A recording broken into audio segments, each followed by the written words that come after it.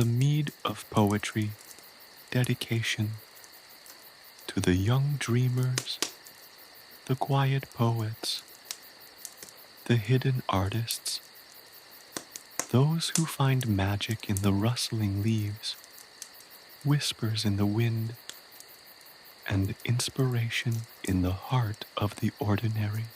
This book is dedicated to you, the inheritors of ancient stories and the creators of new ones. May the words within these pages ignite a spark of your own creative fire, a fire that burns bright and true, as unwavering as the northern lights dancing across the winter sky.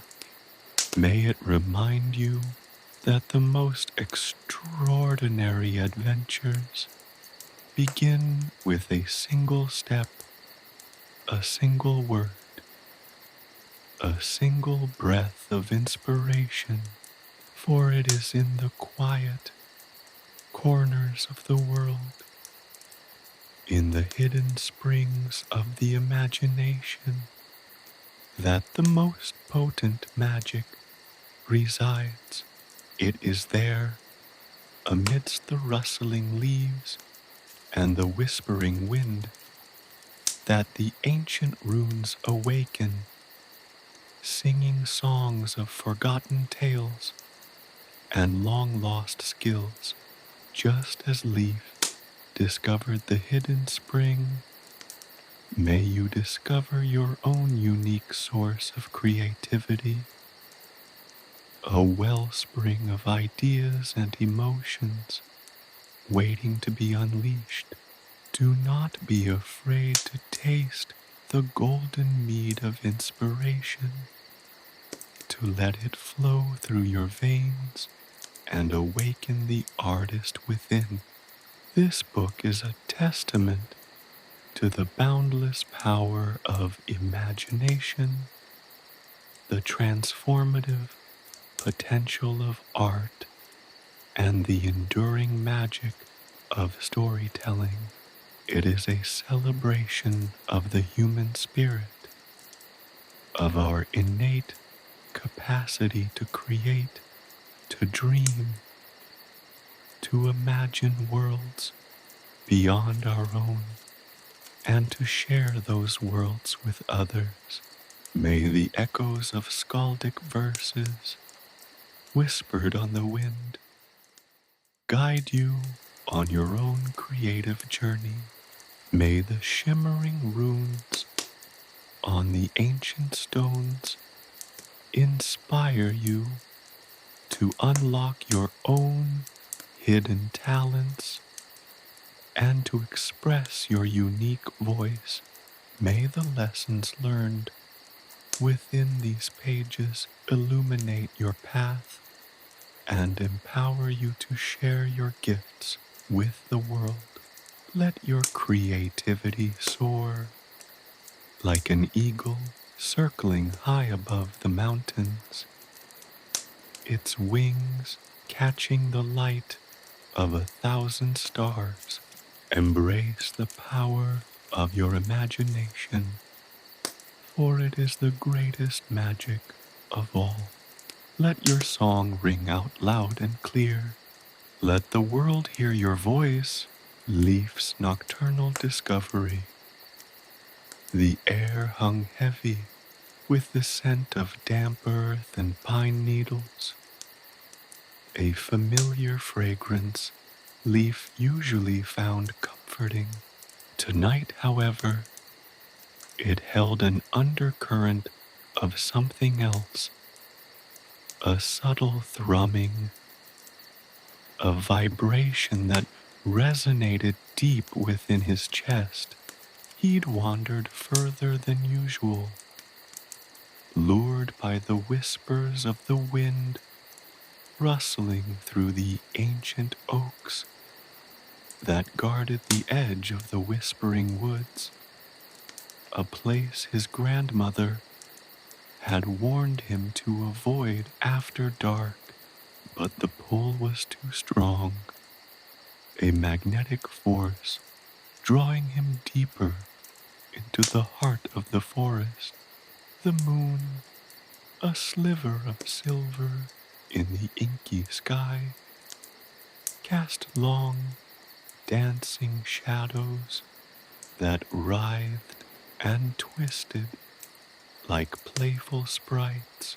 Each rustle of leaves, each snap of a twig, amplified the unnerving silence that pressed in on him.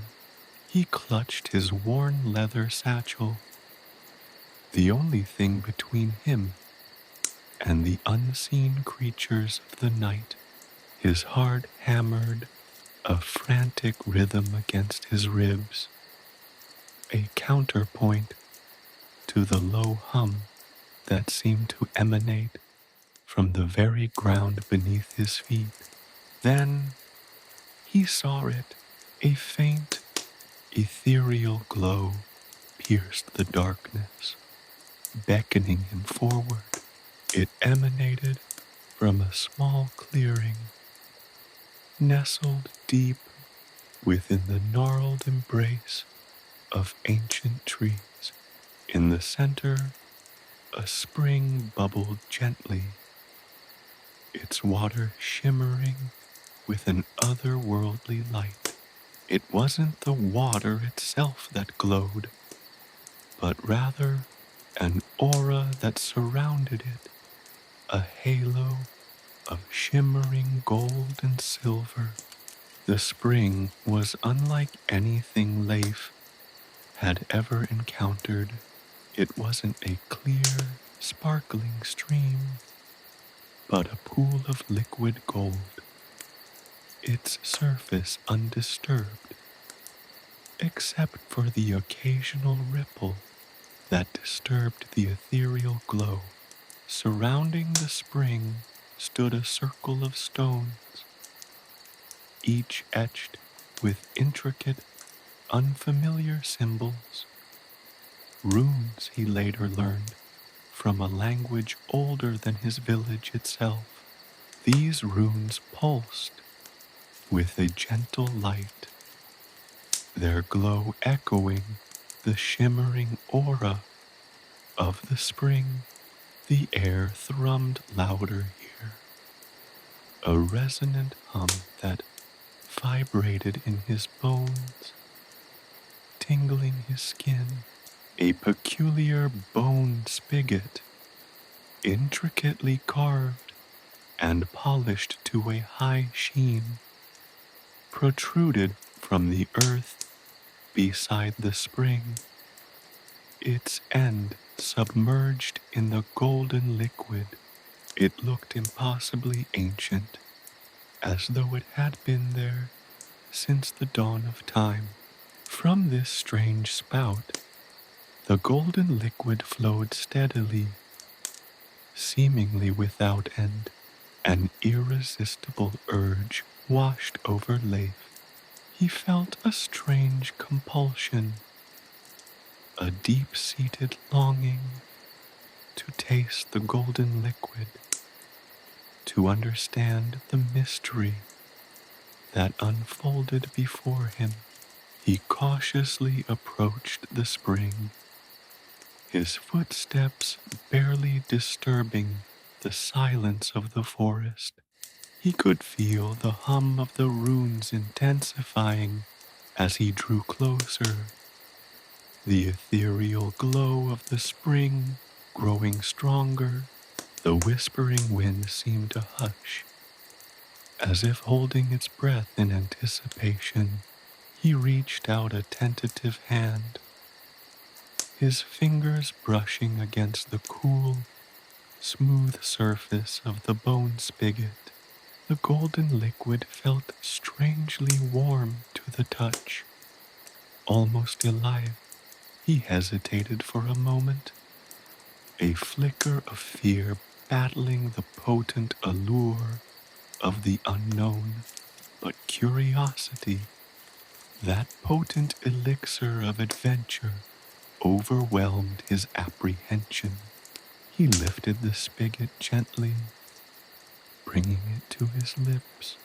The golden liquid, which looked like mead, felt surprisingly light and cool as it flowed onto his tongue.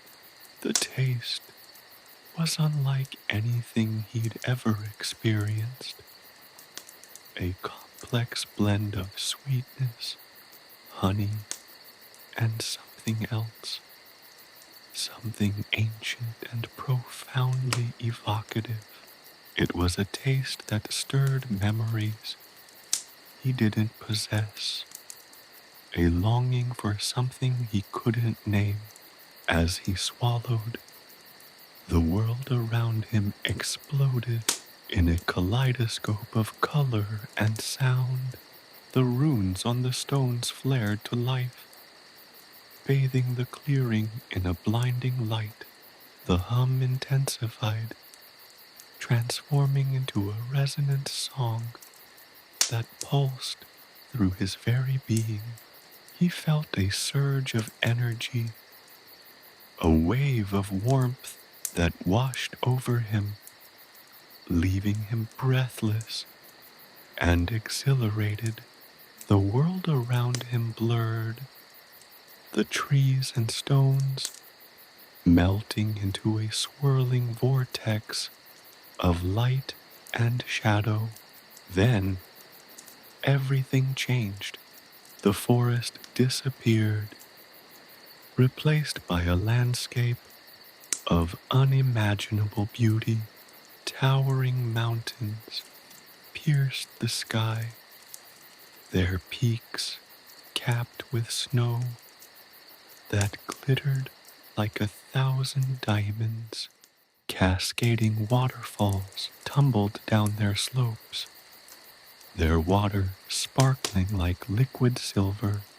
The air vibrated with a newfound energy, humming with a melody that seemed to emanate from the very heart of the earth.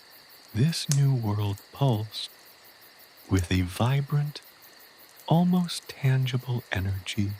It felt alive, breathing, responsive. Words swirling and dancing like luminous butterflies filled the air, forming and reforming, weaving intricate patterns of light and sound. These weren't just words, they were poems, verses of incredible beauty and power, whispering tales of ancient heroes and forgotten gods.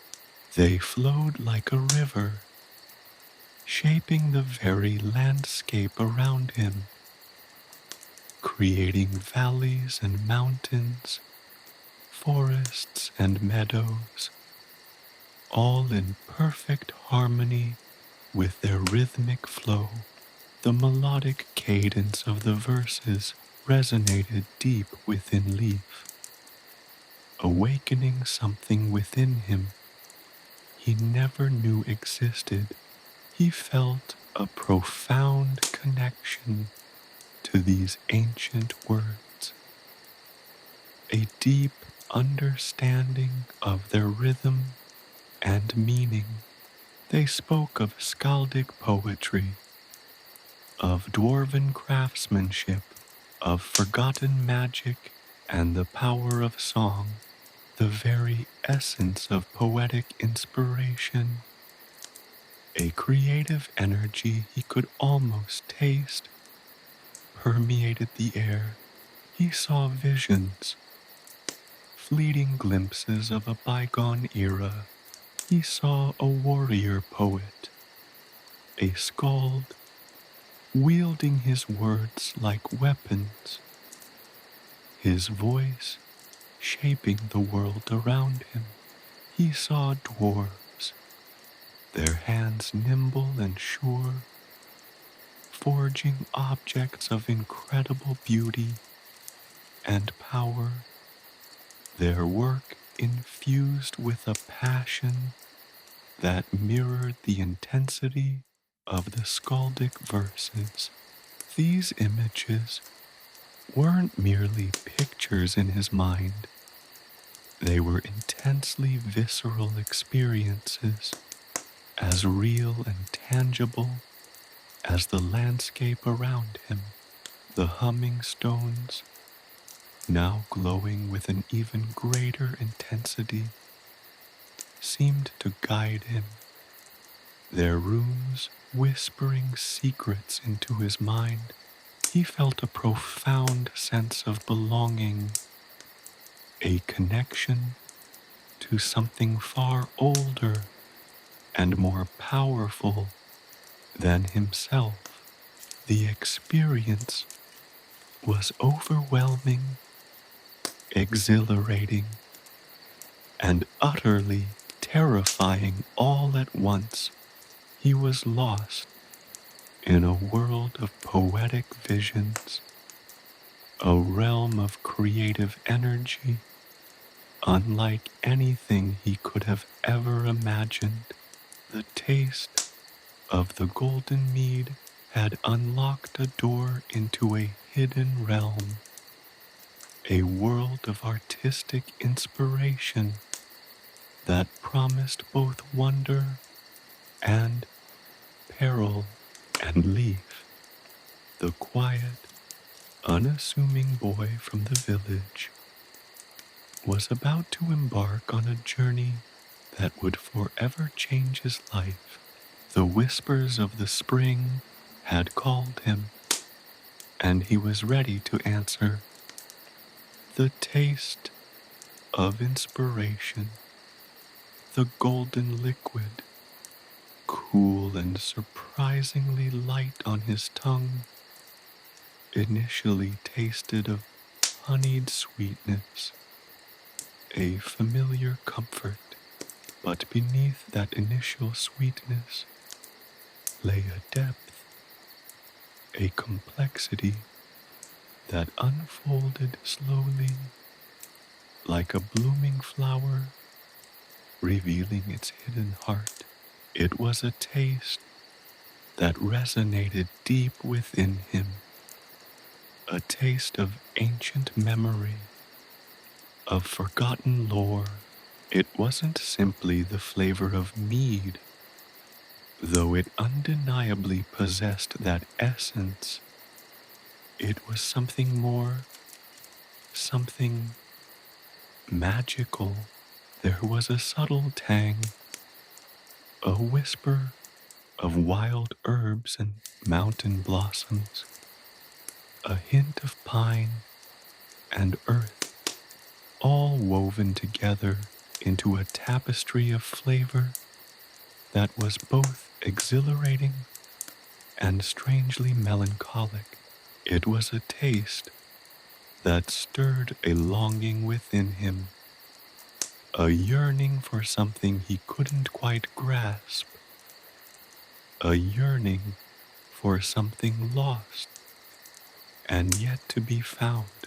As he swallowed, a low hum filled the clearing, emanating from the runes etched into the stones surrounding the spring. The hum intensified, growing into a resonant song that pulsed through his body, vibrating in his bones, resonating deep within his very soul. The runes themselves flared to life, their carvings glowing with an ethereal light that danced and shimmered, casting an enchanting luminescence upon the clearing. The colors shifted and swirled, painting the night with hues of emerald, sapphire, and gold, a spectacle of light and energy unlike anything he'd ever witnessed. The air throbbed with power, a palpable energy that lifted him from his feet, suspending him in a state between waking and dreaming. The world around him began to blur, the edges of the trees and stones softening, their forms melting into a kaleidoscope of swirling colors. The hum of the runes deepened, weaving itself into the very fabric of his being, intertwining with his heartbeat, his breath, his very consciousness. He felt an overwhelming sensation of warmth spreading through his body, a tidal wave of energy that both exhilarated and terrified him. He felt weightless, unbound, as if he were floating on a current of pure light and sound. The images that flooded his mind weren't simply visuals. They were experiences, intensely vivid and deeply felt. He saw swirling patterns of light and sound, intricate designs that morphed and shifted, constantly evolving, revealing new depths of meaning with each subtle change. These weren't abstract shapes. They were the very essence of poetic expression, the raw material of artistic creation, pulsing with a vibrant, almost tangible energy. They were stories unfolding before him, tales whispered on the wind, carried on the currents of the spring's magical waters. He saw visions of mighty skalds, their voices ringing out across vast landscapes, their words shaping the world around them. These weren't passive observers. They were active creators, their verses imbued with such power that they could conjure storms, calm raging seas, and even raise the dead. The words themselves were tangible, almost physical entities, capable of shaping mountains, carving valleys, and weaving forests into existence. Their voices, rich and resonant, echoed through the ages, resonating deep within Leif's soul, awakening a latent power he never knew he possessed.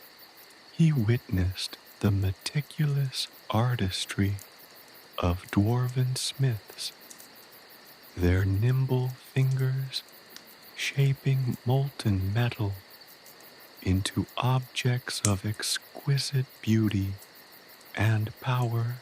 Their workshops glowed with the warmth of forges, the clang of hammers echoing in rhythmic harmony with the skald's verses. Each strike of the hammer was a beat in a symphony of creation, each piece a testament to the dwarves' unwavering dedication to their craft. The artistry was not just in the finished product, but in the process itself. The dedication, the passion, the sheer love poured into each meticulous detail. The dwarven craftsmanship wasn't merely about creating beautiful objects. It was about imbuing them with magic, with a soul, with a connection to the ancient earth. The runes themselves seemed to speak to him, their symbols weaving themselves into the fabric of his consciousness, unlocking hidden chambers within his mind. He understood their language, not through conscious learning, but through an intuitive grasp, a deep-seated understanding that felt both innate and ancient.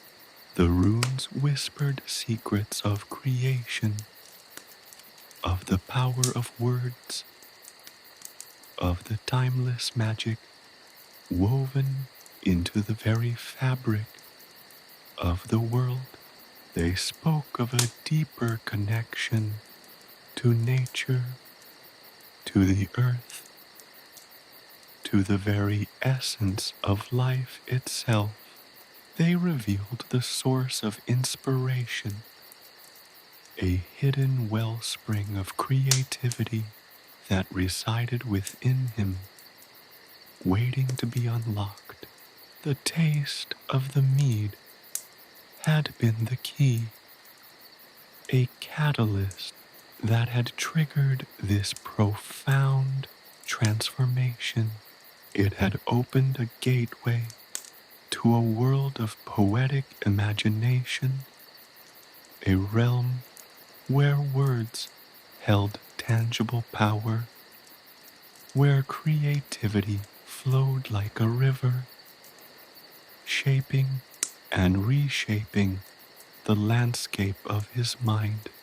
The experience was overwhelming, a torrent of sensory input, a rush of emotions that left him breathless and awestruck. Fear battled with exhilaration, a roller coaster of feelings that threatened to consume him. Yet, within the chaos, there was a sense of profound peace, a feeling of belonging, a connection to something larger than himself, something ancient and timeless. He felt a kinship with the skalds, with the dwarves, with the very earth beneath his feet. He was part of a lineage, a tapestry woven from generations of artists, poets, and craftsmen. His own thread, yet to be fully woven into the grand design. As the visions subsided, the intense light softened, the swirling colors settling into a calm, ethereal glow. The hum of the runes gradually faded, leaving behind a gentle resonance that vibrated within him, a subtle echo of the magic he had experienced. The clearing returned, the trees and stones reappearing, their forms solid and distinct, but imbued with a new vibrancy, a sense of living energy that had been absent before. He looked down at his hands, feeling a strange, tingling sensation in his fingertips. He felt changed, irrevocably altered. The taste of the golden mead, the song of the runes, the visions of the skalds and dwarves, all had left an indelible mark on his soul. He was no longer just a boy from the village. He was an artist, a poet, a vessel for the ancient magic that flowed from the whispering spring. The journey had just begun, and the whispers of inspiration continued to echo within him, urging him forward, guiding him towards the untold stories waiting to be told, the masterpieces waiting to be created. The taste lingered, a sweet, complex memory of power, a constant reminder of the magical wellspring of creativity that now flowed within him. He knew with absolute certainty that his life would never be the same. The adventure was far from over. In fact, it had only just truly begun. A world of poetic visions. The world around Leif dissolved, not with a sudden burst of light or jarring transition, but a gentle, almost imperceptible fading. The familiar shapes of the whispering spring's surroundings, the gnarled oak trees, the mossy stones, melted away like mist in the morning sun, replaced by a panorama so breathtaking it stole his breath. Towering mountains, their peaks shrouded in ethereal clouds, rose majestically into the sky, their slopes cascading down into valleys carved by 1,000 rushing waterfalls. Each waterfall plunged into crystal clear pools, the water shimmering with an otherworldly luminescence, reflecting the vibrant hues of the sky above. The air itself hummed with an unseen energy, a vibrant symphony of nature's power. But it wasn't just the visual splendor that captivated him. The very air seemed to vibrate with poetic energy, a tangible essence he could almost taste, a lingering echo of the golden mead's magical properties. Words no longer confined to the spoken or written form, swirled around him like luminous butterflies, each word a tiny spark of light, each phrase a constellation of brilliance. They danced in the air, weaving intricate patterns, forming ephemeral images that shifted and rearranged themselves with every gust of wind. These weren't simply words. They were living, breathing entities, pulsating with energy, vibrant with meaning. He heard whispers, faint at first, then growing stronger, building into a chorus of voices from the distant past, ancient skaldic verses, haunting melodies from centuries gone by, echoed through the valleys, carried on the wind, weaving themselves into the very fabric of the landscape. The sounds were not merely auditory sensations. They were deeply felt experiences, stirring within him a longing for a time he had never known, a connection to a heritage he had never imagined. The melodies, rich and complex, told tales of heroes and gods, of love and loss, of battles fought and victories won.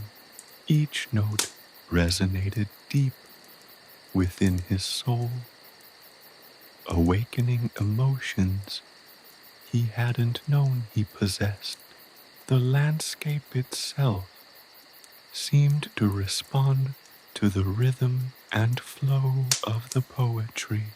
Mountains rose and fell with the cadence of the verses. Waterfalls surged and receded with the ebb and flow of the melodic lines.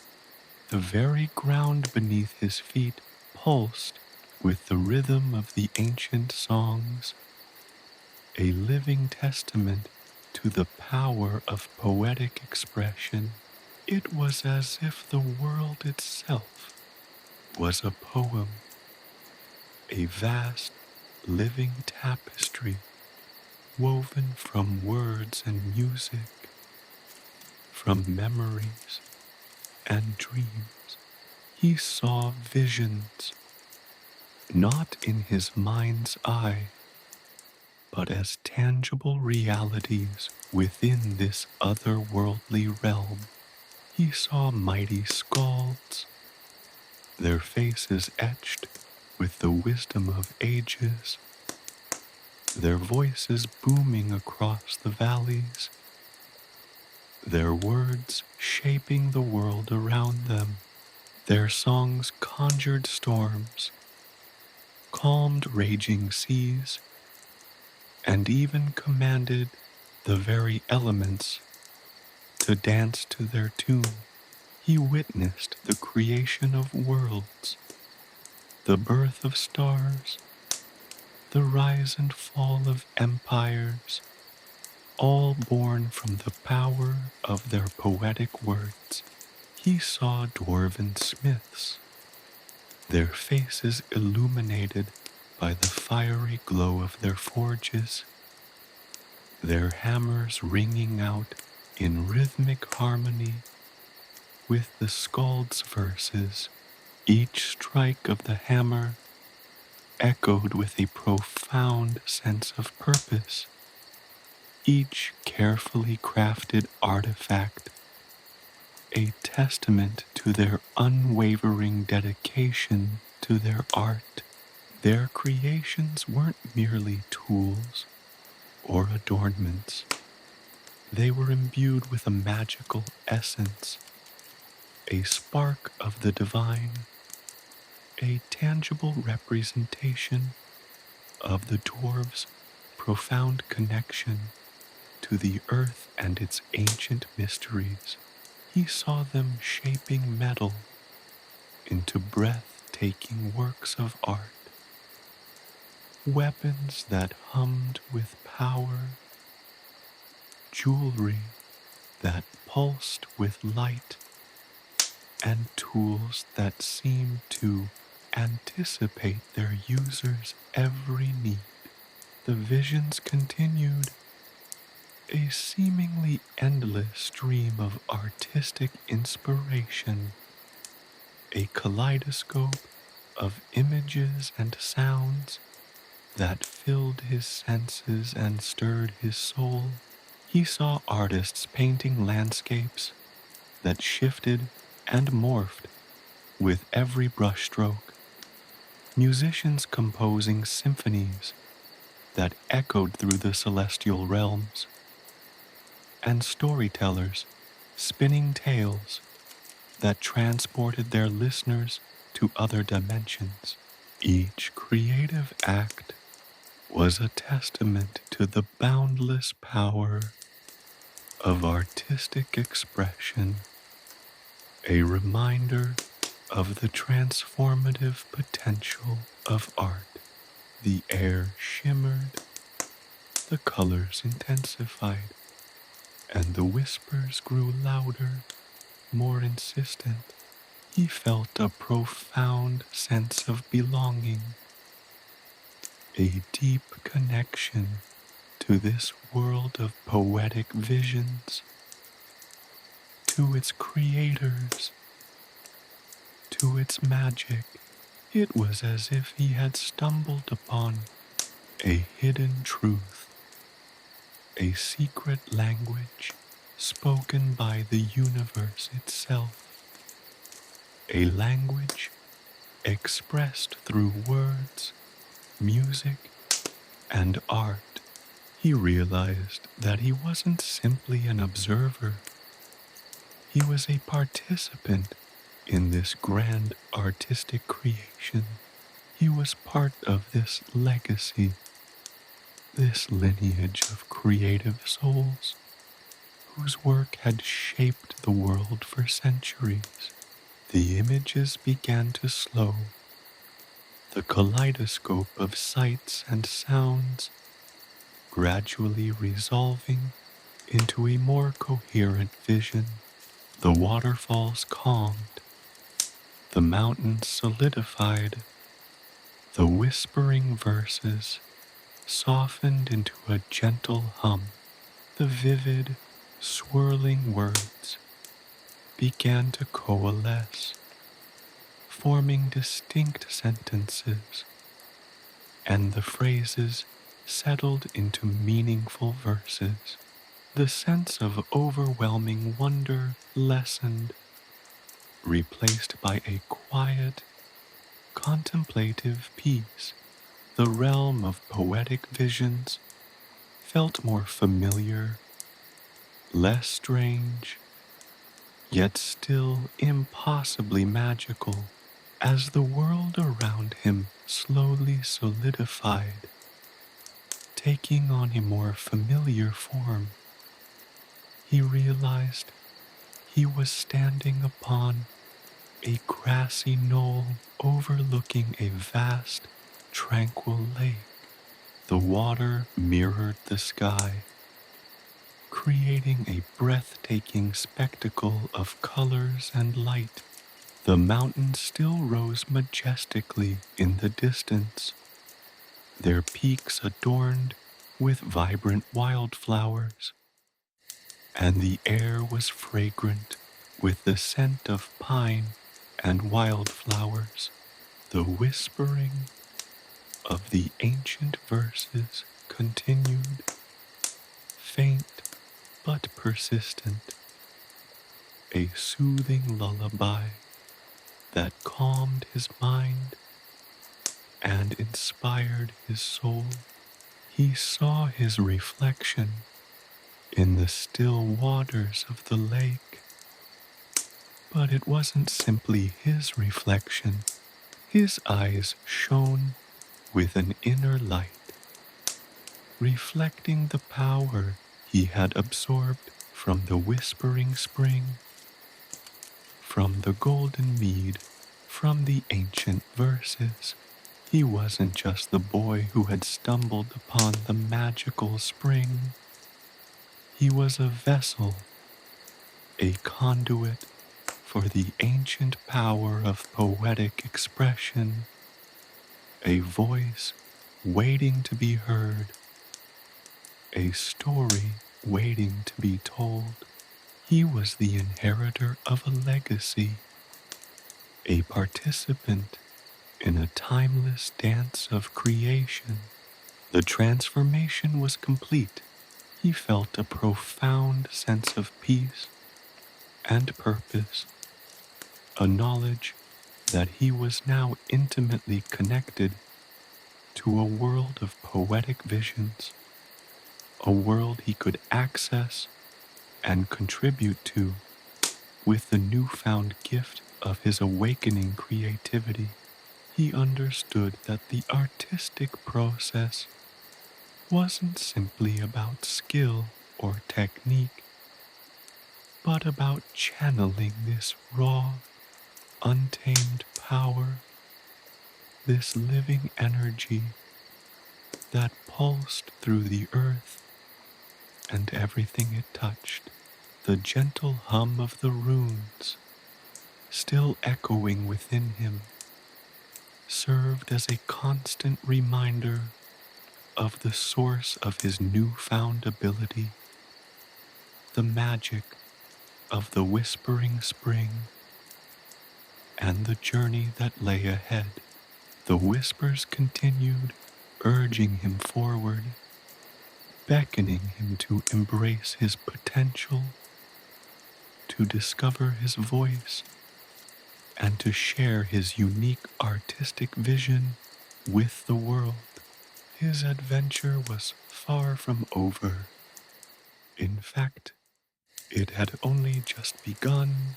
He knew, deep within his soul, that he was destined for a life filled with creative expression, a life where words and art would intertwine to shape his destiny and the world around him. He was ready. He was waiting for the next whisper, the next vision, the next story to be told. Encounters with mythical beings. The tranquil lake shimmered, reflecting the impossibly bright sky. As Leif stood on the grassy knoll, a sense of unease, subtle yet persistent, began to prickle at the edges of his newfound peace. The whispers, once soothing and comforting, now held a note of playful mischief, like the rustling of leaves in a playful wind. From the depths of the lake, tiny sparks of light began to rise, coalescing into shimmering, mischievous figures, sprites no larger than his thumb, with wings like iridescent butterflies and eyes that twinkled with an uncanny intelligence. They flitted around him, their laughter echoing like the tinkling of tiny bells. One, bolder than the rest, landed on his shoulder, its tiny form surprisingly heavy. Well, well, it chirped, its voice surprisingly deep for its size. Another one lured in by the whispering spring's siren song. Tell us, mortal, what treasures do you seek in this enchanted realm? Leif, still reeling from the intensity of his recent experiences, found himself surprisingly composed. The golden mead had not only awakened his creative spirit, but had also instilled within him a courage he hadn't known he possessed. I seek understanding, he stammered. Understanding of the verses, of the power of the spring. The sprites giggled, their laughter echoing through the air. Understanding? Such a grand ambition for a mortal. We shall test your worthiness then, answer our riddle, and perhaps we shall grant you a crumb of the wisdom you crave.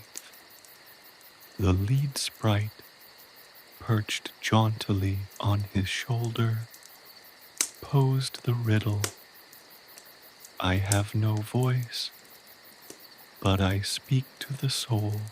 I have no body, but I travel the world.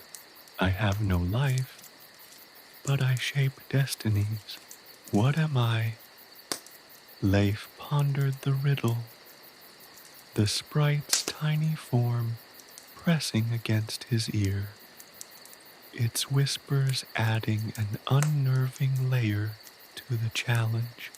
The images from his journey through the world of poetic visions swirled in his mind. The skalds, the dwarves, the endless flow of artistic expression. He thought of the power of words, of stories, of the profound impact art could have on a person's life and destiny. Slowly, a realization dawned upon him. A story, he answered, his voice barely a whisper. The sprites erupted in delighted shrieks. They danced around him, their tiny forms weaving patterns in the air. Correct, they cried in unison. A story indeed, but what is a story without its listener? What is a song without its singer? What is art without its audience?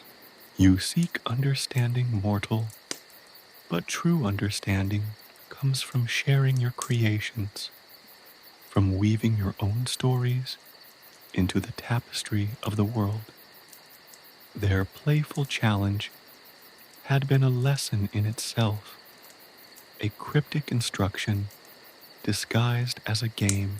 Leif felt a surge of understanding, a realization that his journey was not just about receiving inspiration, but about actively contributing to the flow of creative energy. He had to share his gift. He had to share his stories.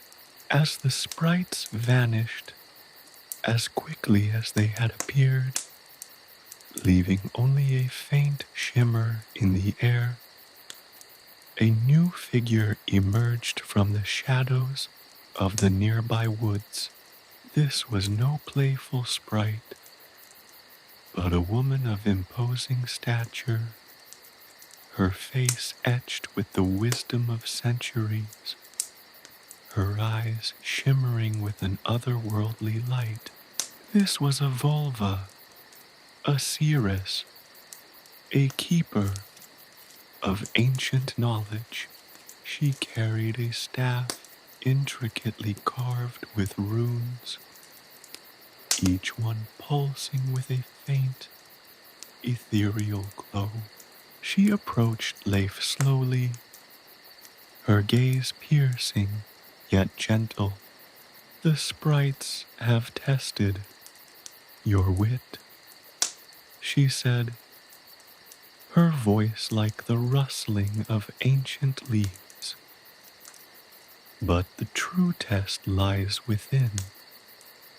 You have tasted the mead, felt the power of the spring, but have you truly understood its purpose?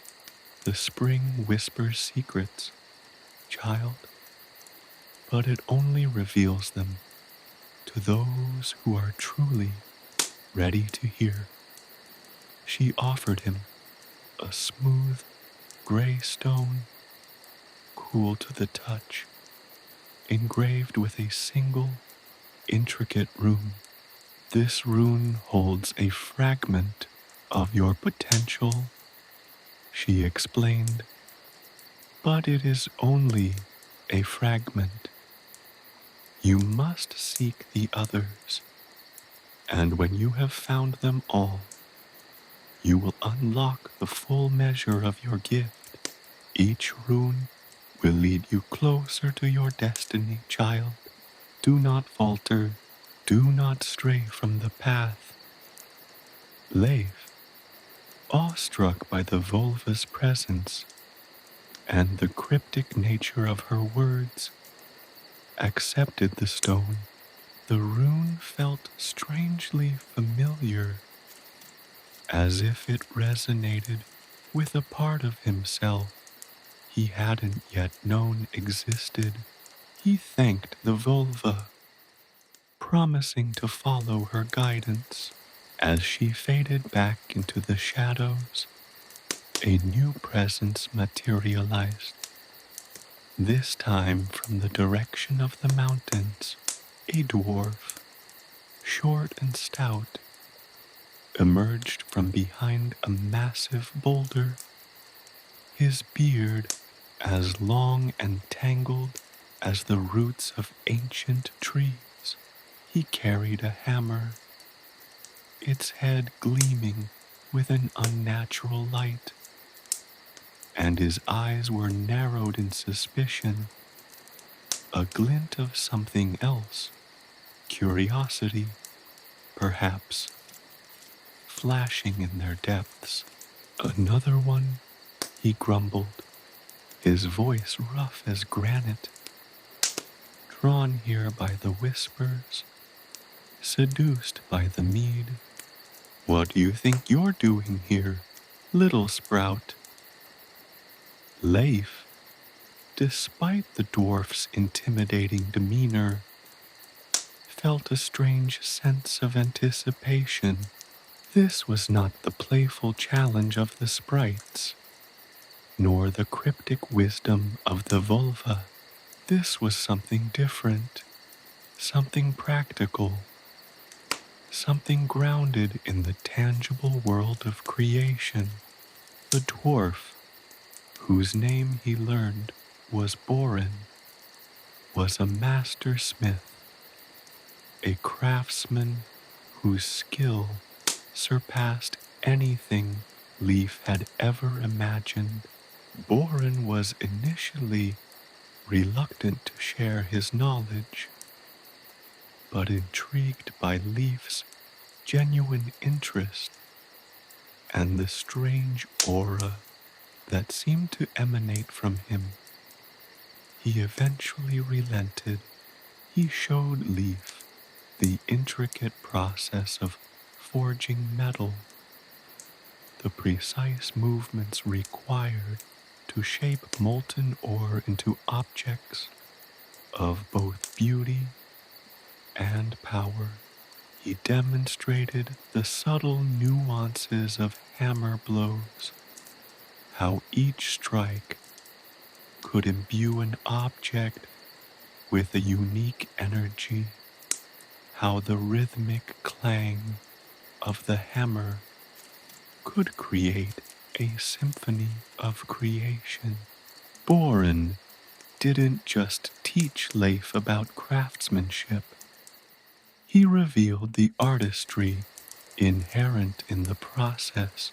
He explained how each hammer blow was an act of artistic expression, how the shaping of metal mirrored the shaping of stories, how the forging of a weapon was akin to the forging of a character. He showed Leif how to imbue his creations with magical properties, to craft objects that transcended mere utility, objects that held within them the echoes of the artist's soul. The experience with Borin was a revelation, reinforcing the interconnectedness of artistic expression, be it poetry, music, or the crafting of tools. The dwarf's gruff exterior hid a heart overflowing with passion for his craft, his dedication to his art, revealing the profound depths of his own creative soul. As dusk began to settle, casting long shadows across the landscape, Leif found himself standing once again on the grassy knoll. The rune from the vulva clutched tightly in his hand. He felt changed, stronger, wiser, his creative spirit ignited and refined by his encounters with the mischievous sprites, the insightful vulva, and the grumpy but ultimately kind dwarf smith. His journey had only just begun, but he knew with unwavering certainty that he was ready for whatever challenges lay ahead. The whispers of the spring, once enigmatic, now felt like a guiding voice, urging him to embrace his newfound abilities and share his unique vision with the world. The adventure, he knew, was far from over. The world held countless other stories waiting to be discovered, other mythical beings waiting to be encountered, and most importantly, the countless possibilities of his own creative endeavors ready to be explored and shared. The resonance of runes, the vulva's parting words echoed in Leif's mind. Each rune will lead you closer to your destiny, child. He looked down at the smooth gray stone, the single rune etched upon its surface, pulsing faintly with a warm light. It felt strangely familiar, resonating with a deep inner hum that seemed to vibrate within his very bones. He realized that the seemingly decorative runes carved into the stones surrounding the spring weren't just aesthetically pleasing, they were conduits of power, each holding a fragment of a larger, ancient magic. He began to circle the spring, his gaze drawn to the intricate carvings on the stones. Each rune was unique, a complex symbol that seemed to writhe and shift before his eyes, its meaning subtly changing with the shifting light and shadows. He felt a pull, an almost irresistible urge to touch them, to understand the secrets they held. Hesitantly, he reached out, his fingers brushing against the cool, smooth surface of a rune that resembled a stylized serpent coiled around a staff. As his fingers made contact, a jolt of energy surged through his body, a wave of warmth that spread through his limbs, leaving him tingling with excitement and a surge of newfound clarity. Images flooded his mind, vivid scenes from ancient sagas, scenes of epic battles, heroic deeds, and poignant love stories. He understood the story these runes told, not just as mere symbols, but as fragments of a complete poem, a vast, epic narrative of forgotten heroes and untold legends. The verses from the Golden Mead's enchantment seemed to coalesce, gaining depth and resonance. Words he previously struggled to interpret flowed freely now, their meaning crystal clear, revealing a depth of understanding beyond his wildest dreams. He moved to another room, this one shaped like a swirling vortex, its lines hinting at a hidden mystery. This rune felt different, colder, more mysterious. As he touched it, a shiver ran down his spine, and he felt the weight of centuries pressing down upon him.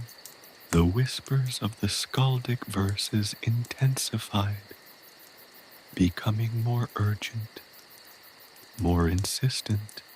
He saw visions of forgotten gods and powerful beings, their stories etched in the fabric of reality itself. He saw the creation of the world, the birth of stars, and the dance of the cosmos. This rune unlocked a deeper understanding of the cosmos' creative energy, a force that resonated with his own newfound poetic abilities. Each rune he touched revealed a different facet of his potential, each adding a new dimension to his understanding of the world and his place within it. He felt the connection to the spring deepen with every rune he touched, the magic pulsing through him, fueling his creative spirit. The more he understood, the more the runes revealed. It was a symbiotic relationship, a dance between his growing awareness and the ancient power held within the stones. He spent hours exploring the runes, interpreting their intricate patterns, weaving their meanings into the fabric of his own artistic vision.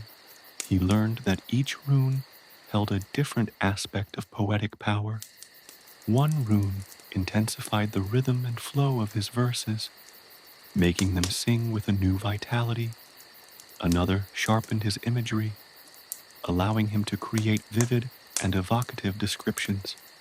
Yet another opened pathways into previously unseen realms of inspiration.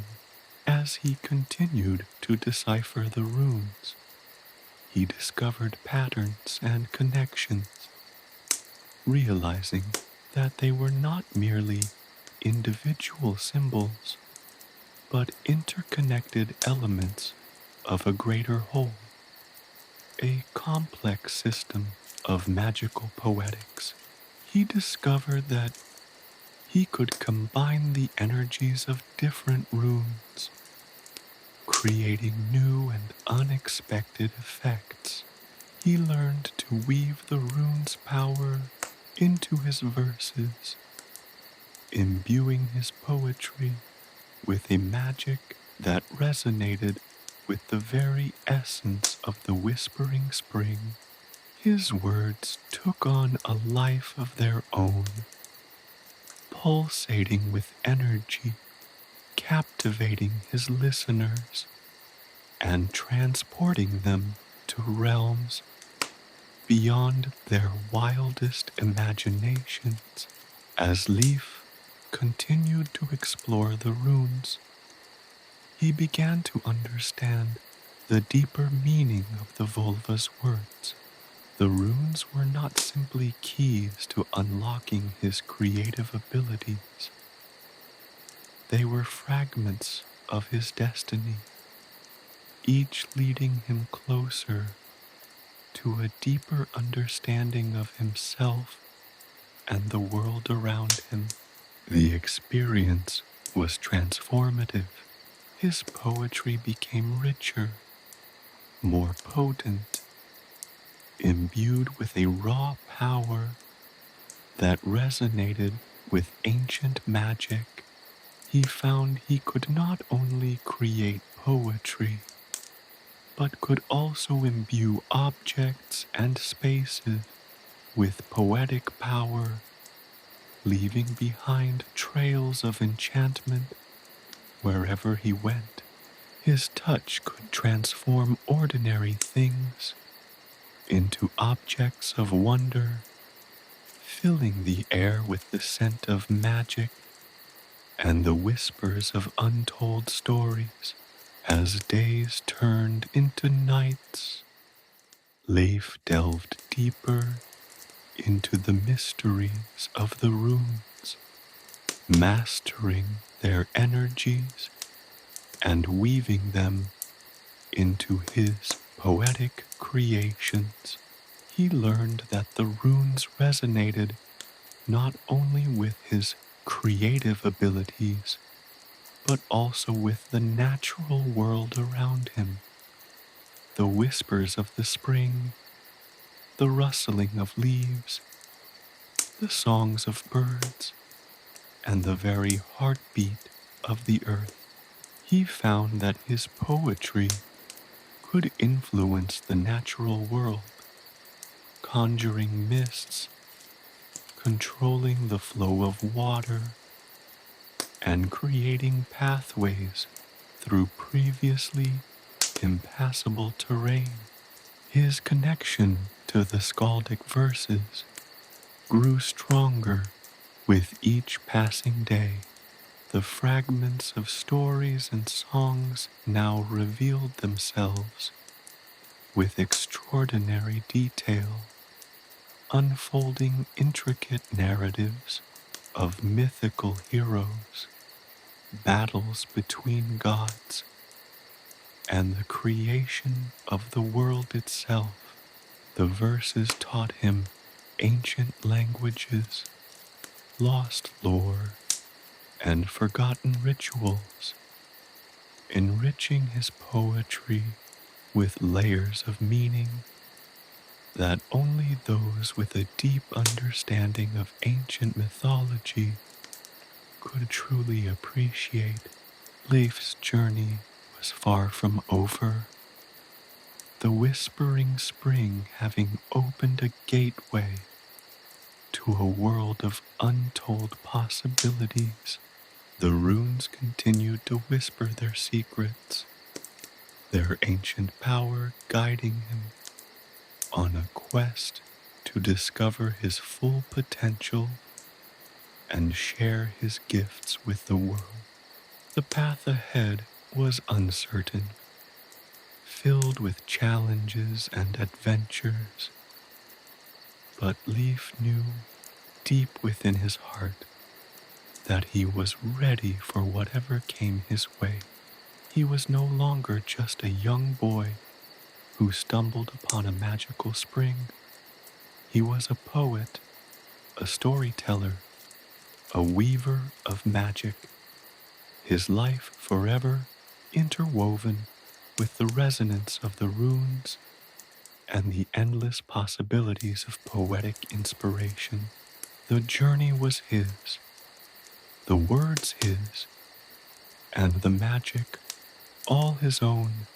He felt the weight of this responsibility, but it was a weight he embraced, a gift he cherished, and a power he would wield with care, respect, and the boundless creativity the runes and the spring had awakened within him. His creative spirit soared, reaching for the stars, a testament to the magical power of the whispering spring and the resonating runes of destiny. Unveiling the skaldic verses, the runes pulsed with a renewed intensity, their glow deepening as Leif focused his attention on the serpent rune, the one that had first awakened the torrent of images and verses within him. He felt a shift, a subtle change in the air, as if the very fabric of reality was adjusting to accommodate his growing understanding. The whispered verses, previously a chaotic rush of images and sensations, began to coalesce, forming coherent lines, complete stanzas. He found himself reciting the verses aloud, his voice echoing softly in the stillness of the grove, the words flowing from him with a natural grace he never knew he possessed. The verses spoke of a legendary skald, a warrior poet named Ragnar, whose life was interwoven with the very spring. Leif now stood beside Ragnar.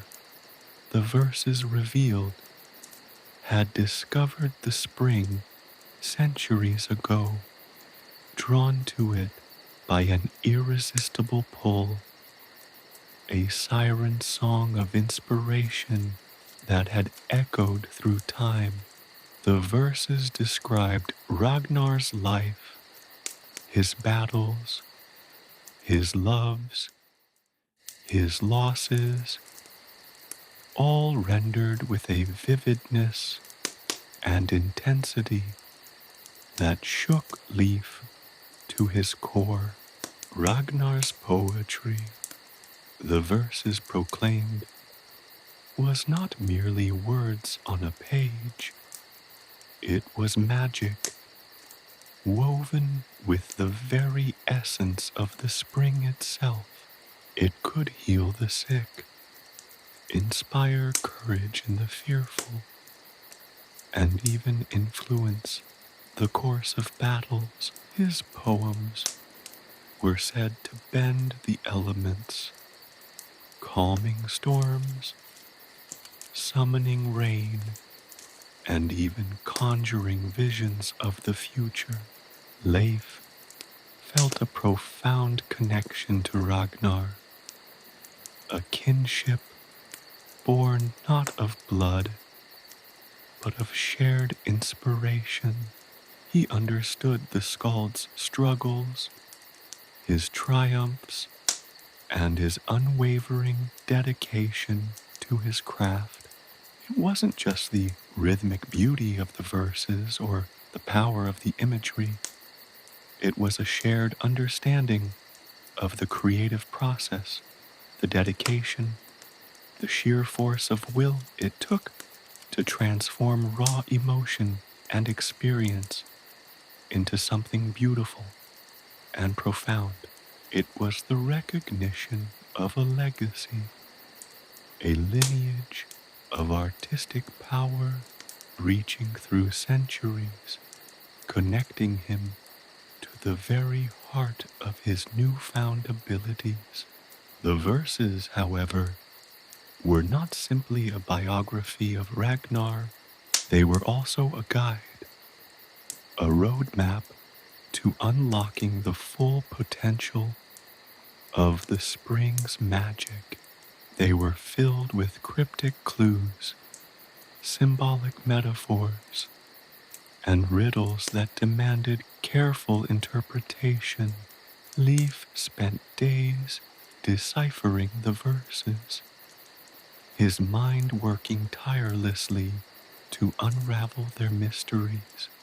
He realized that the verses were not linear. They were cyclical, each stanza building upon the last, revealing new layers of meaning with each reading.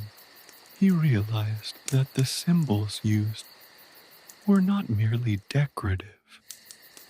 They held deep significance, echoing the ancient Norse mythology that undergirded the verses. One particular passage spoke of the serpent's coil and the raven's flight, a phrase that haunted Leif for days. He pondered its meaning, comparing it to the serpent rune he had first touched, the rune that had triggered his initial vision. He realized the serpent represented the cyclical nature of creation and destruction, the constant flux of the universe, while the raven represented the wisdom of the past and the foresight of the future. The combination of these two symbols, he realized, suggested a powerful connection between the past, present, and future, a seamless continuum of creative energy. Another passage described the wellspring's heart, a reference to the very core of the magical spring. The verses hinted that the wellspring's heart pulsed with a potent energy, a primal, creative force that Ragnar had learned to tap into, channeling it through his poetry. The verses instructed Leif to seek the wellspring's heart, to discover the source of this primal energy and learn to channel it himself. This task, however, proved to be more difficult than it seemed. The verses provided cryptic clues, but no clear directions. Days turned into weeks as Leif continued to decipher the verses, learning more about the spring, Ragnar, and the history of skaldic poetry. He realized that the spring wasn't merely a source of magical inspiration. It was a nexus of power, a place where the boundaries between the mortal and the divine blurred. The verses described rituals and ceremonies performed by Ragnar and his followers at the spring, rituals that seemed to amplify the spring's power and strengthen the bond between the poet and the muse. Leif learned about the different types of skaldic verse, the intricate patterns and rhythms that governed their structure. He learned about kennings, the use of metaphorical compounds to create vivid imagery. He studied the alliterative schemes, the carefully chosen words that added weight and power to the verses. He even began to understand the ancient Norse runes themselves, deciphering their meanings and learning how to weave them into his own poems. As his understanding of the skaldic verses deepened, Leif's own poetic abilities flourished. His verses, previously tentative and unsure, now flowed with a newfound power and grace. He found himself able to create vivid imagery, evoke powerful emotions, and capture the essence of his experiences in a way that was both beautiful and profound. The skaldic verses also revealed the nature of the spring's magic. It wasn't a passive source of inspiration. It was an active participant in the creative process, a sentient entity that responded to the poet's intention. The verses described how Ragnar had used the spring's power to shape his poems, infusing them with magic that could influence the world around him. Leif realized that the spring's magic wasn't limited to poetry.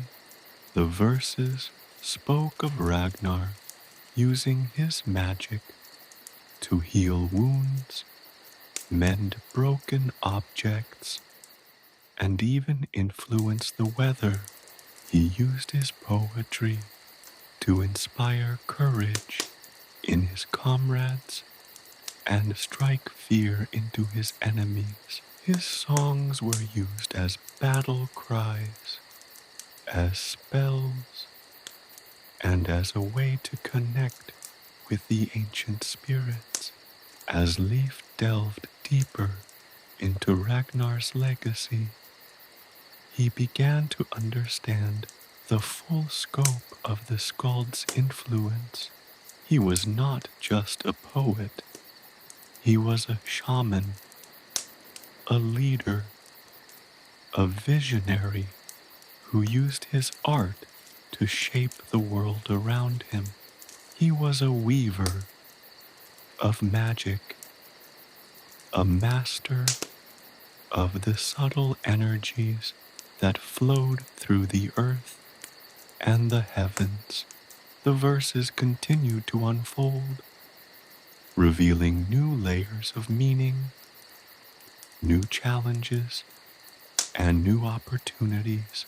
Leif knew his journey was far from over, that the path ahead was filled with both danger and wonder, but he was ready, armed with the knowledge and power gleaned from the skaldic verses, ready to embrace his destiny as a poet warrior, a descendant of Ragnar, a master of the magical spring, and a weaver of tales that would resonate through time.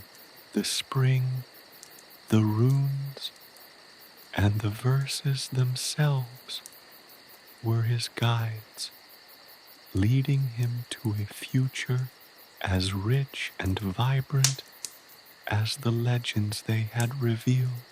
The weight of this legacy sat upon his young shoulders, but within that weight he felt a burgeoning power, a creative force that hummed with the same ancient magic that had fueled Ragnar's life and the whispering verses of the spring itself.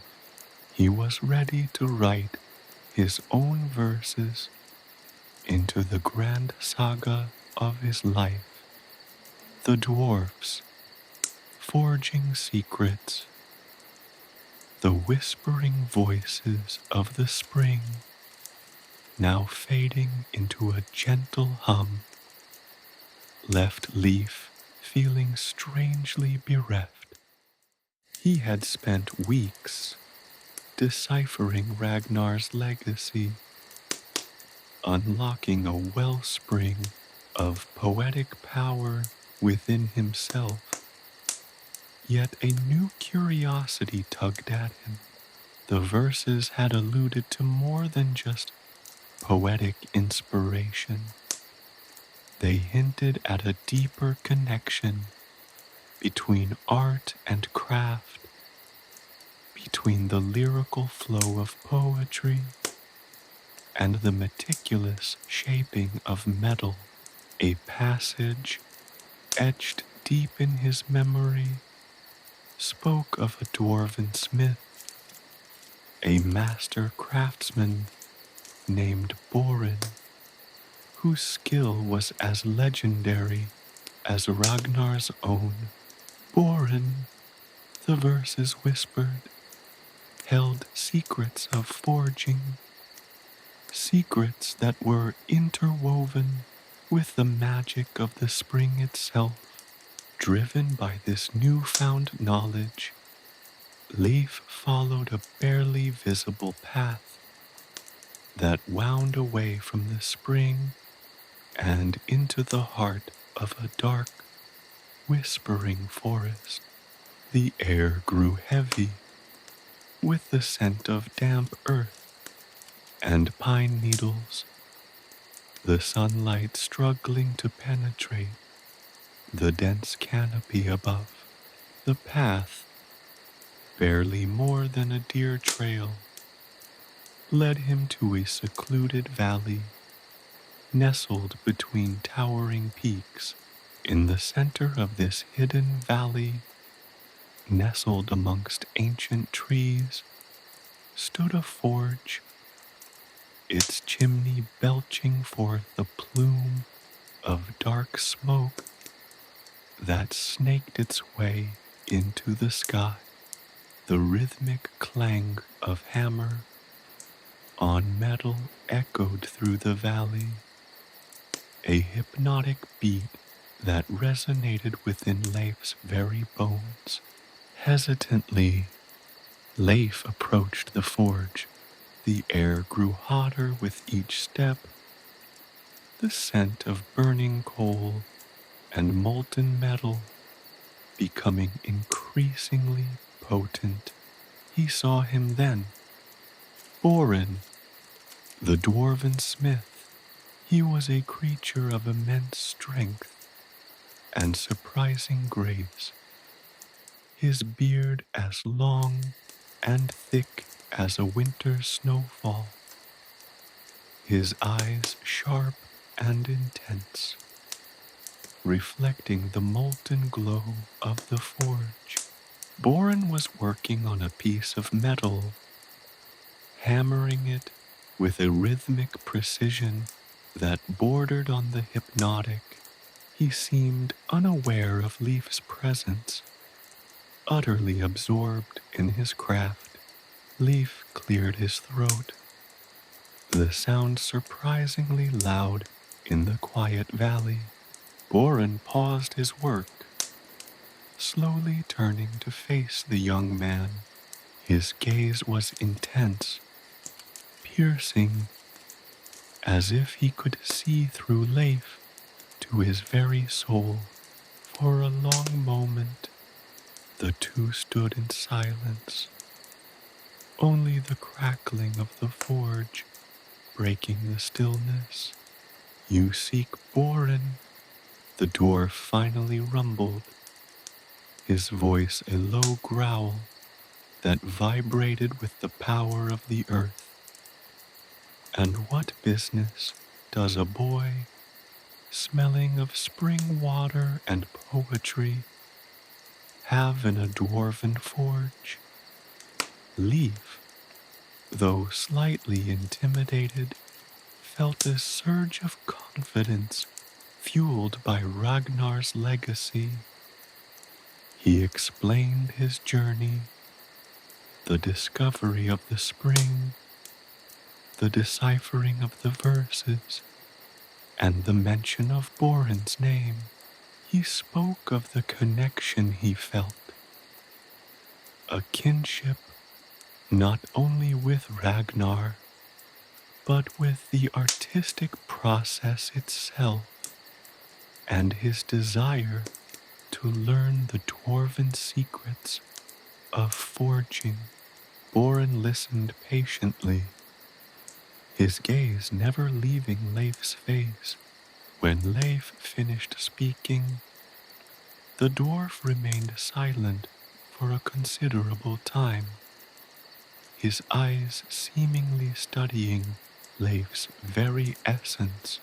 Then a slow smile spread across his weathered face, a smile that revealed teeth surprisingly sharp and white against his dark beard.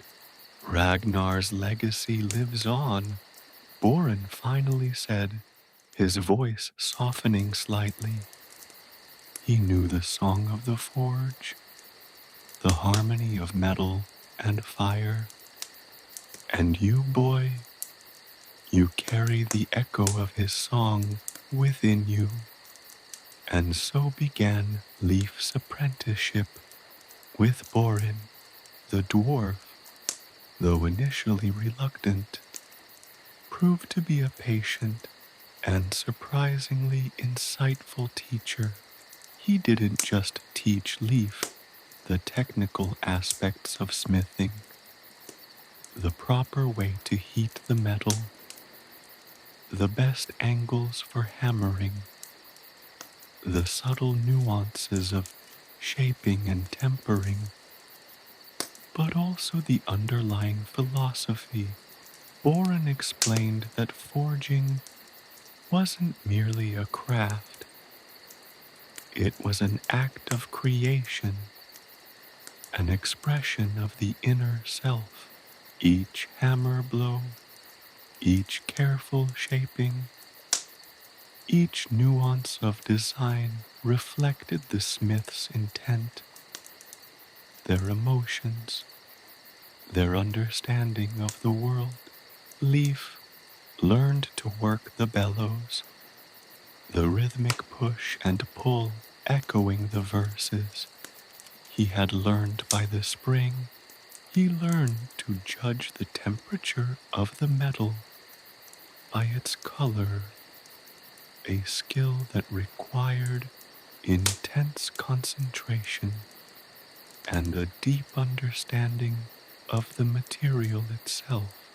He learned to select the appropriate metal, to blend alloys, to coax the raw material into shapes far beyond its initial form. He learned to feel the grain of the metal, to sense its flow, to anticipate its resistance. It was a dance between the smith and the metal, a conversation conducted through heat, pressure, and the precise application of force. Boren showed Leif how to create simple tools, sturdy and practical, then more intricate items, ornate buckles, finely crafted jewelry, sturdy weapons that felt like extensions of the wielder's own will. Each item was a testament to Boren's skill and patience, each imbued with a subtle magic that seemed to emanate from within. Leif learned that the magic wasn't some mystical enchantment. It was the product of meticulous skill, intense focus, and the sheer dedication required to transform ordinary metal into something extraordinary. The magic, Boren explained, lay in the transformation itself, in the sheer act of creation. Days bled into weeks, and weeks into months. Leif worked tirelessly, his hands blistered and aching, his body exhausted, but the exhaustion was accompanied by a sense of deep satisfaction, of feeling of accomplishment that resonated far beyond the physical. He learned to find a rhythm in the work, a meditative quality that mirrored the flow of poetry. The rhythmic clang of hammer on metal became a form of meditation, each strike a verse in a silent poem. Boren's lessons extended far beyond the forge. He taught Leif the history of dwarven smithing, the ancient lore, and the subtle connections between metal and magic. He explained how different metals resonated with different energies, how certain alloys could amplify or dampen magical effects. He taught Leif the importance of runes, how they could be etched into the metal to imbue it with specific properties, and how different rune combinations affected different energies. The runes, he explained, were not just symbols, they were keys, unlocking the potential inherent in the metal itself. One day, Boren gave Leif a task: to create a sword, a weapon worthy of Ragnar's legacy. It was a daunting task, but Leif was ready. He had learned not only the technical skills, but also the philosophy behind the craft. He chose the finest steel, a metal that resonated with strength and courage. He carefully hammered and shaped the metal, his movements precise and deliberate, his thoughts focused on Ragnar's life, his battles, his unwavering dedication to his art. He etched runes of protection and power into the blade, invoking the ancient magic that Borin had taught him. When the sword was complete, it was more than just a weapon. It was a work of art, a testament to Leif's skill and dedication. The blade shimmered with an ethereal glow, its surface reflecting the light of the forge with otherworldly radiance. It was a fitting tribute to Ragnar, a symbol of the powerful connection between poetry, forging, and the creative spirit. The sword itself hummed with a faint energy, a tangible manifestation of Leif's hard work and the magic woven into its very being. He held the sword, feeling its weight, its power, its inherent magic, and understood finally that the spring, the verses, and the forge were not separate entities, but different facets of the same creative force, the same magic that flowed through Ragnar's poetry, flowed through the newly forged blade, a testament to the universal power of artistic creation, challenges, and trials. The creation of the sword, a culmination of months of grueling labor and intense learning, marked a significant milestone.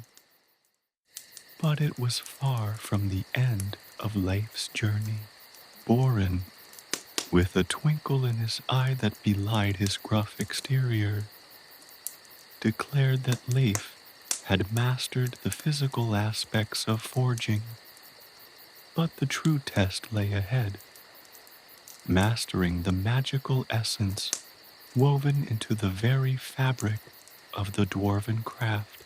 He spoke of guardians, ethereal beings who guarded the deeper secrets of skaldic poetry and dwarven smithing, beings whose approval was needed to fully unlock the power Leif had only begun to tap into. These guardians, Borin explained, weren't formidable warriors to be battled with steel, but enigmatic entities who tested one's creativity and understanding of the artistic spirit. They communicated not through brute force, but through riddles, challenges that required Leif to craft verses that resonated with the magical energies of the realm, verses that would prove his worthiness to wield the power of skaldic verse and dwarven craft. The first guardian manifested as a shimmering, ethereal mist that coalesced into the form of a majestic stag, its antlers adorned with glowing runes. The stag spoke in riddles, its voice a whisper of wind through ancient trees. I am the guardian of the whispering woods, the stag intoned, its voice echoing through the valley. To pass, you must compose a verse that captures the essence of twilight, the quiet hush between day and night, the subtle shift of light and shadow, Leif, initially overwhelmed, found himself drawing upon the lessons learned at the spring, the rhythmic flow of Ragnar's verses resonating within him. He closed his eyes, focusing on the image of the twilight forest, the fading light, the lengthening shadows, and the rustling leaves. Words flowed from him spontaneously, effortlessly, a verse that captured the melancholic beauty of the twilight hour, the hushed stillness before the night's embrace. The stag listened intently, its ethereal form shimmering with an inner light. As Leif finished, the runes on its antlers pulsed with a soft, golden glow, then faded as the stag dissolved back into the mist, signifying Leif's passage.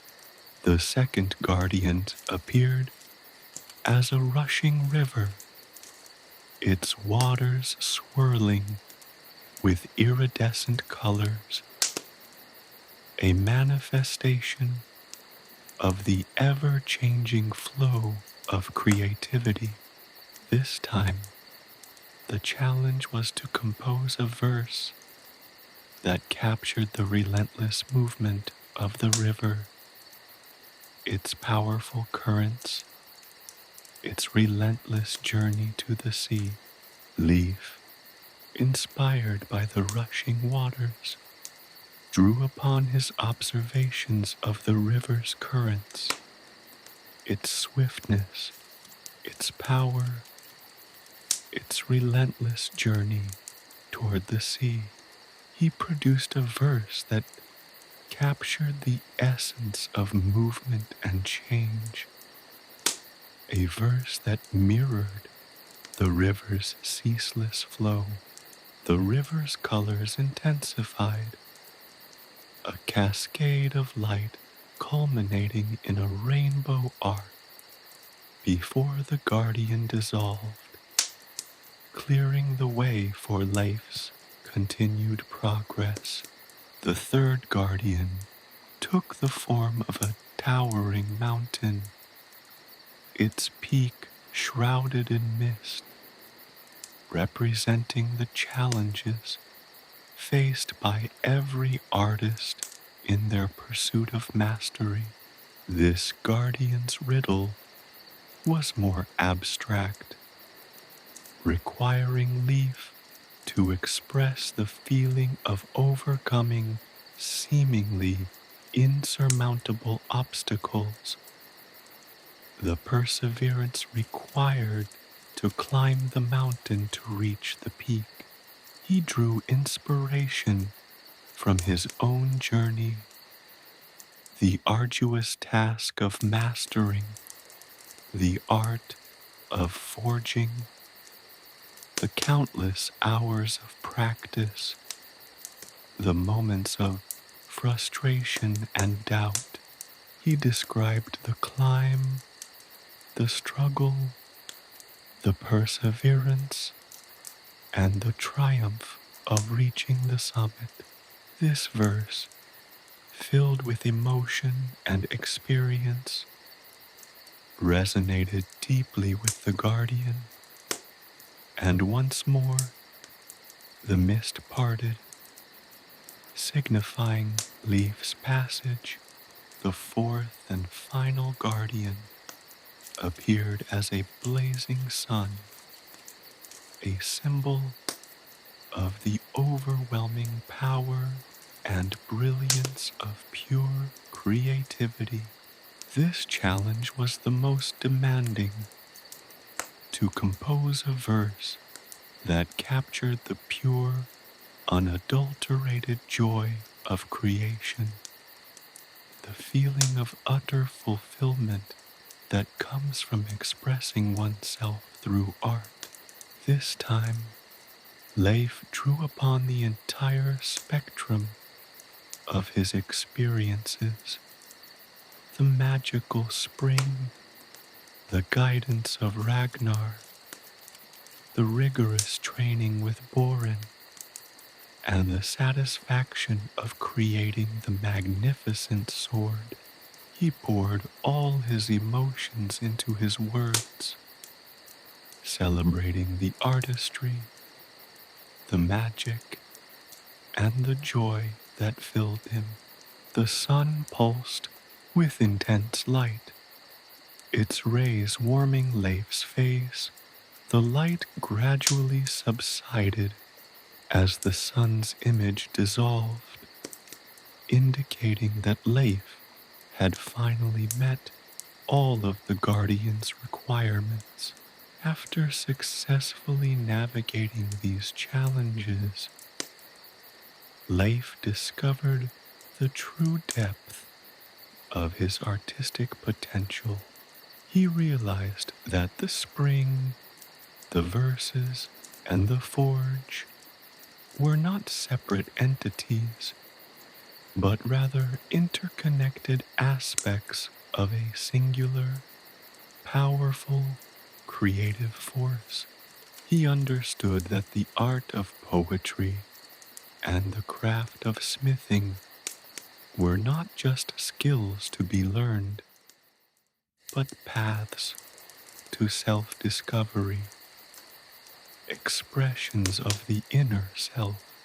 His journey had been a testament to the transformative power of creativity, a profound journey of self-discovery and mastery. He returned to Borin not just as an apprentice, but as a fellow craftsman, a poet-smith whose skills were imbued with the magic he had encountered along the way. Borin, his eyes filled with pride, presented Leif with a gift, a small, unassuming piece of metal, an ordinary-looking ore. This, Borin said, contains the essence of all you have learned. Forge it and reveal the masterwork hidden within. Leif, now confident and empowered, accepted the challenge. He approached the forge, not with the hesitant steps of a novice, but with the sure-footedness of a master craftsman. He heated the metal, shaping it with careful precision, his hands moving with the fluid grace of a seasoned artist. As he worked, he found himself weaving the lessons of the Guardians, the essence of the spring, the verses of Ragnar, into the very fabric of the metal. Hours passed, each hammer blow a testament to his newfound skill, his creativity flowing as freely as the spring water. When he finally unveiled his creation, it was a breathtaking masterpiece. A small, intricately carved amulet, shimmering with ethereal light, imbued with the combined magic of poetry and smithing, a tangible manifestation of his journey and a symbol of his mastery.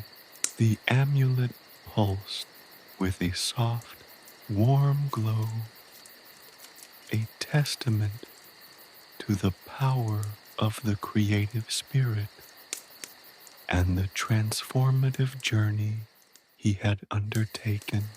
His journey through the trials had not only honed his skills, but it had allowed him to forge a deeper connection to the magic of creation, to the very essence of his artistic self. The song of the spring. The amulet pulsed gently in Leif's hand, a warm, comforting thrum against his skin. He had returned to the spring, drawn back by an unseen force, a subtle hum that resonated deep within his soul. The air throbbed with a vibrant energy, a palpable sense of magic that far surpassed anything he had experienced before. The runic stones surrounding the spring now glowed with a brighter, more intense light, their carvings seeming to writhe and shift before his eyes. He knelt beside the spring, the cool water a stark contrast to the warmth radiating from the amulet. He dipped his fingers into the water, and as he did, he felt a surge of energy, a powerful current flowing through him, connecting him to the very heart of the spring.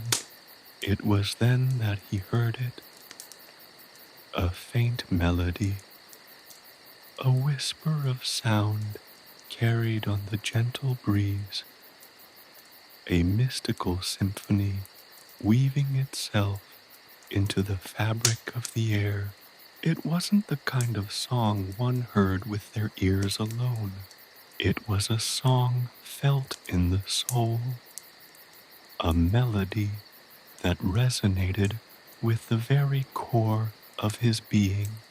It was a song of the earth, of the water, of the wind, of the whispering trees, a song that spoke of creation, of life, of the boundless potential of the artistic spirit. The song of the spring was beautiful, yet powerful, a mystical hymn that held the key to unlocking the full potential of his poetic abilities. The melody was complex, a tapestry woven from countless threads of sound, each note a miniature story in itself. There were moments of delicate beauty, soft and ethereal, like the gentle caress of a summer breeze. Then there were moments of raw power, surging waves of sound that crashed against him like the ocean's roar, leaving him breathless and awestruck. The song shifted and changed, reflecting the ever-changing nature of creativity itself. Sometimes it flowed like a calm stream, clear and predictable. Other times it was a tempestuous torrent, unpredictable and wild. Leif realized that the spring wasn't just a source of water. It was a sentient entity, a powerful being that communicated through its song. The spring responded to his artistic growth, its melody shifting and evolving in accordance with his own creative journey. As his skills improved, so too did the complexity and richness of the spring's song. The song was a reflection of his artistic progress, a mirror showing him both where he was and where he could go. He spent days by the spring, immersing himself in its song, allowing its magic to flow through him. He closed his eyes, letting the music wash over him, filling him with inspiration, guiding his words, shaping his thoughts. He began to understand the language of the song, deciphering its intricate patterns, recognizing the hidden meanings woven into its melody. He learned to listen not just with his ears, but with his soul, allowing the music to resonate deep within him. The spring's song wasn't just a source of inspiration, it was a teacher, a guide, a mentor. It taught him the rhythm of poetry, the cadence of verse, the importance of imagery and symbolism.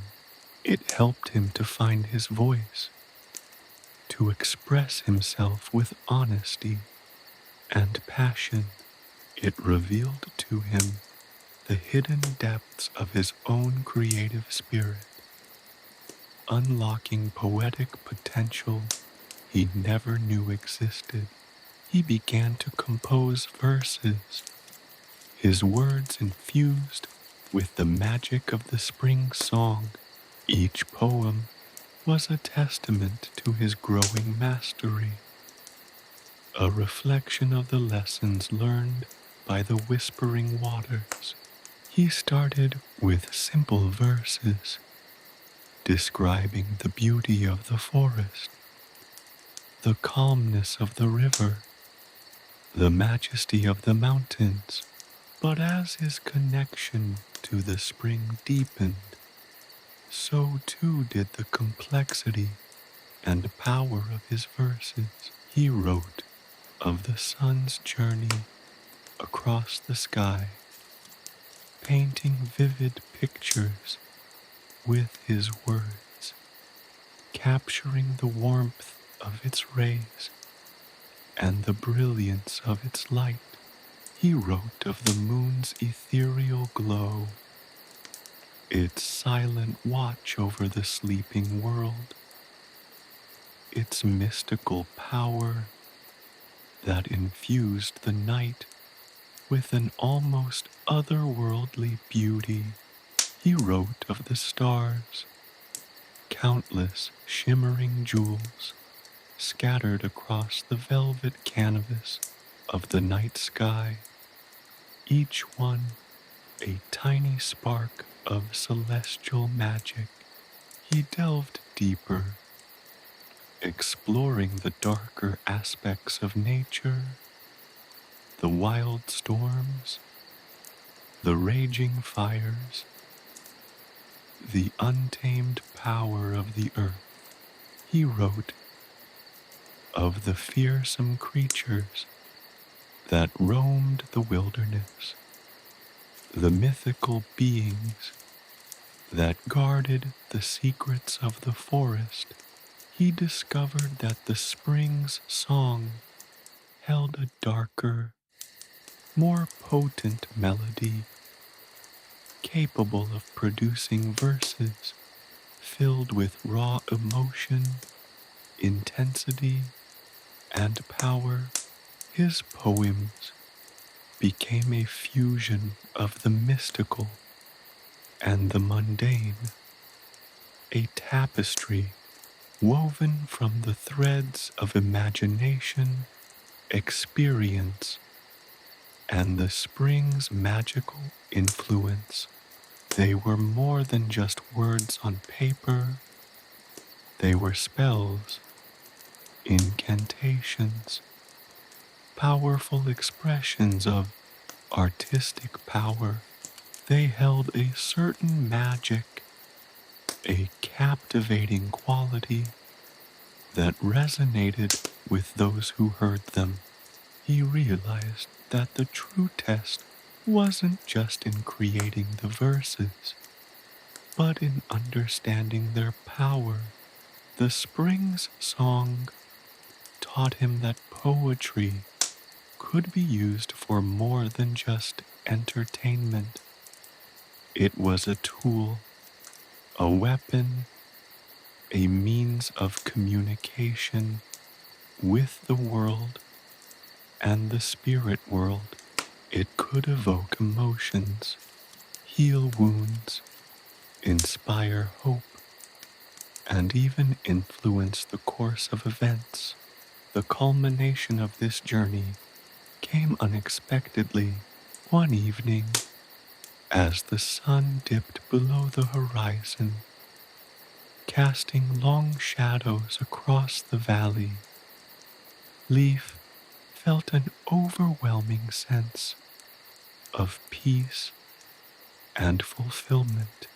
The spring's song reached its crescendo, a wave of magical energy that washed over him, invigorating him and leaving him feeling connected to something much larger than himself. He felt the essence of the song within him, fully integrated into his being. He no longer needed the physical spring to access its magic. He carried it within him, a wellspring of creativity that would never run dry. The song had become a part of him, an extension of his artistic self. He looked at the runic stones, now glowing with a soft, perpetual light. It was a beacon, a testament to the magic he now possessed. He knew that his journey had just begun, but he was ready. He was ready to use the power of the spring's song to craft verses that would resonate through time, to create a legacy that would live long after he was gone. He had become the skald of the spring, his voice a conduit for its magic, his tale woven into the fabric of the spring song would echo through generations, a testament to the power of creativity and the transformative journey he had undertaken. Mastering the rune's power, the humming of the runes intensified as Leif focused his attention on them. He'd spent weeks by the spring, his days filled with the ethereal melody and the ever-shifting patterns of light emanating from the stones. He'd memorized their intricate carvings, tracing the lines with his fingertips, feeling the faint vibrations that pulsed beneath their surface. He'd begun to see them not just as decorative symbols, but as gateways, portals to a deeper understanding of the spring's magic.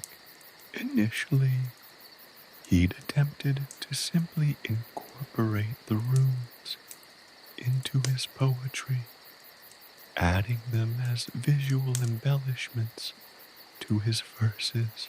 He'd written poems describing the runes themselves, their shapes and patterns, their mysterious aura. He'd imagined them as celestial constellations, reflecting the stars in the night sky, each one a tiny universe of its own. But the runes proved to be more than mere decorative elements. They held a power, a potent energy that resonated with the spring song. As Leif continued to study them, he began to understand their deeper significance. He realized they were not just symbols, but carriers of meaning, each one a key to unlocking a specific aspect of the spring's creative power. He discovered that the runes were deeply intertwined with the language itself. Each rune represented not just a sound, but a concept, an idea, a feeling.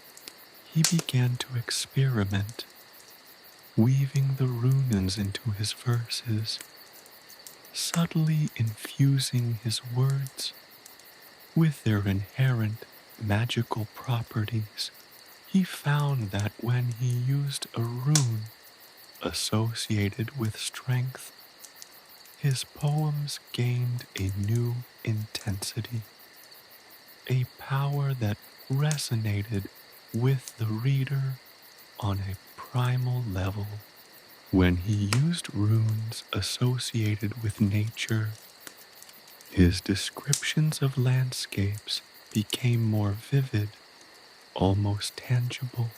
He could make the reader feel the wind whispering through the trees, the sun warming their skin, the rain falling on their faces. His understanding deepened when he realized that certain combinations of runes created unique effects.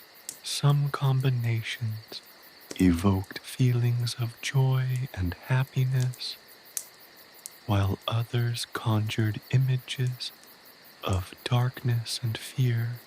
He began to experiment with different combinations, meticulously crafting sequences that would amplify the emotion or imagery he intended to convey. He learned to weave the runes into the very fabric of his language, embedding their power into the rhythm and cadence of his verses. One particular sequence, a combination of 3 runes representing inspiration, creativity, and transformation, proved to be particularly potent. When he used this combination, his poems seemed to take on a life of their own. They flowed effortlessly from his pen, imbued with a vividness and power that surprised even him. It was as if the runes themselves were guiding his hand, whispering the words onto the page. The process became a form of ritual, a sacred dance between Leif and the runes. He'd sit by the spring, allowing the melody to wash over him, his mind focused on the specific emotions or images he wanted to evoke.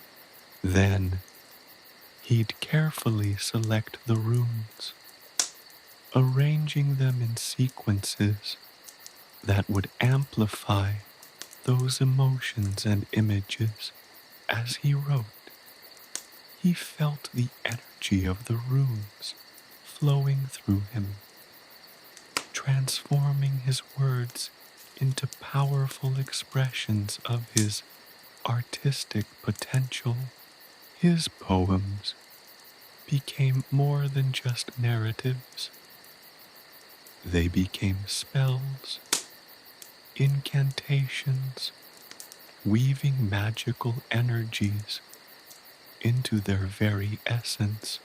He learned to use the runes to manipulate the reader's emotions, leading them on journeys through fantastical landscapes, evoking feelings of joy, sorrow, wonder and awe.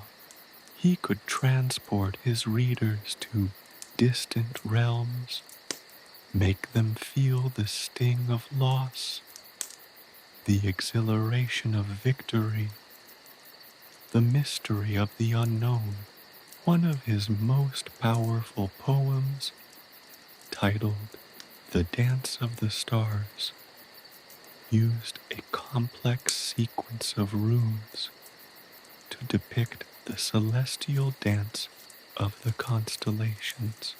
The poem wasn't just a description of the stars, it was an experience, a journey through the cosmos, a mystical ballet of light and shadow, power and grace.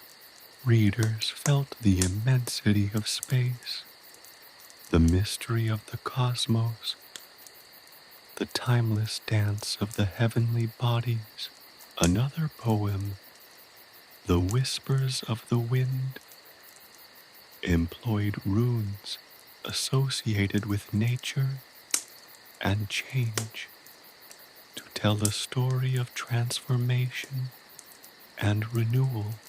The poem evoked the changing seasons, the cycle of life and death, the constant flux of nature's rhythm.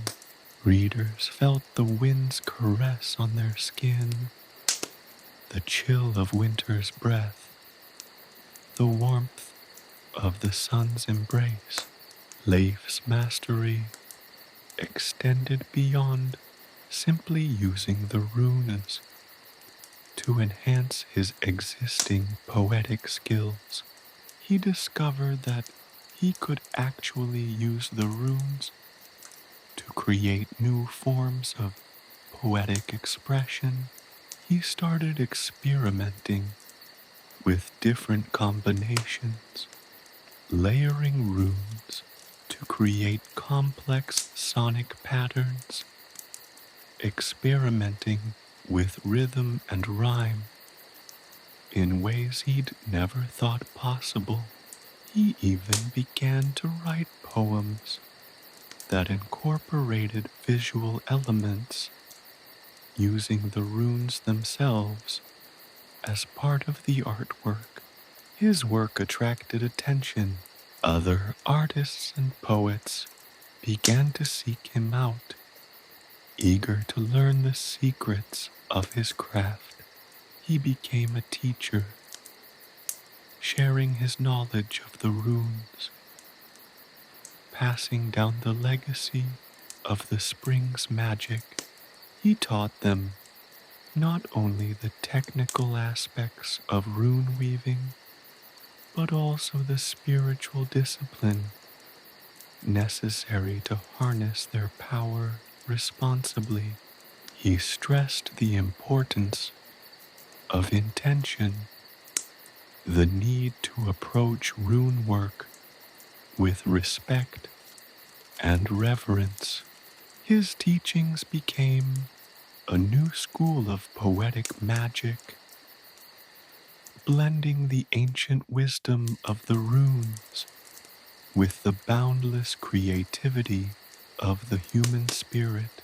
He established a community of artists who practiced his methods, creating a ripple effect of creative energy that spread throughout the land. His legacy lived on, not just in his own masterful poems, but in the vibrant community of artists he inspired, each of them wielding the magic of the runes to create works of unparalleled beauty and power. Leif, the skald of the spring, had not just mastered the power of the runes, he had transformed the very landscape of artistic expression itself. He became a living legend, his name whispered in awe by generations of artists to come, a testament to the enduring power of creativity and the transformative magic of the spring and its ancient whispering runes. His story became a testament to the power of self-discovery, the endless possibilities of artistic growth, and the profound connection between nature, language, and the human spirit. The runes, once mysterious symbols, became a language of power, a conduit for creative energy, a legacy that would continue to inspire and transform for centuries to come, navigating the shifting landscape. The golden mead, its taste lingering like a phantom echo on his tongue, had deposited Leif in a world that defied easy description. It wasn't simply a different place. It was a different state of being, a realm woven from the very fabric of imagination. The landscape itself pulsed with an ethereal energy, shifting and reforming around him like a constantly evolving dream. Mountains rose and fell, rivers changed course, forests bloomed and withered in the blink of an eye.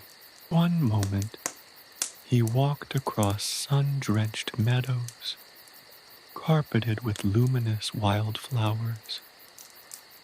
The next, he found himself scrambling over jagged peaks that scraped the sky. His initial attempts at navigation were clumsy, almost frantic. He tried to follow what he perceived as paths, only to discover they dissolved into thin air, leaving him disoriented and lost. The land seemed to mock his attempts at control, a testament to the unpredictable and often chaotic nature of creative inspiration itself. He learned quickly that this was a world governed not by logic or reason, but by intuition and feeling. He had to let go of his preconceived notions of direction, to trust the whisperings of his own inner compass. He discovered that the runes, those enigmatic symbols he had come to know so intimately by the spring, were his guide, not as static markers on a map, but as dynamic keys unlocking different aspects of this ever-shifting world. He began to hum them softly to himself, their melodic intonations vibrating within his chest, resonating with the very landscape around him. Certain sequences seemed to calm the chaotic energy, smoothing the turbulent currents of the ethereal realm, creating pathways where there were none before.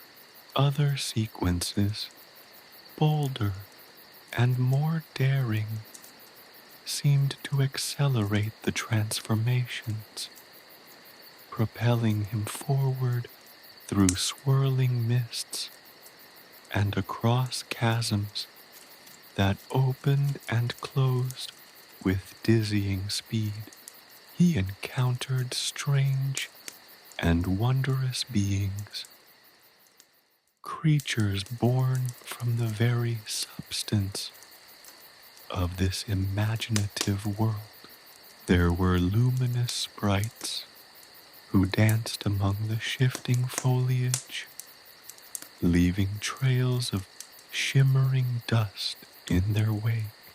There were towering, ancient trees whose branches whispered secrets in forgotten languages, their leaves rustling with the echoes of countless poems.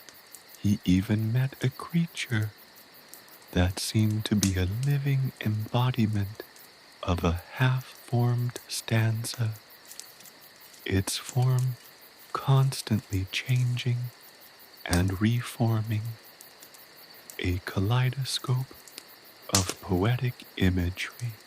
He discovered that communication in this realm was less about spoken words and more about shared feeling, about resonance and harmony.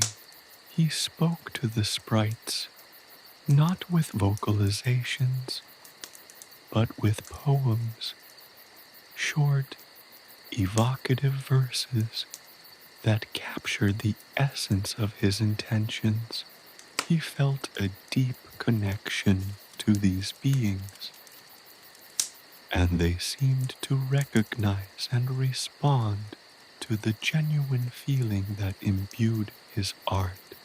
There were moments of exquisite beauty, moments where the landscape opened into vistas of breathtaking splendor.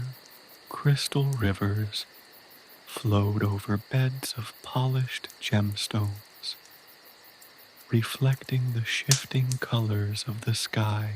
Fields of flowers, each blossom a miniature work of art, stretched as far as the eye could see. But there were also moments of profound unease, moments where the land turned dark and threatening, mirroring the struggles and doubts that inevitably accompany the creative process. Jagged rocks rose like the teeth of some monstrous beast, and shadowy figures, indistinct and frightening, moved through the swirling mists. Once, he found himself trapped in a labyrinthine forest of twisted branches and thorny vines, a maze that seemed to represent the tangled thoughts and conflicting ideas that can plague a poet.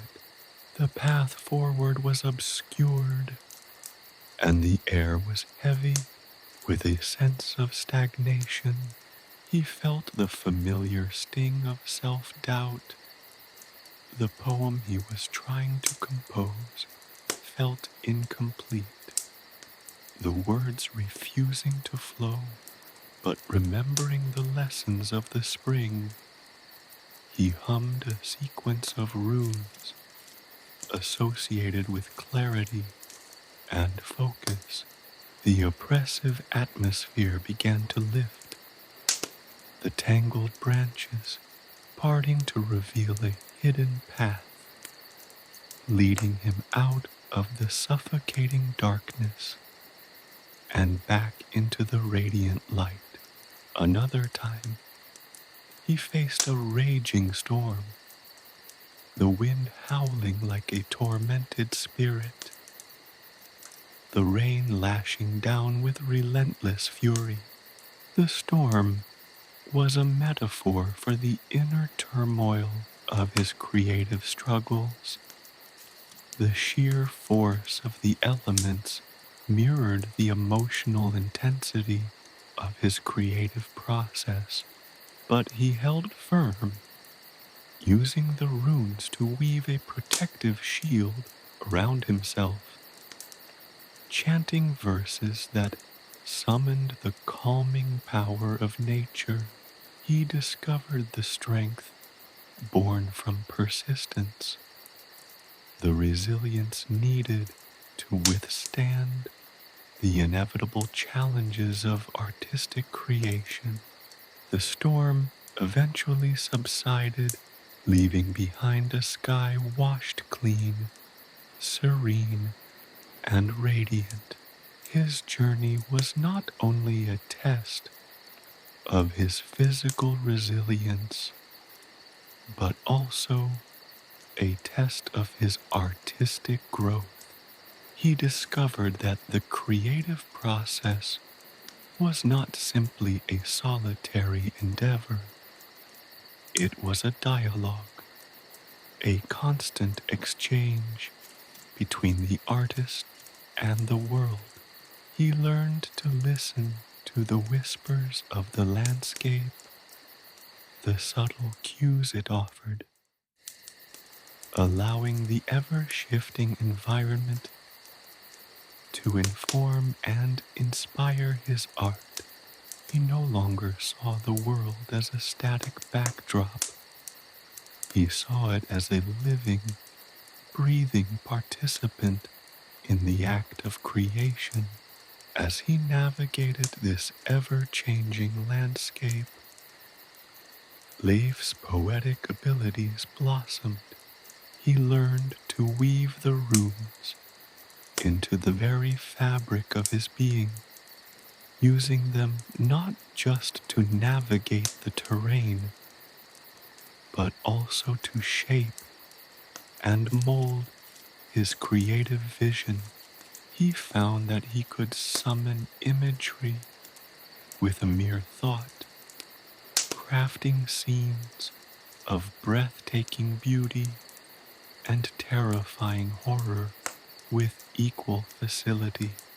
He learned to control the flow of his own inspiration, shaping his poems with newfound precision and power. Finally, after what seemed like an eternity, he found a glimmer of light in the distance. It pulsed with a familiar energy, a radiant beacon drawing him towards it. As he approached, the landscape began to shift again, but this time the transformation felt different. It felt like a homecoming, a return to familiarity. The chaotic energy began to subside, the land stabilizing as he neared the source of the light. The runes hummed with a renewed intensity, and he felt an overwhelming sense of peace and contentment. The light intensified, resolving itself into the familiar sight of the spring, the ancient bone spigot gurgling with its golden mead, and the humming runic stones shimmering with their ethereal glow. His return journey, a reflection of the intricate and unpredictable nature of the creative process, was complete. He stood once again on the threshold between worlds, a transformed artist ready to share the bounty of his journey with the world he had left behind. The landscape of his imagination had been forever altered, enriching his understanding of art and inspiring him to heights he'd never previously considered possible. He knew this return was only the beginning of his journey, and the creative potential and skills he'd garnered in this magical realm would enrich his future works, leading him to new discoveries, challenges, and above all else, inspiration. He took a deep breath, the air filled with the sweet scent of wildflowers and the subtle aroma of the golden mead and stepped back into his own world, carrying with him the indelible mark of his extraordinary adventure. He was no longer just Leif. He was Leif, the skald of the shifting landscape, his soul imbued with the magic of the spring and the power of poetic inspiration, confronting inner demons. The ethereal landscape, once a source of wonder, began to shift in unsettling ways. The vibrant colors dulled, the joyous melodies of the sprites fading into a dissonant hum. The once welcoming terrain morphed into a reflection of Leif's inner turmoil. Doubt, a shadowy figure he hadn't fully acknowledged, began to materialize, its form shifting and growing with each passing moment. It whispered insidious lies, twisting his successes into failures, his inspirations into delusions. "You are not worthy," it hissed, its voice a chilling echo in the silent valleys. "Your poems are weak, your vision flawed. You are a fraud." Leif stumbled, the rune's guidance faltering under the weight of this newly manifested fear. The paths he'd previously navigated with such confidence now dissolved into treacherous quicksand, threatening to swallow him whole. He felt the familiar pang of self-doubt, the chilling grip of imposter syndrome, constricting his creative flow. The memories of the vulva's words, her warnings about the pitfalls of the creative journey, echoed in his mind, but now they felt like condemnations rather than guidance. The vibrant flowers wilted, their petals turning a sickly gray. The crystal rivers turned murky, their surfaces reflecting not the light of the sky, but the darkness of his despair. The once inspiring landscape had become a mirror, reflecting back the anxieties that haunted him. He found himself retreating, seeking solace in the quiet corners of the shifting world. But even there, the whispers of doubt followed him. He found he couldn't summon the imagery with his mind as before.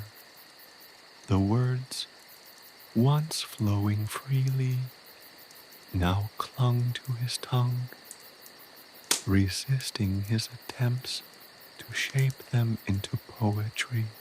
His once confident hand trembled as he tried to capture the images in his mind. He grappled with the stark realization that he could not create his desired outcome simply through will alone. He was confronting the formidable challenge of transforming internal struggle into artistic expression. He remembered the luminous sprites, their effortless grace and joyous energy, and he tried to summon their light, hoping it might dispel the shadows that surrounded him.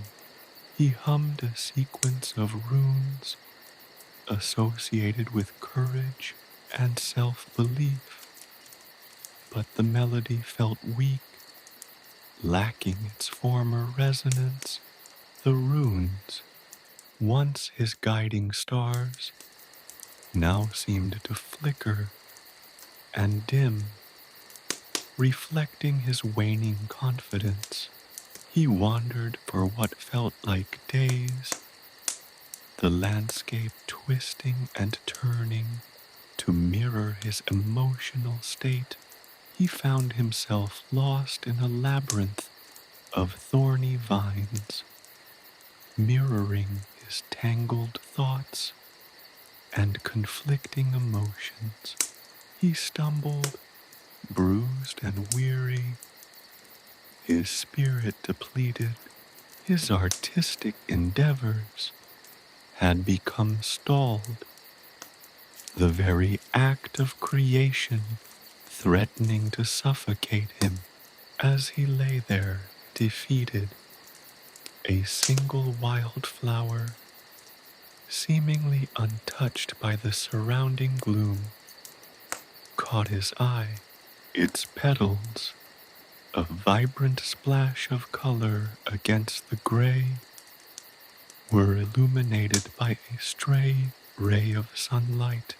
It stood as a solitary beacon in this land of despair. He felt a flicker of hope, the first sign of his inner strength re-emerging.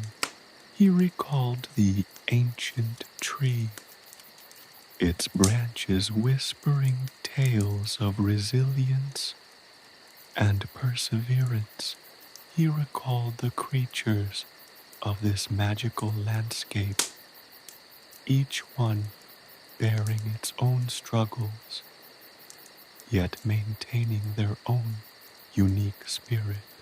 He remembered the storm he'd weathered and how he had emerged stronger. He realized that his creative journey was not a linear path.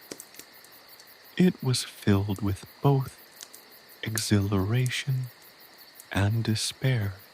He realized that the darkness he was facing was a part of the creative process itself, and that the most potent art often emerged from the depths of struggle. Drawing on the strength gained from his past encounters, Leif began to understand that his doubts were not his enemies, but challenges to be overcome. He learned to view his creative struggles not as signs of failure, but as opportunities for growth. He began to see the value in vulnerability and the importance of embracing imperfection. The process of art, he realized, is not about reaching perfection, but about pushing through the darkness towards the light. He began to re-engage with his creative practice as an act of self-discovery, recognizing the emotional work involved in translating his feelings into poetic expression. He started small, humming the runes associated with clarity and focus, allowing their melody to seep into his mind and soothe his agitated spirit. He began to write again, not aiming for grand epics, but small, delicate verses, capturing the essence of his feelings. He focused on the simple beauty of the single wildflower, allowing its colors and form to guide his pen. He wrote about the darkness, about the doubt, about the struggle, embracing the raw and imperfect nature of his emotions. Slowly, gradually, the landscape began to change. The gray faded, giving way to muted pastels, mirroring his growing acceptance of his fears. The murmurs of doubt lessened, replaced by a quiet strength. The runes, responding to his renewed confidence, pulsed with a renewed intensity, leading him forward, illuminating his path. The path, once treacherous, now seemed clearer, beckoning him towards a brighter future. He began to weave his fear and his doubts into his art, transforming them into something beautiful and poignant. He learned to use his vulnerabilities as a foundation upon which to build strength. He understood the storm he had weathered was not a sign of his inadequacy, but a necessary crucible, forging his strength of character, refining his talent. He was no longer afraid of the darkness. He was now able to navigate it, using its insights to enrich his creativity. He realized the whispers of doubt would always be present, a part of the artistic process, but he had learned to silence them, or at least to use them as a springboard for creativity, using the weight of his self-doubt to propel himself forward. As Leif continued his journey, he learned to embrace the duality of the creative process, the ebb and flow of inspiration and struggle, the interplay of light and shadow. He learned to appreciate the transformative power of his vulnerabilities, recognizing them as an essential part of the artistic endeavor. He discovered that his greatest strength lay not in his flawless execution, but in his willingness to confront his inner demons and transform them into art. The landscape continued to change and evolve as he went, a reflection of his own internal transformation. His return to the spring was not a simple return to a physical place, but a homecoming to himself, a culmination of his confrontation with his inner demons and the triumph of his spirit. The golden mead shimmered, awaiting his return, the runes humming a song of resilience and triumph. The landscape pulsed with a gentle, reassuring energy, affirming his journey and the strength he had found within himself. He was no longer just Leif, the boy who found the magical spring. He was Leif, the poet who had journeyed to the depths of his soul and emerged victorious, his art forever enriched by his encounter with the darkness. He stood once more at the brink of two worlds, ready to embrace the ongoing adventure of his artistic journey.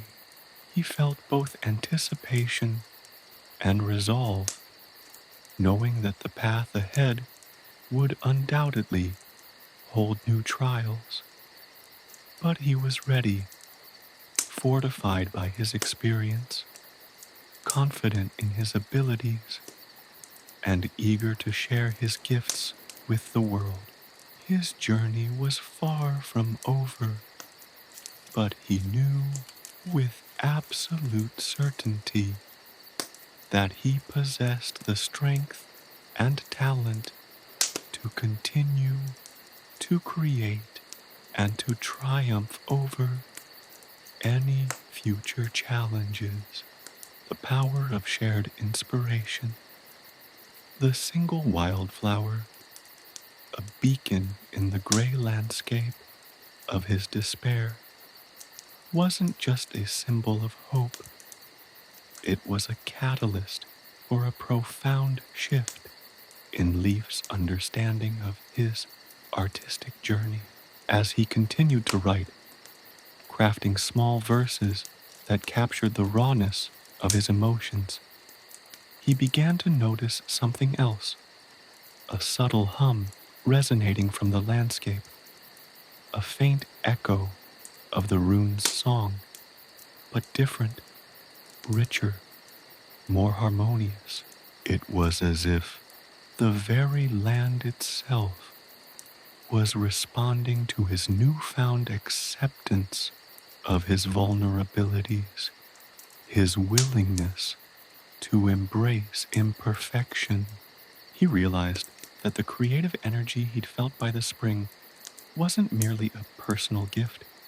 It was a shared energy, a current flowing through the land, connecting him to a larger artistic community, a lineage of poets, smiths, and storytellers who had walked this very path before him. The whispers of doubt, while persistent, were no longer isolating. They were part of a larger conversation, a shared experience within the artistic endeavor.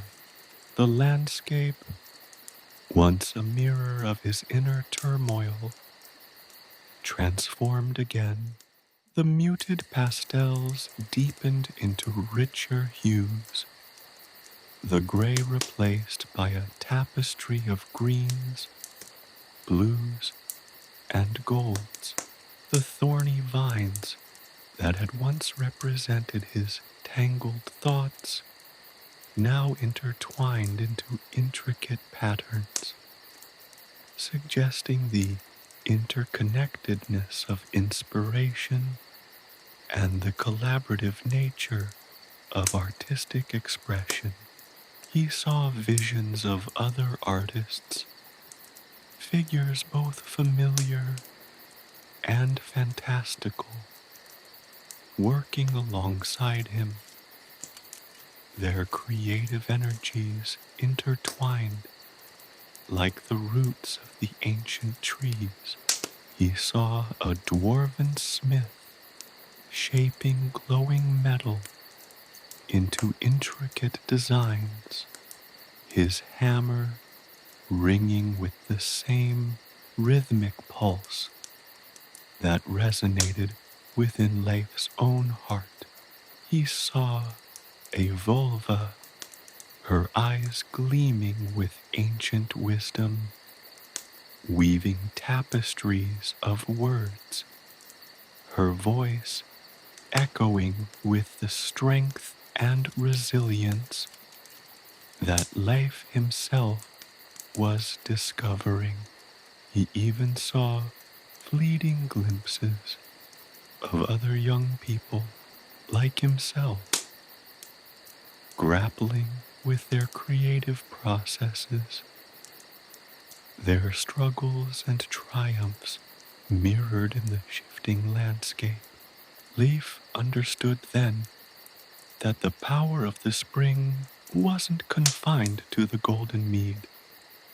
It was woven into the very fabric of this magical land, imbued in the shimmering runes, the whispering sprites, and the very air he breathed.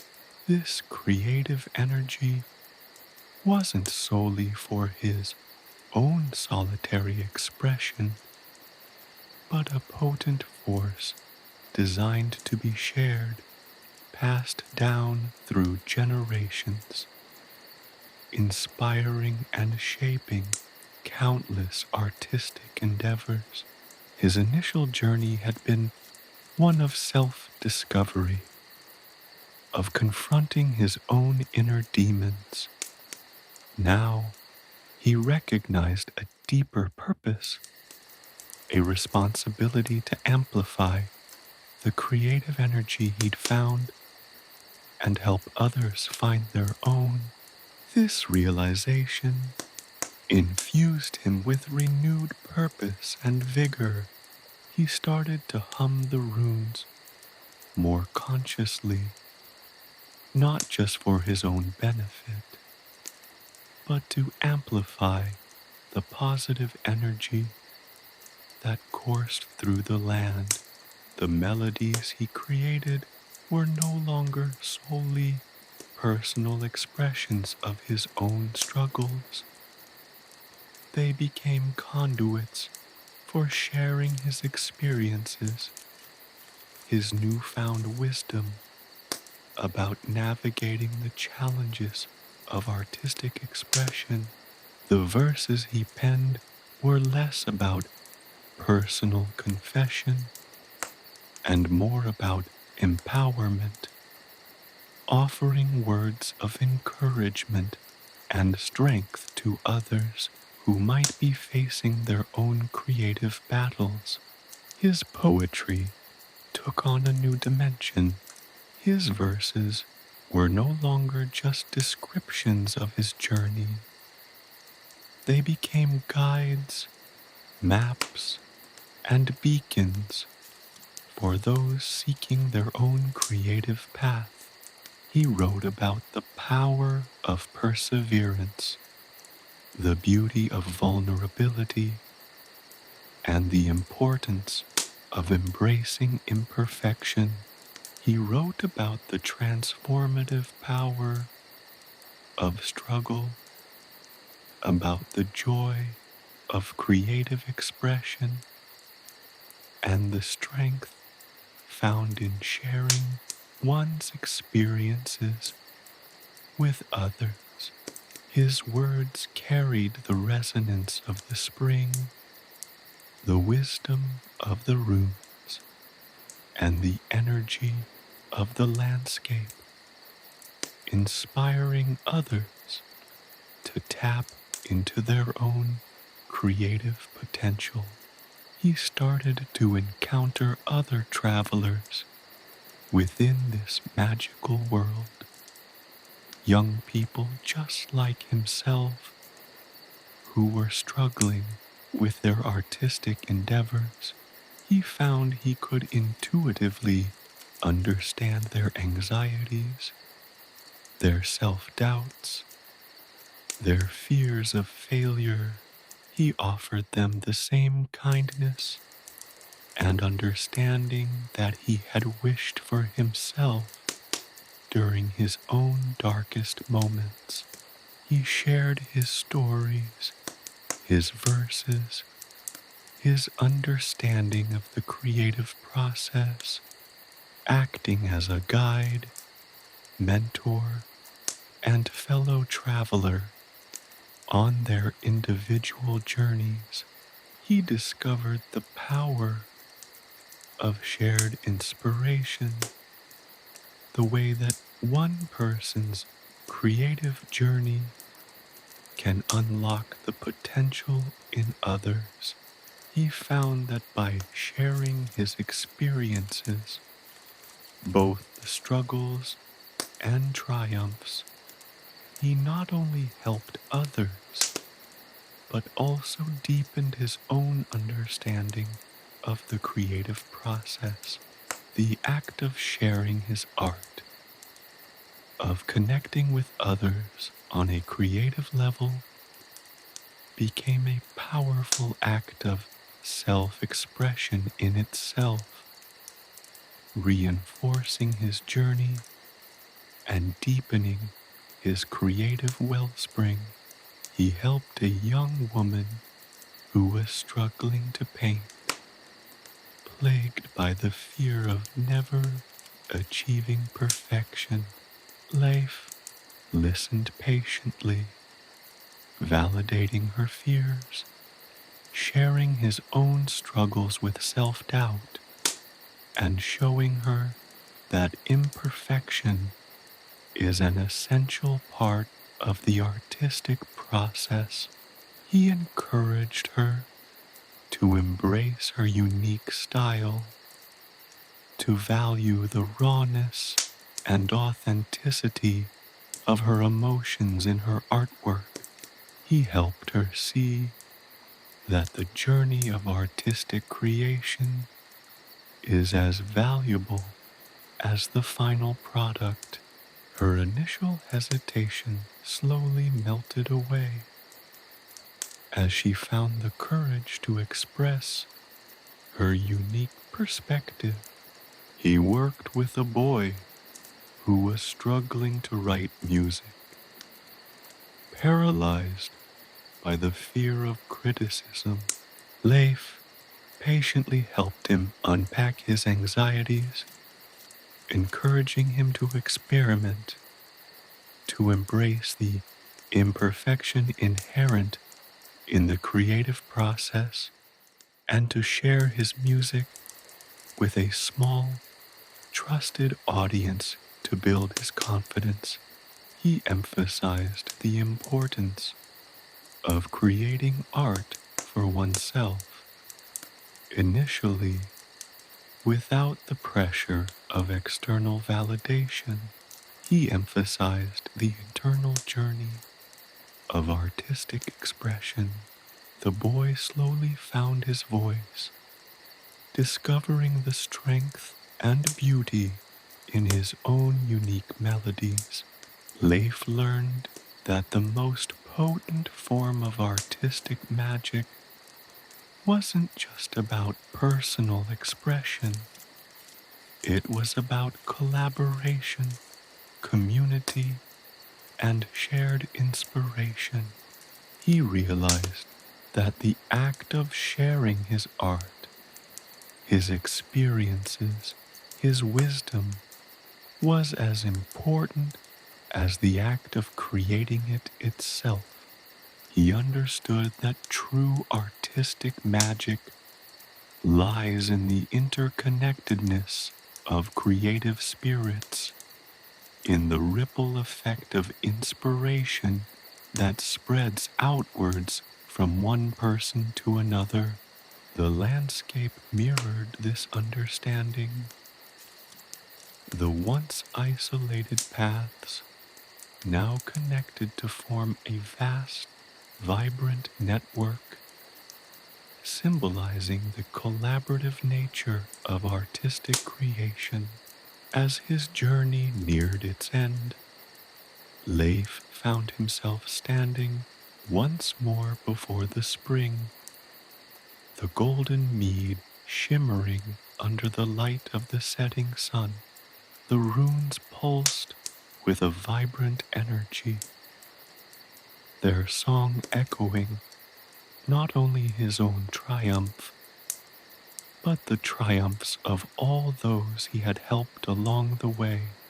The landscape reflected the collective energy of countless creative journeys, the shared inspiration of a community of artists. He understood then that he was not just a poet, he was a conduit, a link in a chain of creative energy that stretched back through time and forward into the future. His art, his journey, his experiences were not merely his own. They were a gift to be shared, a legacy to be continued.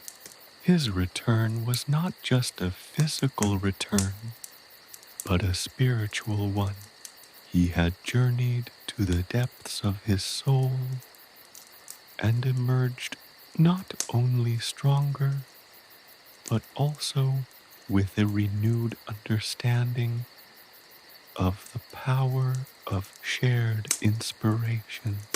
The golden mead, once a source of personal inspiration, now tasted of community, of collaboration, of the interconnectedness of all creative spirits. He was ready to return to his world, not just as a poet, but as a mentor, a guide, a source of inspiration for others. He knew the journey of artistic creation would continue, and that it would continue to be filled with both struggle and triumph. But he was prepared, ready to embrace it all, knowing that he was part of something larger, something beautiful, something deeply fulfilling. He looked towards the future, excited at the prospect of sharing his gift with the world, knowing that the creative energy he carried within him was more than just his own. It was the shared essence of inspiration, waiting to be shared with others on their individual artistic journeys. He drank deeply from the spring, ready to embark on his next chapter, not alone, but as part of a powerful and enduring community of artists weaving the narrative. The return journey wasn't a simple retracing of steps. It was a weaving, a tapestry created from the threads of memory, emotion, and the newly awakened power within him. As he walked, the landscape seemed to shift and change, mirroring the kaleidoscopic nature of his experiences. The muted colors of his despair were gone, replaced by a vibrant palette reflecting the depth of his artistic growth.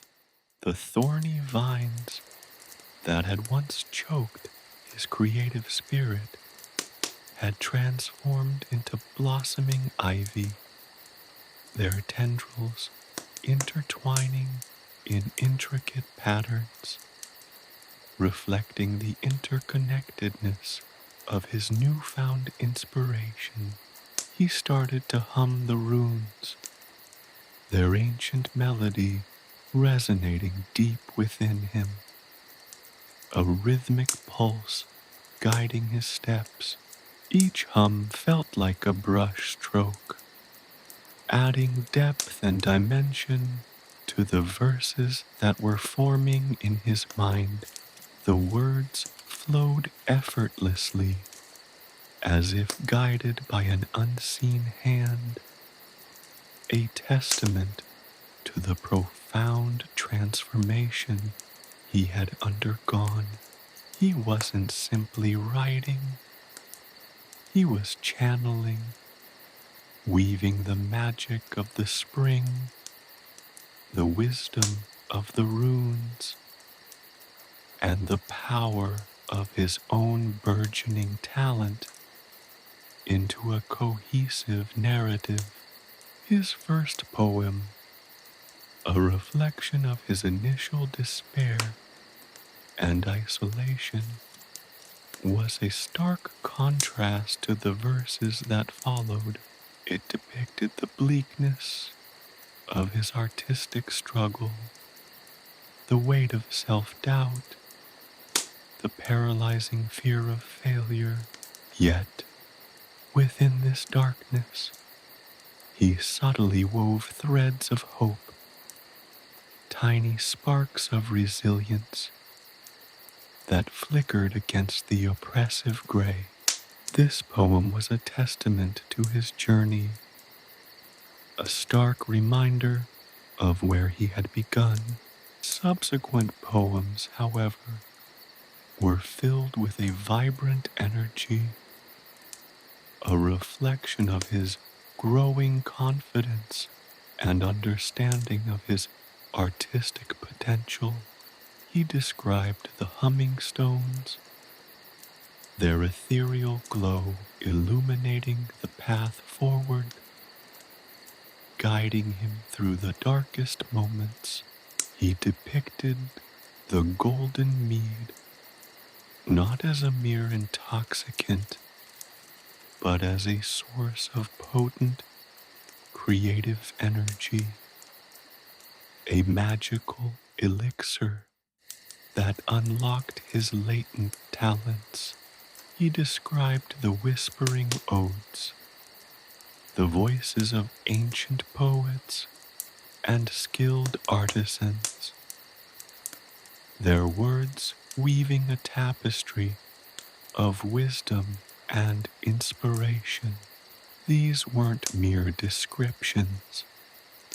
They were vibrant tapestries of sound and imagery, capturing the essence of his experience, allowing the reader to taste, smell, and feel the journey.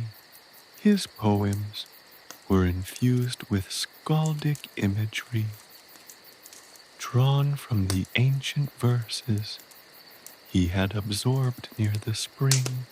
Yet, he didn't merely imitate, he integrated these images into his unique voice, creating a style that was both ancient and modern, familiar yet profoundly original.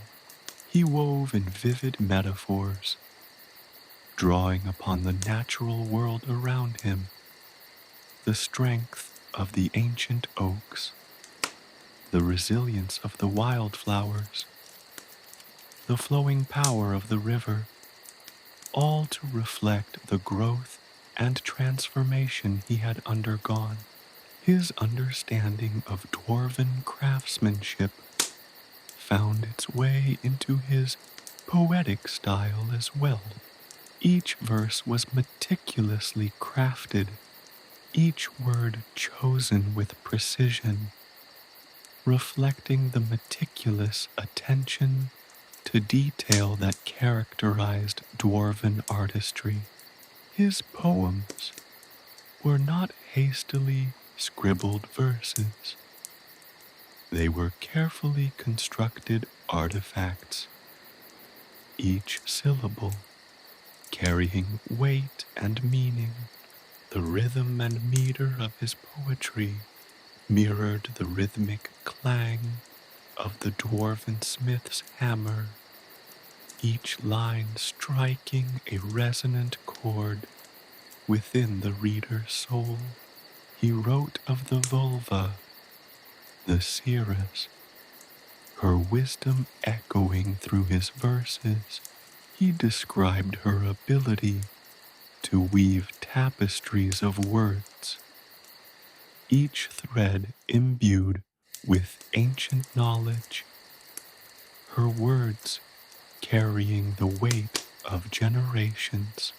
He learned from her the importance of perspective, the need to view one's artistic struggles not as insurmountable obstacles, but as opportunities for growth and transformation. He found her voice in his own, weaving her insights into his narratives, her strength informing his poetic language. His poetry became a chronicle of his growth, a testament to his ability to confront and overcome self-doubt, to embrace imperfection, and to celebrate the power of vulnerability. He wrote about the transformative power of struggle, the profound joy of creative expression, and the strength he found in sharing his experiences with others. He depicted the process itself, the anxieties and uncertainties, the moments of frustration and despair, alongside the moments of exhilaration and triumph, showing that the journey of artistic creation is as vital as the final product. The landscapes within his poems shifted and changed to to reflect this inner transformation. The initial gray gave way to vibrant greens and golds, mirroring the growth of his confidence. The thorny vines, symbols of his tangled thoughts, were replaced by flowing rivers, symbolizing the effortless flow of his creativity. The imagery was not simply decorative, it served to enhance the emotional impact of his poetry, allowing the reader to fully engage with his journey. As he wrote, he realized that his poetry wasn't just for himself, it was a gift to be shared, a beacon for others navigating their own creative journeys. He imagined young people struggling with their artistic aspirations, finding solace and strength in his words. He saw them finding inspiration in his verses, connecting with his experiences, and gaining the courage to pursue their own creative dreams. The poems themselves became a source of strength, guiding others through their own struggles. He wrote of the importance of perseverance, the beauty of vulnerability, and the power of community. He emphasized the collaborative nature of artistic creation, celebrating the interconnectedness of creative spirits and inspiring others to tap into their own creative potential. His words became a bridge connecting individuals on a shared journey of artistic exploration. He created a community through his poetry, a network of support and encouragement, a testament to the power of shared inspiration. He didn't just write about his own experiences. He created poems that spoke to universal themes of hope, resilience, and the enduring power of the human spirit. He depicted the challenges of pursuing one's dreams, the importance of self-belief, and the transformative power of embracing one's unique voice.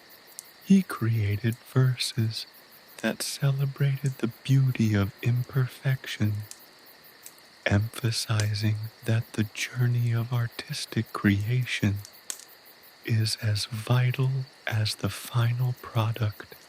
His poetry became a source of strength and encouragement for others on their creative paths. The journey back wasn't just a physical return, it was a homecoming, a celebration of his growth, and a recognition of the power he held to inspire others. He carried with him not just his poems, but a profound understanding of his artistic potential and the responsibility that came with it. He was no longer just a young man on a quest for inspiration. He was a poet, a guide, a mentor, and a source of inspiration for others. He was ready to share his gift, his wisdom, and his experiences with the world. The golden mead no longer held just the taste of poetic inspiration. It carried the flavor of community, of shared creativity, and the enduring power of human connection.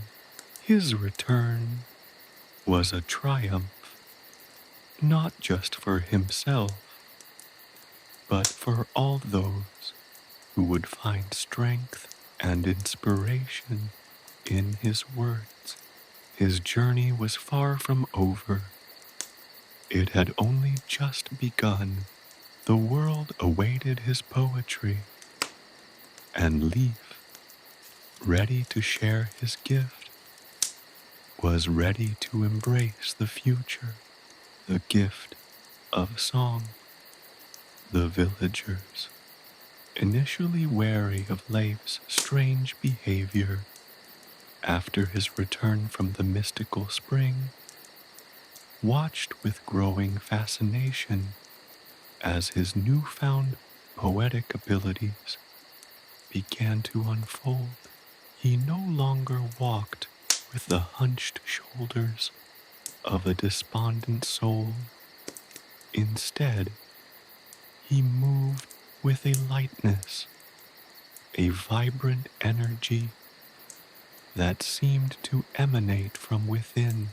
His eyes, once clouded with uncertainty, now shone with a clear, focused light, reflecting the depth of his creative transformation. He spoke less of his experience at the spring, opting instead to let his poetry do the talking. His first public performance wasn't a grand spectacle. It was a quiet gathering in the village square. He stood beneath the ancient oak, its branches reaching skyward like gnarled fingers, a fitting backdrop for his words. He began softly, his voice a gentle murmur that gradually grew in strength and resonance. His words painted vivid pictures, weaving tales of the shimmering spring, the humming stones, and the golden mead. He spoke of the whispering odes, the voices of ancient skalds and dwarven smiths guiding his hand, imbuing his words with ancient wisdom and lyrical grace. The villagers, initially hesitant, were soon captivated. His words resonated deeply within their souls, stirring something dormant, something long forgotten. His poems were not merely stories. They were a pathway, a bridge to their own hidden talents, to their own buried dreams. He sang of the farmer's son, who dreamt of carving intricate wooden birds, his hands clumsy, but his heart full of passion. He sang of the weaver, her loom gathering dust, her nimble fingers longing to create tapestries of breathtaking beauty. He sang of the young girls who yearned to paint vivid landscapes, their canvases blank, their spirits subdued by doubt and fear. Each verse was a personal invitation, an encouragement to embrace the creative spirit that resided within. He spoke not of perfection, but of the beauty of imperfection, the transformative power of embracing one's unique voice. He encouraged them to find their own rhythm, their own voice, to let their creativity flow unhindered, unshackled by the fear of judgment or failure.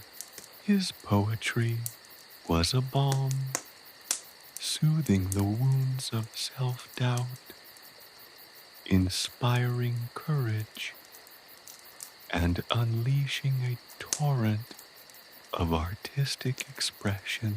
After his performance, a palpable shift occurred within the village. The air buzzed with a new energy, a shared excitement. The farmer's son picked up his tools again, his hands moving with newfound confidence, crafting exquisite bird sculptures that became the envy of the entire village.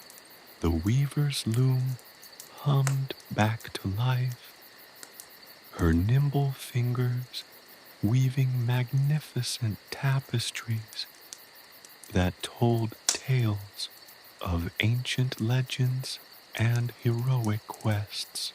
The young girls, emboldened by Leif's words, took up their brushes once more, their canvases bursting with vibrant colors, reflecting the beauty of their surroundings and the depth of their inner worlds.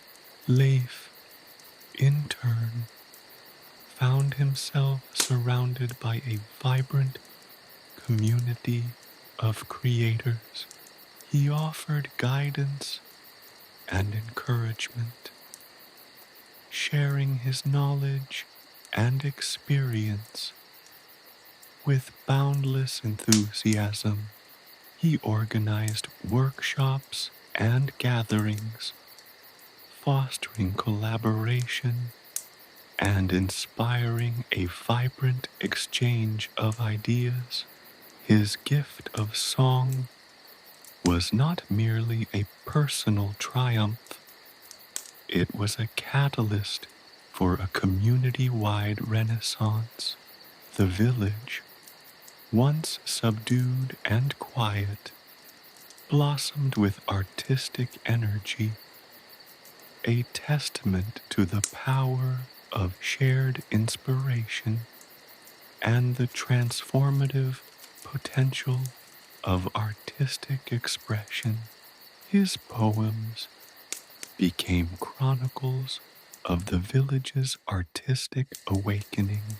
He documented the farmer's son's journey, the evolution of his craftsmanship, highlighting the moments of struggle and the ultimate triumph of artistic expression. He depicted the weaver's process, the painstaking detail, the meticulous planning, the slow unraveling of her creative potential, culminating in masterpieces that adorned the village's homes. He chronicled the girls' exploration of their artistic selves, their initial hesitation, their eventual confidence, and the beauty they created, painting a vibrant picture of growth and transformation. His poetry wasn't merely descriptive, it was an active participant in the village's transformation. His verses acted as a blueprint for collaborative creation, prompting joint projects that combined diverse artistic skills. The farmer's son's bird carvings became the central motif for the weaver's tapestries, while the girls' paintings were inspired by the stories woven into those tapestries, he fostered a sense of interconnectedness, reminding everyone that their individual talents contributed to the collective artistic tapestry of the village. Leif's impact went beyond the visual arts. He inspired musicians to compose new melodies, storytellers to weave new tales, and dancers to create new movements. The rhythm of his poetry sparked a renewed interest in traditional folk songs and dances, breathing life back into ancient customs and traditions that were in danger of being forgotten. The village's annual festival, once a subdued event, was transformed into a vibrant celebration of art and creativity, attracting visitors from neighboring villages who were eager to witness this extraordinary cultural resurgence. The success of the village's artistic awakening didn't happen overnight. There were moments of frustration, self-doubt, and creative block. Leif acknowledged these challenges, weaving them into his poems, reminding others that the creative journey is not always smooth or predictable. He emphasized the importance of perseverance, of embracing failure as a stepping stone to success, and of celebrating the small victories along the way. He created a space where artists could share their struggles, seek support, and gain the strength to overcome obstacles. Leif became more than just a poet. He became a mentor, a guide, a source of inspiration for all who sought to explore their artistic potential. He offered personalized guidance, helping individuals hone their skills, discover their unique voice, and find their creative path. He taught them the importance of self-reflection, of understanding their own strengths and weaknesses, and of harnessing their inner creativity. He empowered them to believe in themselves, to trust their instincts, and to embrace their individuality. His legacy extended beyond the immediate community. His poems, carried by traveling merchants and storytellers, spread to distant lands, inspiring artistic revivals in other villages and towns. His work became a symbol of the transformative power of art, a testament to the potential within every individual, a beacon of hope for those who sought to unleash their hidden talents. The Golden Mead's gift wasn't limited to Leif. It cascaded outward, a ripple effect of creative energy, transforming lives and communities. His journey, once a personal quest for inspiration, became a testament to the shared human experience and the enduring power of creativity to unite and uplift. His song, once a personal expression, became a powerful anthem for all who dared to dream, to create, and to share their unique gifts with the world. The gift of song echoed far beyond the boundaries of his own village, a testament to the far-reaching impact of a single act of artistic bravery. It changed Leif. The path leading back to the village seemed shorter, somehow lighter. Leif walked with a spring in his step, a stark contrast to the slouching gait that had been his constant companion before his transformative encounter with the whispering spring.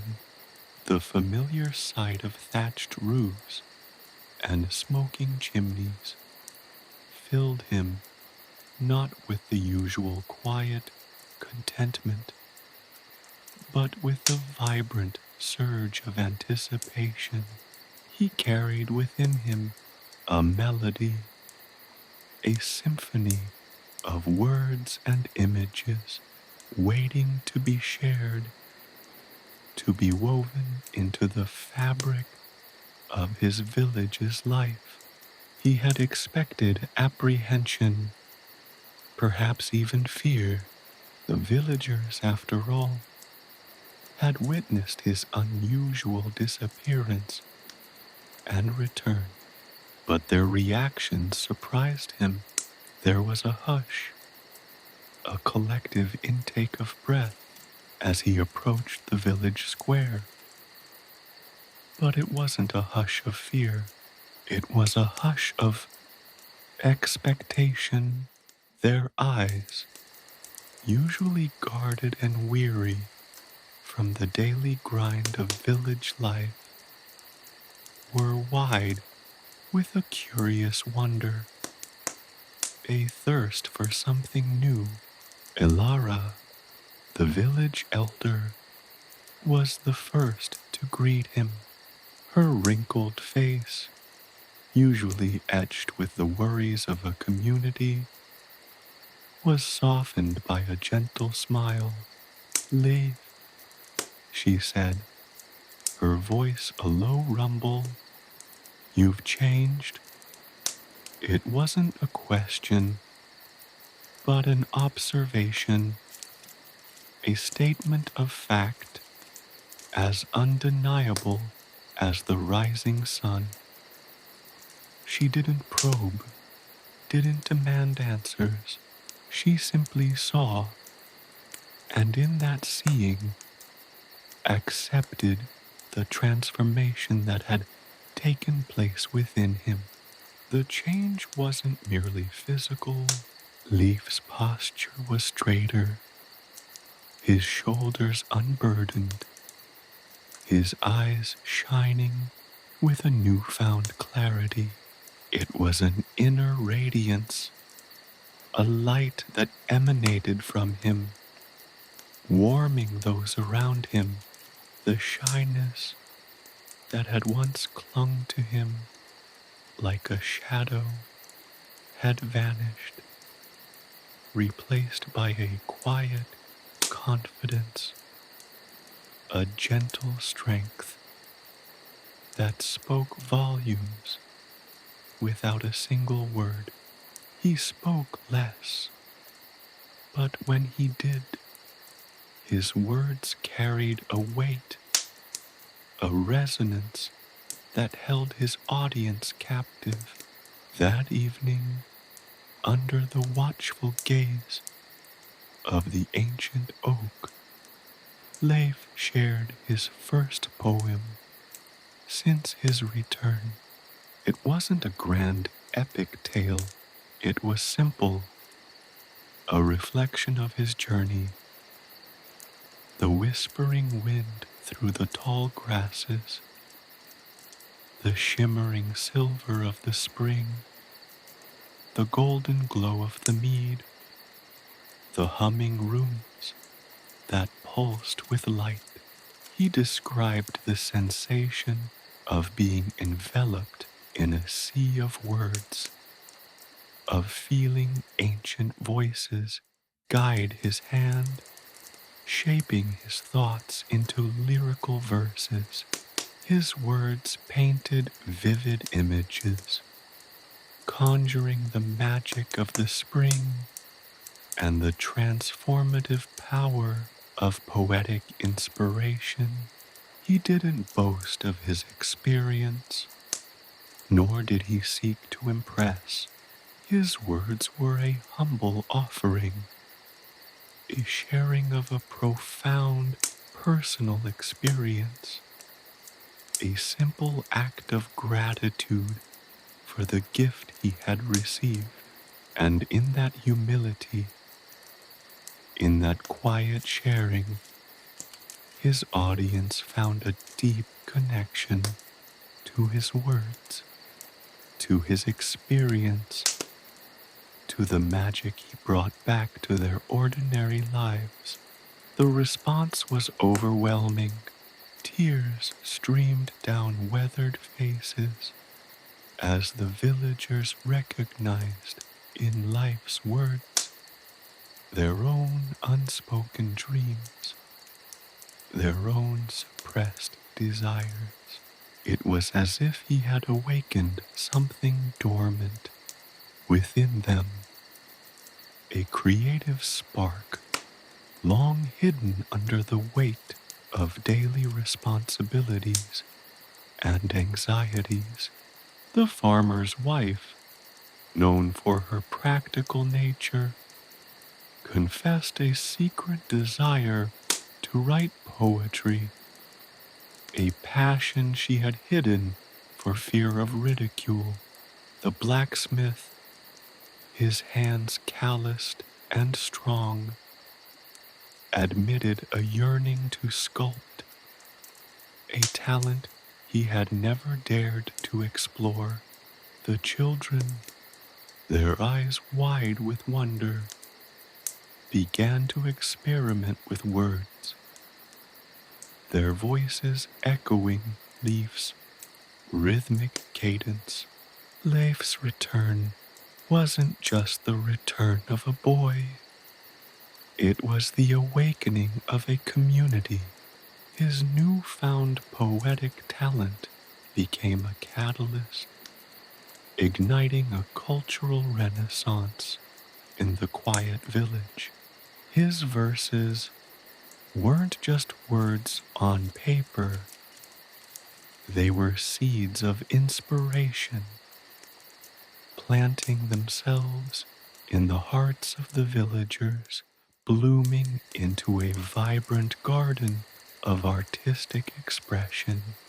His poems documented their creative journeys, chronicling their struggles, their triumphs, their growth, reflecting the beauty and complexity of their artistic awakenings. He didn't instruct, he guided, he didn't demand, he encouraged, he established a space where creativity flourished, fostering collaboration, celebrating diversity, and embracing imperfection. He organized workshops, sharing his knowledge and experience, empowering them to discover their unique voices and develop their individual talents. He taught them to trust their instincts, to embrace their vulnerability, and to find beauty in the process, not just in the end result. He emphasized the importance of persistence, the value of learning from mistakes, and the joy of creating, regardless of skill level. His poems became chronicles of this communal artistic rebirth. He documented the weaver's gradual unraveling of her creative potential, her initial hesitancy, her subsequent triumphs. He wrote of the children's vibrant explorations of color and form, of their hesitant brush strokes, evolving into bold and confident movements. He documented the evolution of the blacksmith's sculptures, from clumsy early attempts to pieces of breathtaking beauty. His poetic chronicles inspired further artistic exploration. His words about the weaver's tapestries, for instance, sparked a collaboration between the weaver and the farmer's son. The sculptures he had crafted became the inspiration for a series of vibrant paintings. The village's annual festival, once a simple gathering, transformed into a vibrant celebration of art and creativity, a testament to their burgeoning artistic energy. The villagers, initially hesitant, now found themselves completely immersed in this creative surge. Their lives were enriched by this explosion of artistic energy, weaving a new and more vibrant tapestry into the fabric of their community.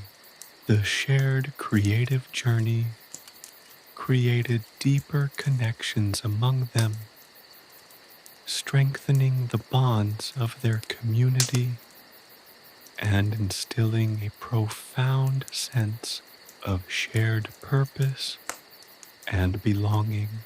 The shy, unassuming boy who had left their village had returned, not only transformed himself, but had transformed the lives of everyone around him, proving that a single act of courage, a single journey of self-discovery, can create a ripple effect of profound and lasting change. The golden mead's magic had not only touched Leif, it had revitalized the entire village. His song, once a whisper, had become a powerful anthem echoing through the valley, a testament to the transformative power of art, the strength of the human spirit, and the boundless potential that lies dormant within each and every one of us. Sharing his gift, the following weeks were a whirlwind of activity. Leif, no longer the shy, withdrawn boy, found himself at the center of a blossoming creative revolution. He began by sharing not just his poems, but the story of his journey to the Whispering Spring. He described the ancient bone spigot, the golden mead, the humming runes, their pulsing light, and the overwhelming sensation of inspiration that had flooded him. He spoke of the runes not as mere symbols, but as conduits of energy, pathways to a deeper connection with the world's magic. He explained how the runes resonated with the earth, the air, the water, drawing power from the natural world and channeling it into creative expression. His words ignited a spark. The villagers, initially hesitant, began to listen intently, their faces reflecting a growing curiosity and a dawning understanding. They saw in Leif's story a reflection of their own lives, their own unfulfilled potential. The ancient oak in the village square, which had always been a silent witness to their lives, now seemed to hum with a newfound energy, reflecting the burgeoning creativity of the community. Leif encouraged them to spend time beneath its branches, to feel its ancient wisdom, to connect with the earth's rhythms, and to listen to the wind's whispers. He taught them simple meditation techniques, guiding them to tap into their inner wellspring of creativity. He emphasized the importance of observation, urging them to find inspiration in the everyday wonders surrounding them, the changing colors of the leaves, the intricate patterns of frost on the window panes, the dance of sunlight through the trees. He began by teaching the children. Their imaginations were untamed, their spirits vibrant. He led them on nature walks, encouraging them to collect natural objects, smooth stones, colorful leaves, feathers, and weave them into their artistic expressions. He helped them to see the poetry in the world around them, to find rhythm and rhyme in the rustling leaves and the songs of birds. He taught them to use their voices, to express their feelings, to craft simple poems that captured the essence of their experiences. They created nature collages, vibrant paintings inspired by the colors of the forest, and short poems filled with childlike wonder and innocent observations. The children's newfound confidence was contagious. It spread through the community, creating a ripple effect of artistic expression. The adults, initially apprehensive, gradually shed their inhibitions. Ilara, the village elder, began to weave intricate tapestries, her fingers moving with surprising dexterity, her work reflecting the stories and legends of their people. The blacksmith, whose hands were normally hardened from years of working with iron, began to sculpt, his creations capturing the powerful energy of the earth and the quiet beauty of nature. The farmer's wife, whose days were filled with tending to her garden and caring for her family, discovered a passion for storytelling, her words painting vibrant pictures of their daily life. Even the miller, a man of few words, started composing simple, rhythmic verses that celebrated the flow of the river and the cyclical nature of life. Leif, far from being self-serving, focused on fostering collaboration.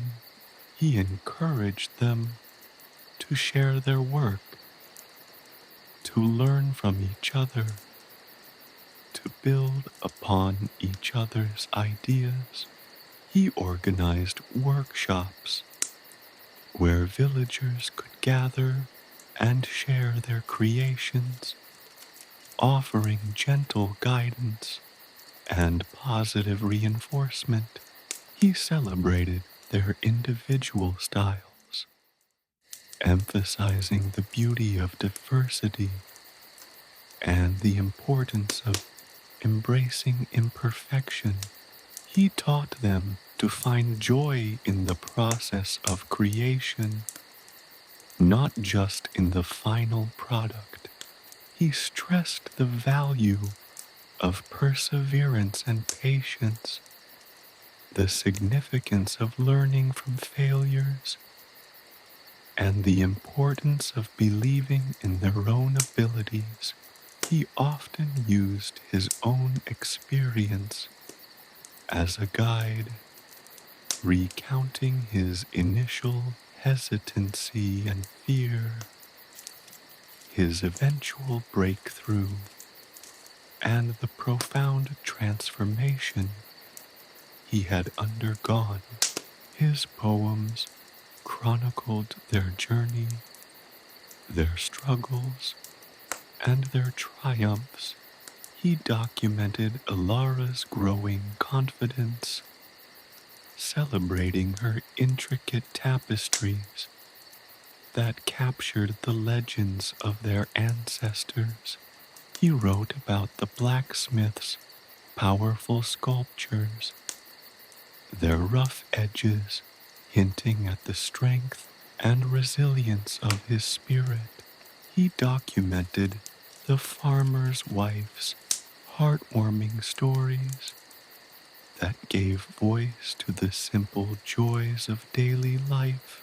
He celebrated the miller's lyrical verses that captured the rhythm of the river and the timeless beauty of nature.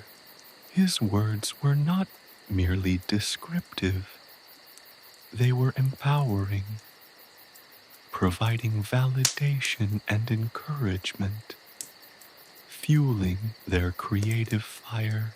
As the seasons changed, so too did the village. The once quiet and unassuming community transformed into a vibrant hub of artistic expression. The annual village festival, once a simple gathering, became a spectacular celebration of creativity, a vibrant display of their collective artistry. The villagers' shared creative journey forged deeper bonds, strengthening their community and instilling a profound sense of shared purpose and belonging. Their art became a powerful expression of their identity, their history, and their dreams for the future. It was a testament to the power of art to heal, to inspire, and to unite. Leif, the shy boy who had once been lost in the shadows of his own insecurities, had become a beacon of hope, a catalyst for change. His gift, the golden Mead's magic, had not only awakened his own creative spirit, but had transformed his entire community. He had shared his gift, not as a possession to be guarded, but as a flame to be shared, igniting a wildfire of creativity that illuminated their lives and strengthened the bonds that held them together. His journey, his poems, his teachings, and his unwavering belief in their potential became the foundation of a new era, an era where art and creativity blossomed in the heart of their village, a testament to the transformative power of a single act of sharing and the profound impact of believing in oneself and the creative potential within each person. The whispering spring, once a hidden secret, became a symbol of their shared transformation, a constant reminder of the magic that resided within each of them, waiting to be discovered and shared with the world. The village's transformation. The transformation wasn't immediate, a sudden blossoming overnight. It was a gradual unfolding, like a flower slowly unfurling its petals to the sun.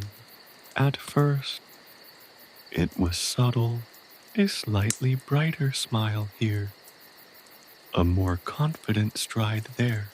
Elara, the village elder, whose hands were usually gnarled and stiff from years of spinning wool, began to experiment with weaving patterns she hadn't attempted in decades.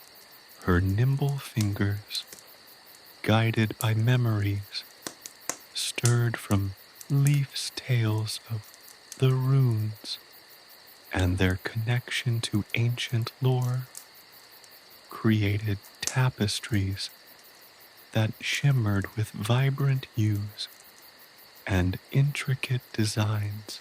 The stories woven into the threads were not just narratives of their past, they were living tapestries that mirrored their present and held hopes for the future. Each thread seemed to pulse with a newfound vitality, a reflection of the community's awakening spirit.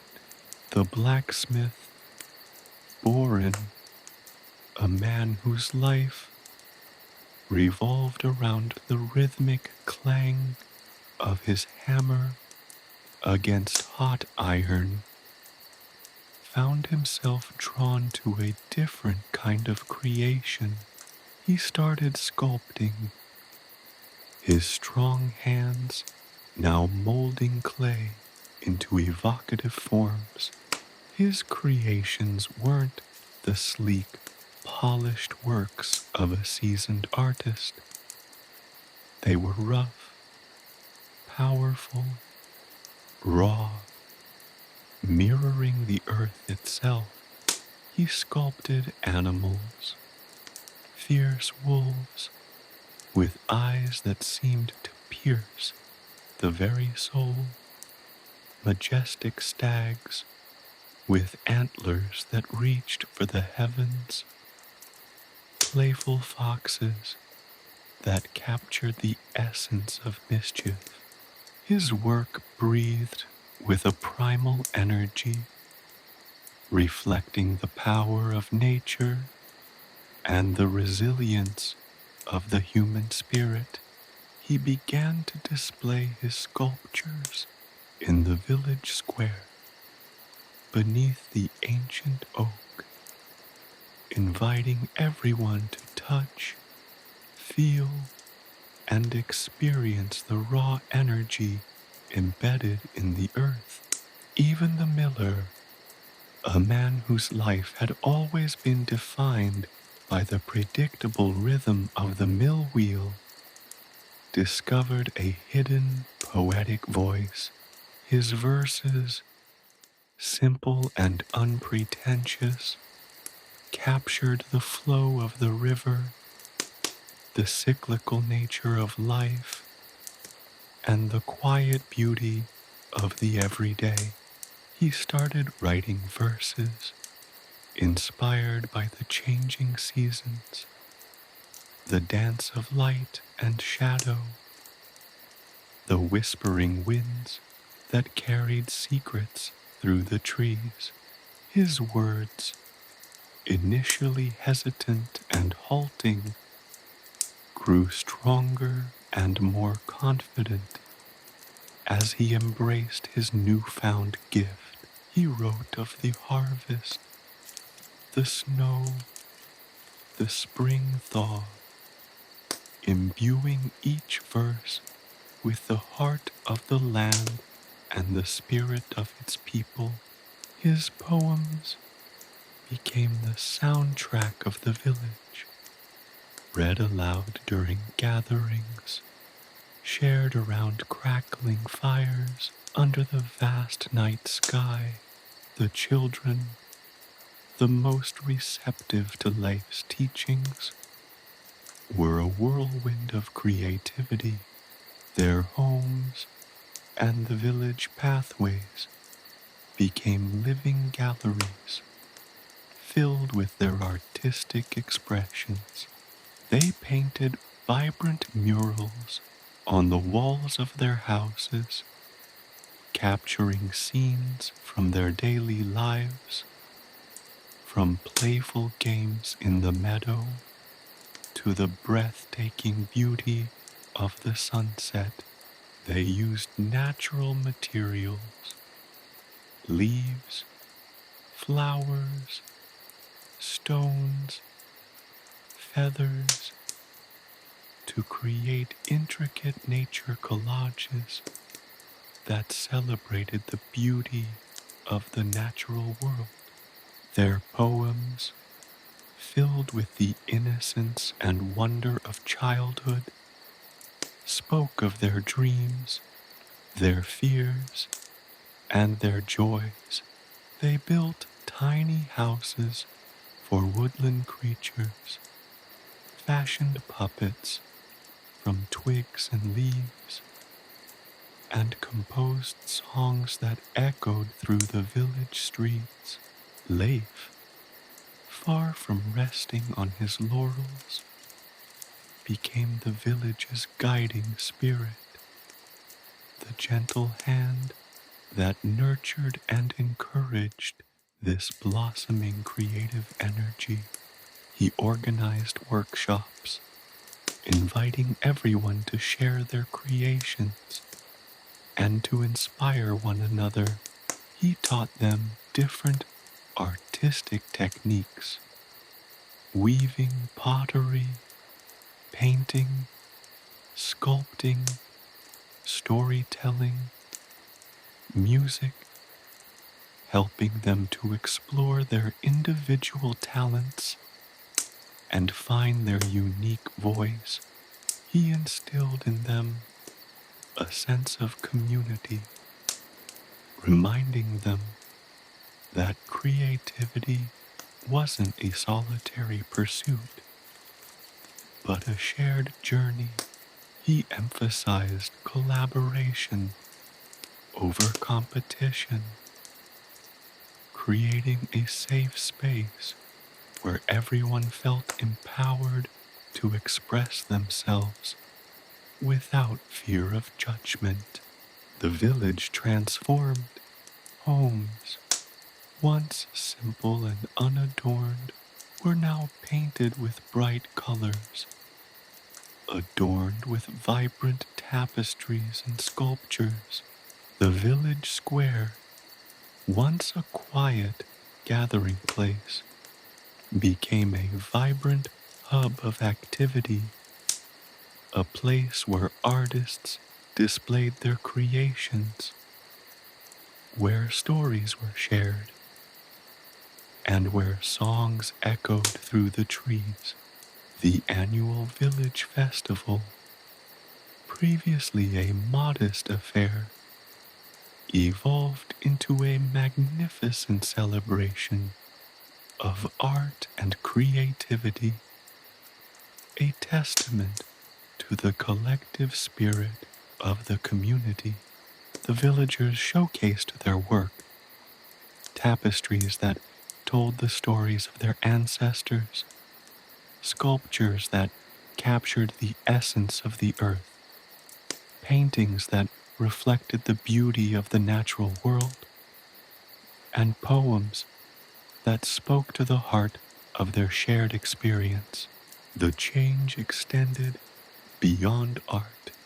The villagers' newfound creative confidence spilled over into other aspects of their lives. They approached challenges with greater resilience, solving problems through innovative collaborations. They found new ways to strengthen their community, working together to improve their homes, their infrastructure, and their relationship with the surrounding natural environment. Their creative spirit enriched their daily lives, bringing renewed joy and meaning to even the most mundane tasks. They were finding connections in the simple things, finding inspiration in the rhythms of nature, finding community and belonging in their shared artistic journey. The transformation touched every facet of life, deepening their connections to one another and to the earth. The whispering spring, once a hidden secret known only to Leif, became a sacred place, a symbol of their transformation. People would gather there not only to drink from its magical waters, but to meditate, to connect with nature, and to draw inspiration from its potent energy. The runes, carved into the ancient bone spigot, seemed to pulse with a renewed intensity, reflecting the vibrancy of the community's creative spirit. They were no longer mere symbols, but conduits of energy, paths to a deeper connection with the world's magic. Leif's journey had transformed not only his life, but the entire village. His gift, the golden Mead's magic, had awakened a dormant, creative spirit within each villager, reminding them of their inherent potential, their unique voice, and the powerful connection they shared with the earth and each other. The village had become a living testament to the transformative power of art, a beacon of hope and inspiration, a symbol of the remarkable changes that can occur when individuals embrace their creative potential and work together to build a more vibrant and fulfilling life. The whispering spring, once a hidden secret, now stood as a proud emblem of a village reborn, a community transformed by the magic of shared creativity and the unwavering belief in the power of the human spirit. Facing skepticism, the warm glow of the setting sun cast long shadows across the cobblestone streets as Leif returned to the village, his heart brimming with the echoes of the whispering spring and the vibrant tapestry of his newfound artistic vision. He had expected a joyous welcome, a celebration of the miraculous transformation he'd undergone, a shared marvel at the burgeoning creativity that had swept through the village. Instead, he was met with a mixture of awe, curiosity, and most jarringly, deep-seated skepticism. Old Man Hemlock, his face etched with the wrinkles of a lifetime spent toiling the unforgiving land, spat a stream of tobacco juice onto the dusty ground. "Dreams, boy," he grumbled, his voice thick with cynicism. "Just fanciful dreams brought on by too much ale and a belly full of wild berries." The others, clustered around the village well, murmured their agreement, their gazes a mixture of suspicion and pity. Leif's tale, so vivid and real in his own memory, seemed to shrink and dim under the weight of their disbelief. He tried to explain, to paint with words the shimmering runes, the intoxicating scent of the golden mead, the surge of creative energy that had coursed through him, transforming not only himself, but the entire community. He described the vibrant tapestries woven by Elora, the raw power in Boran sculptures, the millers' poignant verses that captured the soul of their land, the children's exuberant artistry that had painted the village in a kaleidoscope of colors. He spoke of the shared spirit of creativity that had awakened, binding them together in a vibrant tapestry of artistic expression. But his words, once imbued with the magic of his experience, now felt flat and unconvincing.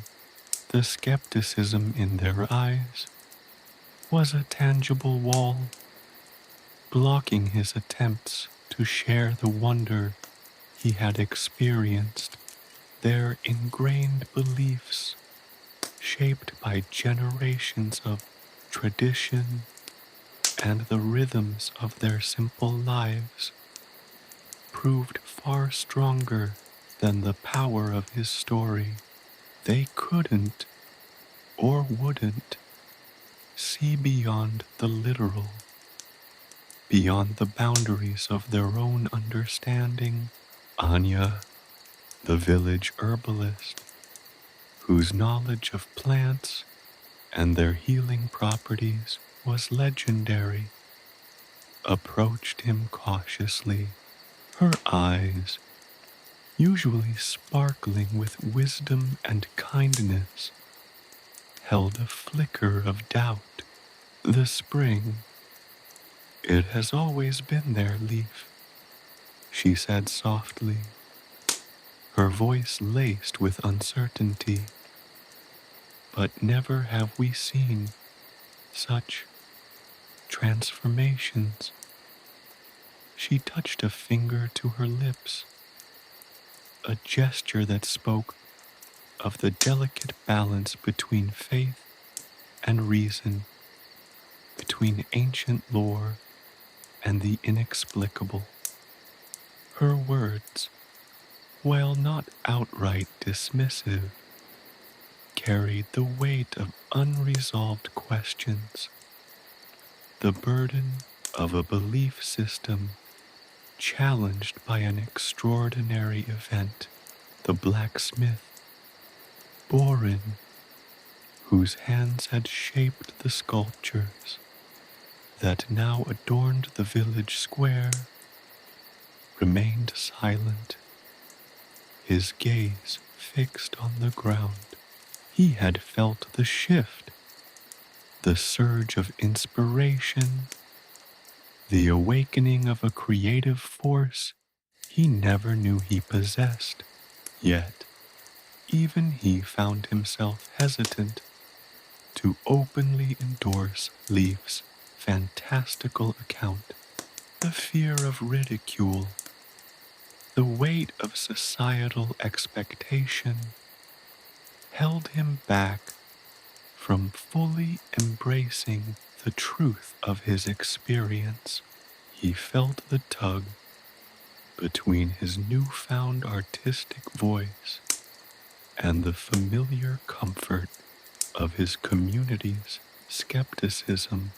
Even Elara, whose nimble fingers had woven tapestries imbued with newfound artistry, seemed hesitant to openly support Leif's story. She had witnessed the transformation within herself, felt the stirring of memories, and the flow of creativity that flowed through her. Yet, the weight of the village's doubt had begun to erode her confidence. The fear of being ostracized, of being seen as foolish or delusional, silenced her enthusiastic support of Leif. She had learned to navigate the subtleties of village life, and this was a dangerous current to navigate. Leif, though disheartened, refused to let the skepticism extinguish the flame of his conviction. He knew the truth of his experience, felt its potent energy still coursing through his veins. The doubts of others could not diminish the reality of his journey.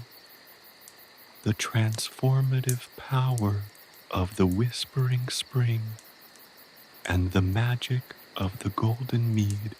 His self-belief, tempered by the challenges he'd faced in the magical realm, became his shield against the relentless barrages of doubt. He organized a small gathering, not in the village square, where the skepticism was palpable, but beneath the ancient oak at the edge of the forest. There, surrounded by the rustling leaves and the whispering wind, he shared his story again, this time with a select group: Anya, Borin, and a few of the younger villagers who had embraced his teachings with open hearts and minds. He didn't try to force them to believe. Instead, he shared his experiences, focusing on the tangible changes that had swept through their community. He showed them the vibrant tapestries, the powerful sculptures, the poignant poems. He pointed to the children's artwork, to the renewed spirit of the village, to the newfound sense of community and collaboration that had blossomed in their midst. He spoke not of magic and mythical creatures, but of the tangible transformation of their lives, of the awakening of their latent creative potential. Slowly, tentatively, the skepticism began to crack.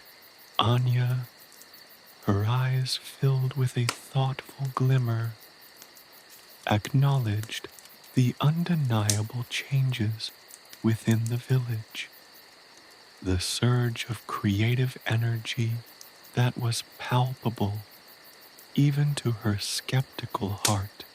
Borin, his voice low and hesitant, admitted to the inspiration that had sparked his artistic endeavors.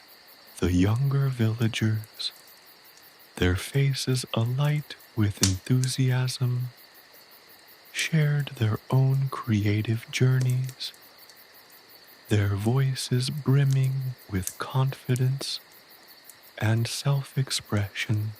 The doubts didn't vanish entirely. The seeds of skepticism sown over generations, are not easily uprooted, but a crack had appeared in the wall of disbelief. A tiny seed of acceptance had been planted, nourished by the tangible evidence of the village's transformation, the undeniable reality of their newfound creativity. Leif's journey, his magical encounter at the Whispering Spring, had not only transformed his own life, but had begun to shift the very foundation of their beliefs, opening their hearts to the possibility of something more, something magical, something beyond their wildest dreams. His conviction, his resilience, and his unwavering belief in the power of art had sown a seed of hope, a promise of a future painted in the vibrant colors, a future where the impossible seemed possible and where magic found its voice in the heart of a village reborn. The whispers of doubt remained, but they were becoming increasingly faint, dwarfed by the resounding chorus of shared creativity and the burgeoning faith in the power of transformation. The journey had only just begun. The enduring power of art. The following weeks were a testament to the enduring power of art. Leif, fueled by his experience at the Whispering Spring, poured his newfound inspiration into his work. He wasn't just writing poems. He was weaving tapestries of sound, creating verses that danced on the tongue and resonated deep within the soul. His words spoke of the land, its hardships and its beauty, its people and their struggles, their hopes and dreams. He sang of the whispering spring, of the golden mead, and of the transformative power of art, imbuing his poems with a magic that even the most skeptical villagers couldn't deny. His poetry wasn't merely a recital of events. It was an invocation, a summoning of the very essence of the village's spirit. He sang of the blacksmith's calloused hands, shaping iron into works of art, of the herbalist's gentle touch, mending wounds both physical and emotional, of the miller's weary face, etched with the wisdom of time and the rhythms of the seasons. He celebrated the children's laughter, the vitality of their artwork, and the enduring strength of their community. He didn't shy away from the skepticism that had initially greeted his tale. He addressed it directly, weaving it into his verses, acknowledging the doubts and fears that held his community back, but ultimately celebrating the power of art to overcome such obstacles. His poems became a bridge between the tangible world and the realm of imagination, a testament to the strength and resilience of the human spirit. He spoke of the whispers of doubt, but also of the rising tide of creativity that threatened to drown them out. His performances weren't grand affairs held at the village square. They were intimate gatherings often held under the ancient oak at the edge of the forest, or by the softly murmuring stream that fed the village well. The setting itself became a part of his performance, enhancing the mood and atmosphere, creating a space where the villagers could surrender to the magic of his words. Borin, the blacksmith, was among his most attentive listeners. Initially hesitant, he found himself captivated by Leif's verses, the words resonating with the deep-seated emotions he himself had struggled to articulate. He saw in Leif's poetry a reflection of his own artistic journey, the awakening of a creative power he had never known he possessed. Borin's sculptures, once simple tools, now blossomed with a newfound life, imbued with the same raw emotion and vibrant energy that pulsed through Leif's poetry. His creations, initially met with quiet appreciation, now drew visitors from neighboring villages.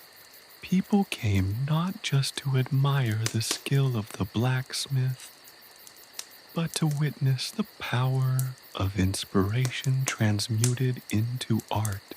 Anya, the herbalist, found a deeper connection to the land through Leif's words. His verses echoed the ancient wisdom she had inherited, reminding her of the interconnectedness of all things, the delicate balance between nature and human life.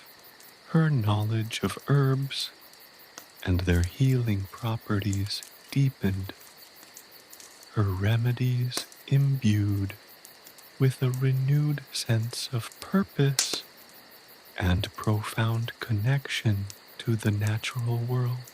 Anya's medicinal practices became renowned. People came not just for physical healing, but also for the calming presence and wisdom she offered. She began to weave stories into her herbal remedies, making the experience both soothing to the body and invigorating for the soul. Even Old Man Hemlock, the most ardent skeptic, found himself inexplicably drawn to Leif's performances. He wouldn't admit it openly, of course, but the rhythmic cadence of Leif's verses, the powerful imagery he evoked, the profound emotions his words unearthed, slowly chipped away at the hardened exterior of the old man's cynicisms.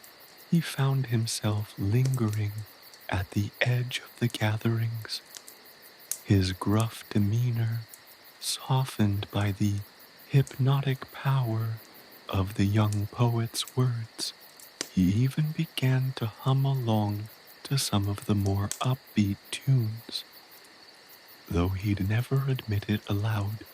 The children, ever receptive to the magic of storytelling, embraced Leif's poems with unrestrained enthusiasm. They memorized his verses, weaving them into their games and songs. Their artwork, once simple imitations of the adult world, now blossomed with a vibrant energy, reflecting the newfound creative confidence they had gleaned from Leif's tales. Their drawings and paintings overflowed with life, echoing the themes and emotions found in Leif's poetry. The village itself became a vibrant canvas, the children's art adorning every available surface, walls, fences, and even the cobblestone streets. The transformation wasn't merely aesthetic, it was a cultural awakening. The villagers, once bound by tradition and skepticism, found themselves connected through a shared passion for art, a newfound confidence in self-expression, and a deeper understanding of their community and its rich history. Leif's poetry wasn't just about the past, it was about shaping the future, about creating a community defined not by its doubts, but by its shared dreams and aspirations. His poems became the soundtrack of their lives, a constant reminder of the transformative power of imagination and the enduring strength of the human spirit. They became a shared language, a way of communicating beyond words, a way of celebrating the beauty and resilience of life in their small village nestled in the shadow of the ancient mountains. The spring, once a source of skepticism and disbelief, became a symbol of hope and renewal.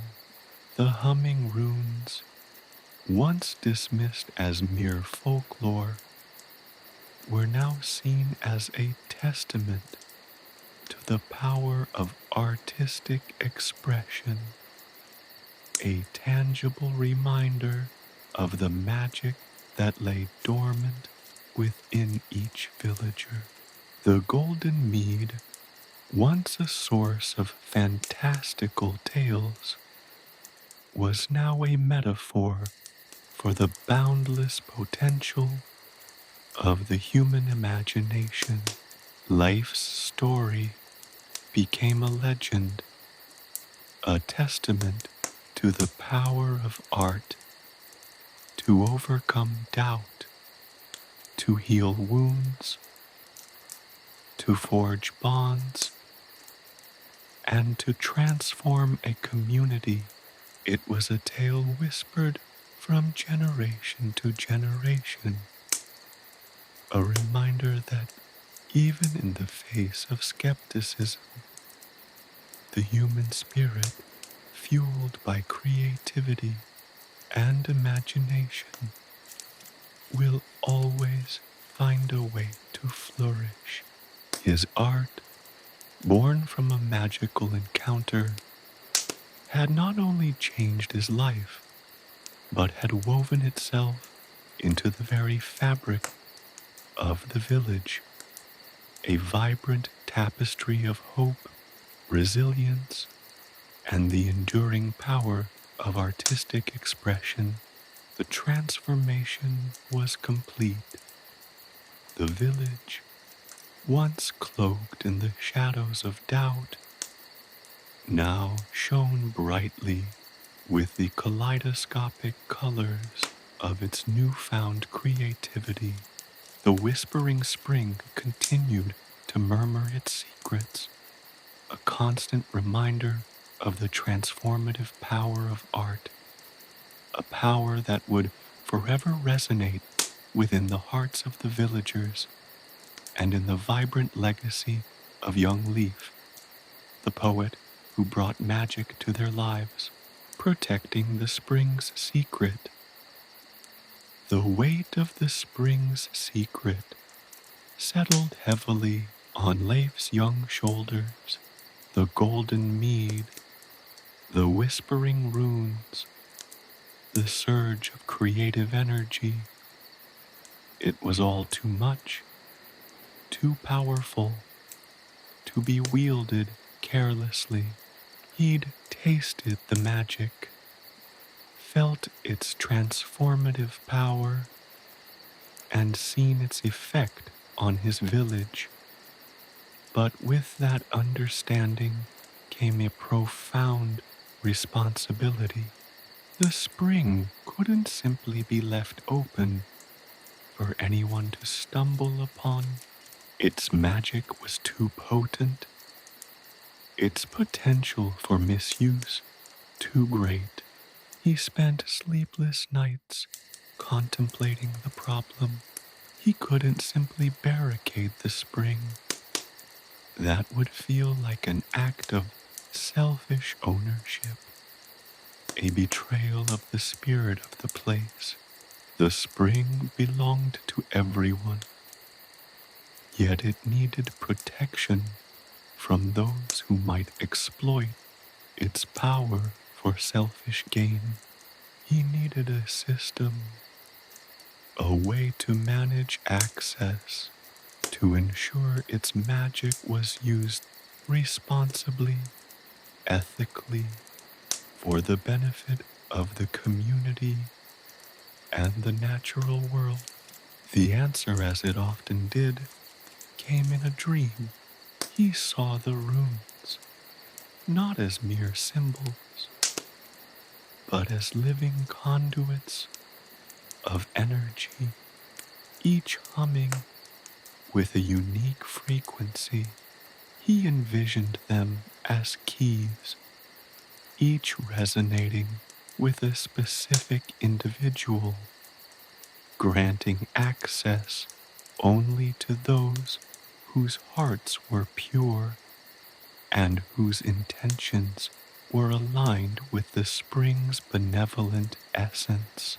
The dream gave him a sense of how to create the access system, even showing him what to use as a component. His first step was to consult Borin, the blacksmith.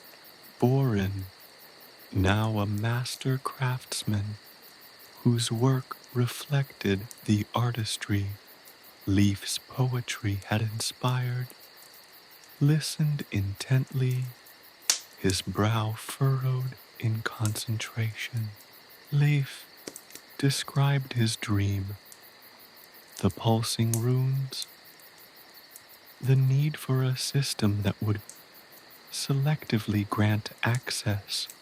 Borin, with his intuitive understanding of metal and energy, suggested using a series of intricately crafted metal charms, each bearing a unique rune. These charms, he explained, could be attuned to the individual's essence, resonating with the runes at the spring only if their heart held pure intentions. If their heart held other motives, the runes would remain dormant, refusing to unlock the spring's magic. It took weeks of meticulous work. Borin, with his newfound artistic flair, didn't simply create functional charms. He forged small works of art, each rune delicately etched and imbued with the energy of the spring itself.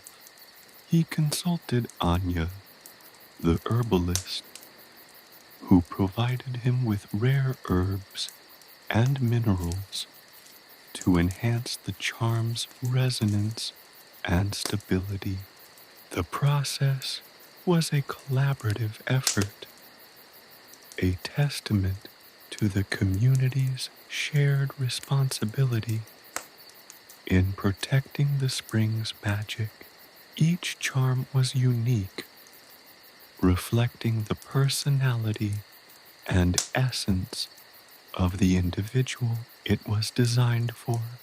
Anya's charm was crafted from polished moonstone, its gentle luminescence mirroring her quiet wisdom and healing touch.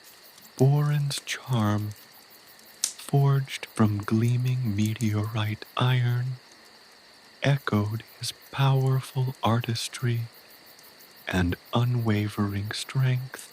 Even Old Man Hemlock, surprisingly receptive to the project, received a charm crafted from weathered oak, reflecting his gruff exterior, but hinting at the wisdom and resilience hidden beneath.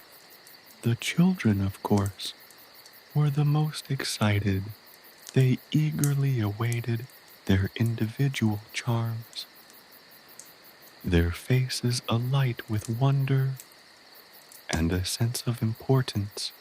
Their charms were smaller and more whimsical, adorned with tiny, brightly colored stones that represented their inherent creativity and joy. The placement of the charms was equally important. Leif, guided by intuition and his dream, selected several ancient stones surrounding the spring, each marked with a unique rune that corresponded to a specific charm. He worked with Boren to create a system of interlocking metal rings that would hold the charms securely in place, yet allow for easy access and removal. The system was not only a protection, it was a testament to the unity and trust within the village.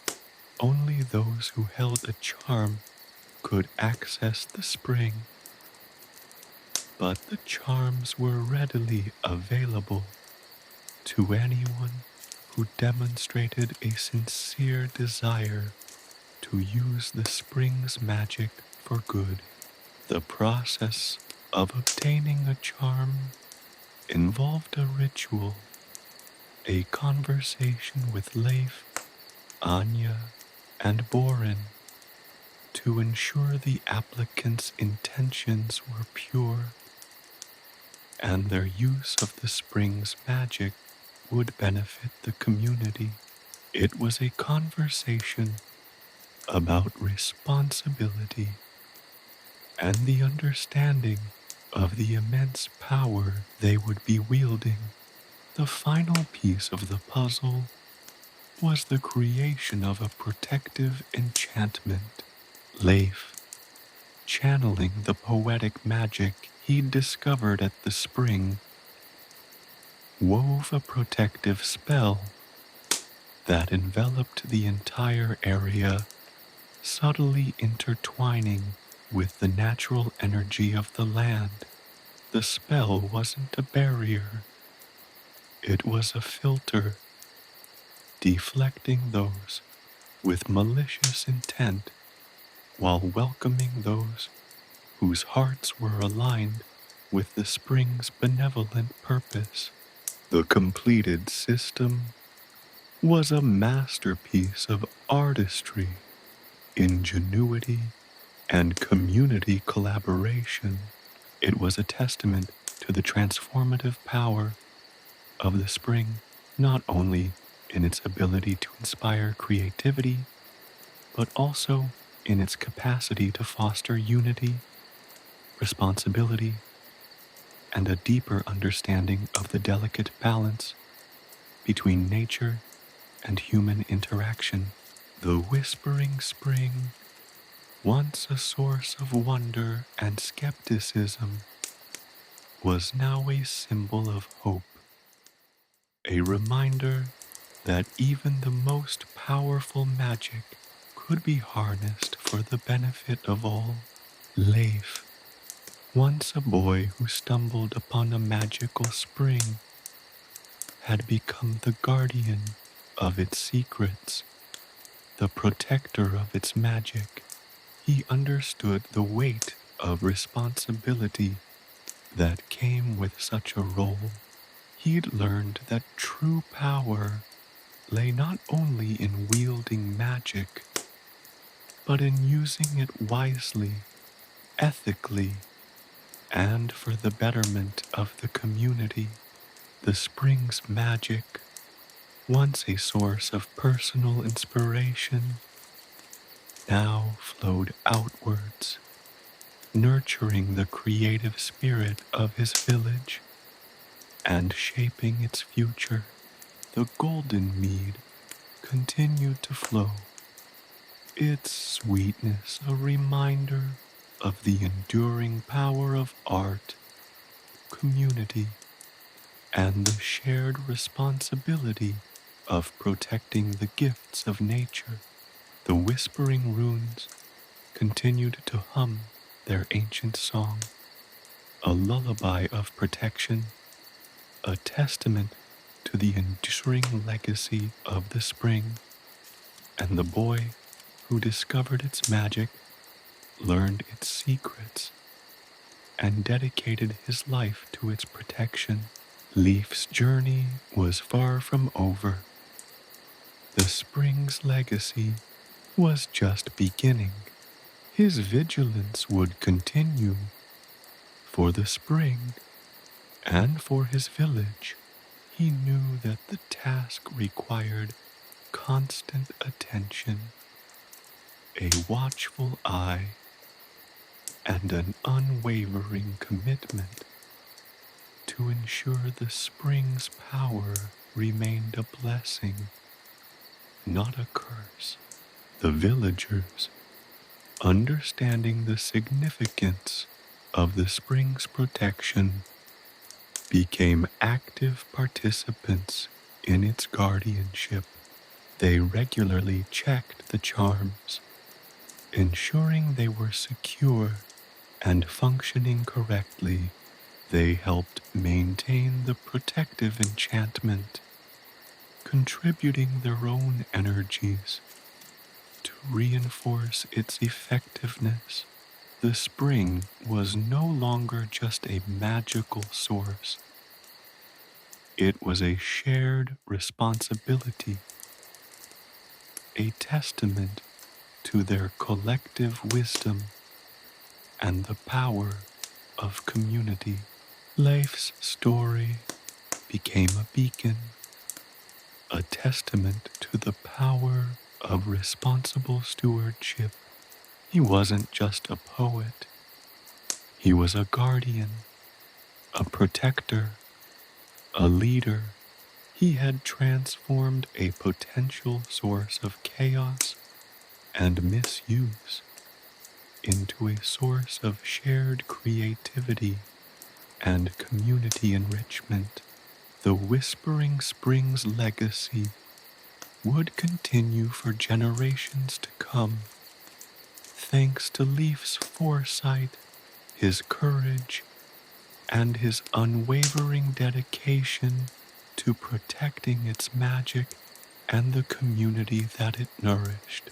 The spring's magic was now woven into the very fabric of their lives, a constant reminder of the power of responsible magic, the importance of community, and the enduring legacy of a young poet who chose to safeguard the magic he had discovered. The cycle of inspiration, the golden sunlight filtering through the leaves of the ancient oak trees, dappled the mossy ground around the whispering spring. Leif sat beside it, the familiar hum of the runes, a comforting presence. He no longer saw the spring merely as a source of personal inspiration. It was a wellspring of creativity, a vibrant, ever-flowing river of artistic energy that needed to be channeled and shared. The realization struck him with the force of a sudden spring thaw. His role wasn't merely to protect the spring, but to nurture its life-giving flow, to ensure its magic continued to inspire generations to come. His personal journey had only just begun. The true legacy of the spring lay not in its inherent power, but in its ability to empower others. He pondered the cyclical nature of inspiration, how the spring's magic had touched him, and how his own art, in turn, had inspired Boren and the village. It was a continuous loop, a feedback mechanism of creativity fueling creativity.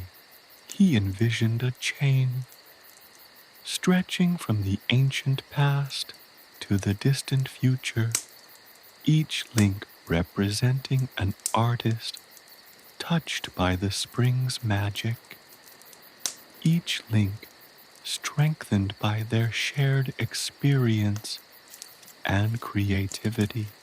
He was just one link in that chain, a custodian of a precious legacy, and it was his duty to forge the next link, and the next, and the next, ensuring the cycle continued unbroken.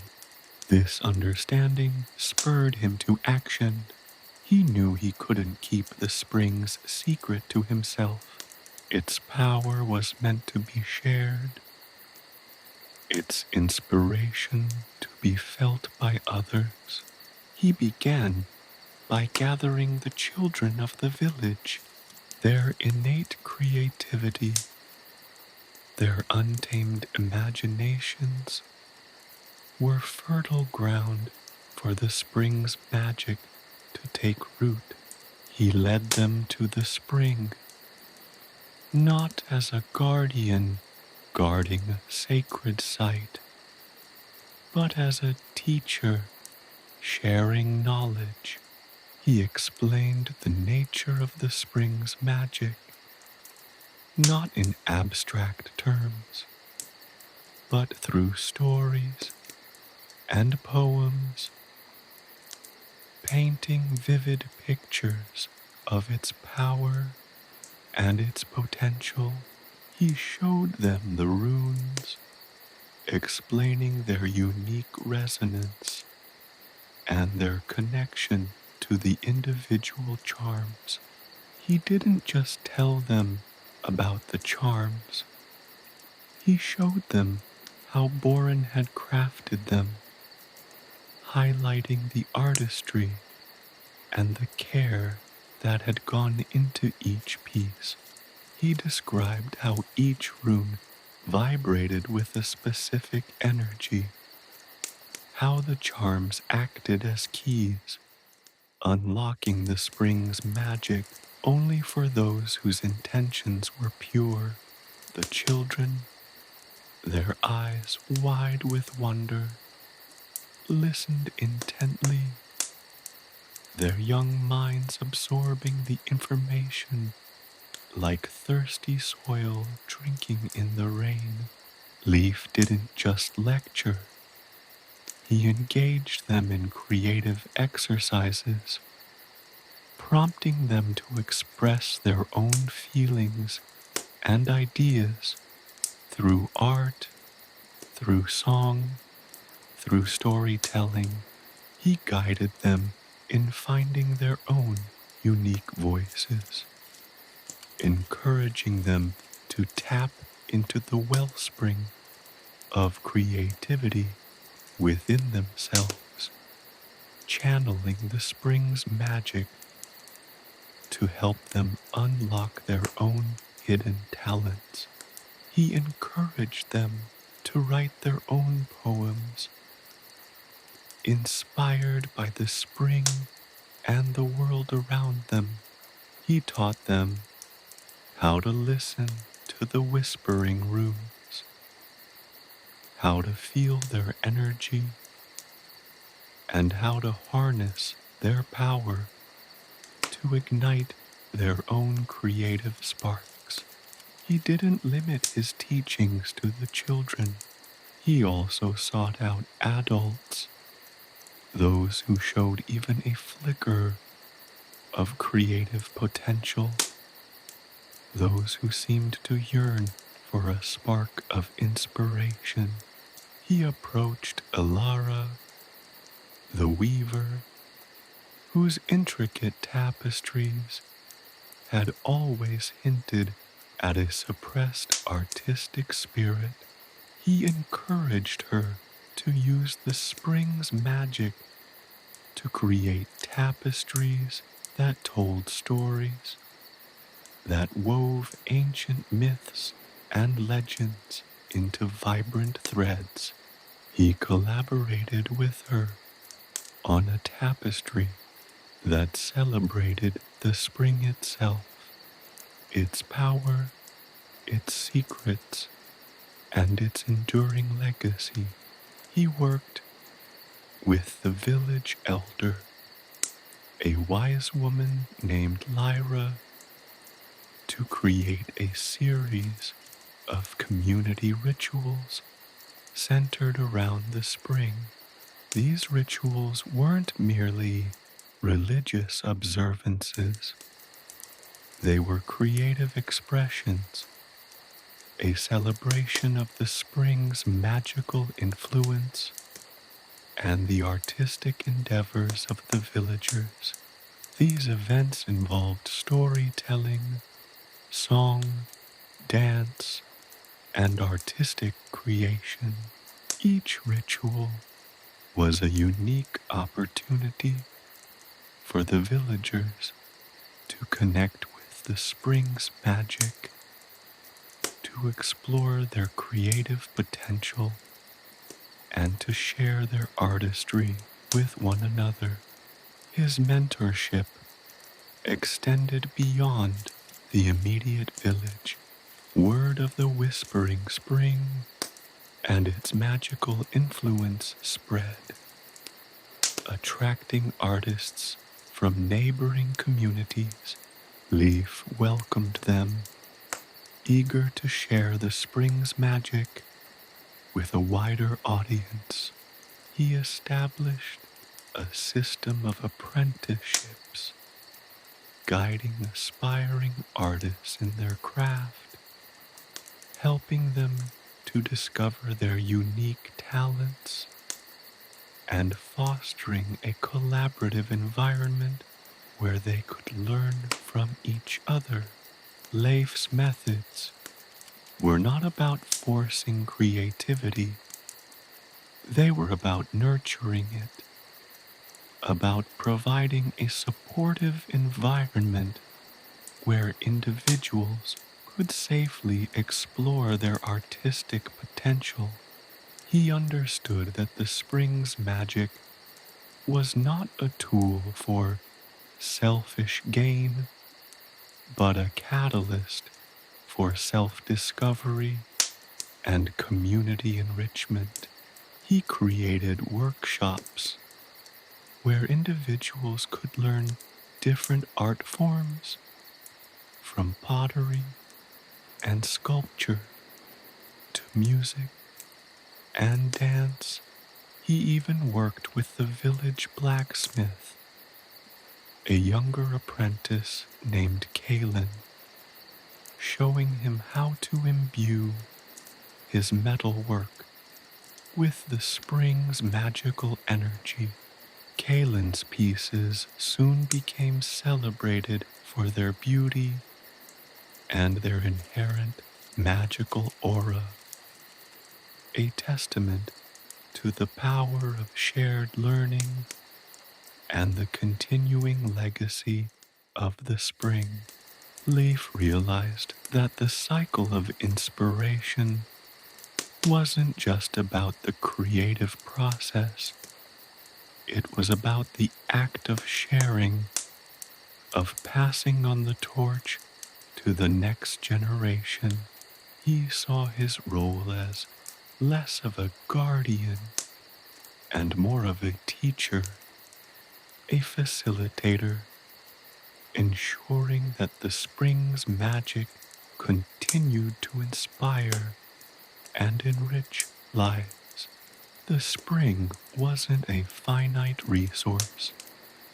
It was a continuously renewing wellspring of creativity, constantly providing inspiration and fueling the creative spirit of those who sought it.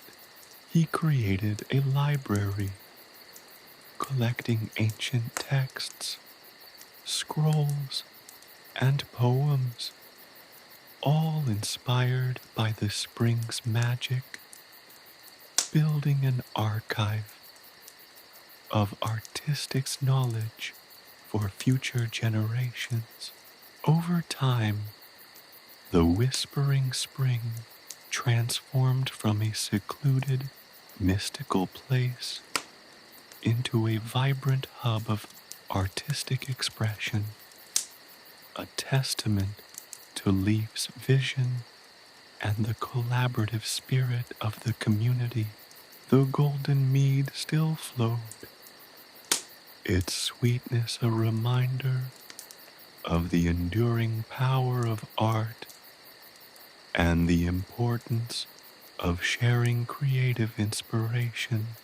The runes still hummed their ancient song, a melody of creativity and renewal, a promise that the cycle of inspiration would continue to flow, generation after generation, ensuring that the legacy of the spring would endure for centuries to come. A beacon of artistic creativity, echoing in the hearts and minds of all who were touched by its magic. Leif's journey, once a personal quest, had blossomed into a grand endeavor, a testament to the transformative power of nature, the enduring strength of community, and the infinite possibilities of creative expression. The whispers of the spring echoed not only in the flowing water, but also in the art and music of the generations yet to come, bearing witness to the legacy he created, a lasting impression. The years that followed saw the village of Oakhaven transformed. Leif, once a simple boy, became a figure of legend, his tale woven into the very fabric of the community's identity. The Whispering Spring, once a secret known only to a few, became a sacred site, a place of pilgrimage for artists and dreamers from far and wide. Leif's story, passed down through generations, was embellished and reimagined, yet the core message remained: the power of imagination, the importance of dedication, and the transformative magic of creativity. He wasn't simply remembered, he was celebrated each year on the anniversary of Leif's discovery. The villagers held a grand festival. This wasn't merely a celebration of the spring. It was a testament to the artistic spirit that Leif had ignited within their hearts. The festival was a kaleidoscope of colors and sounds, a riot of creative expression. Children, their faces painted with the vibrant hues of the rainbow, danced to the rhythm of flutes and drums, their movements mirroring the graceful flow of the spring. Adults, inspired by Leif's legacy, showcased their own artistic skills, intricate tapestries depicting scenes from Leif's life, musical compositions echoing the humming of the runes, sculptures crafted from the very stone that surrounded the spring. The younger generation, guided by Leif's teachings and those he had trained, took up the mantle of custodians of the spring, carrying on his legacy with unwavering dedication. They meticulously documented the history of the spring and the evolution of the artistic traditions it nurtured. They created a museum displaying artifacts that bore witness to the spring's power, ornate charms imbued with magical energies, intricate tapestries narrating the stories of the spring's influence, and breathtaking sculptures capturing the very essence of the spring's magic. Leif's impact wasn't confined to Oakhaven.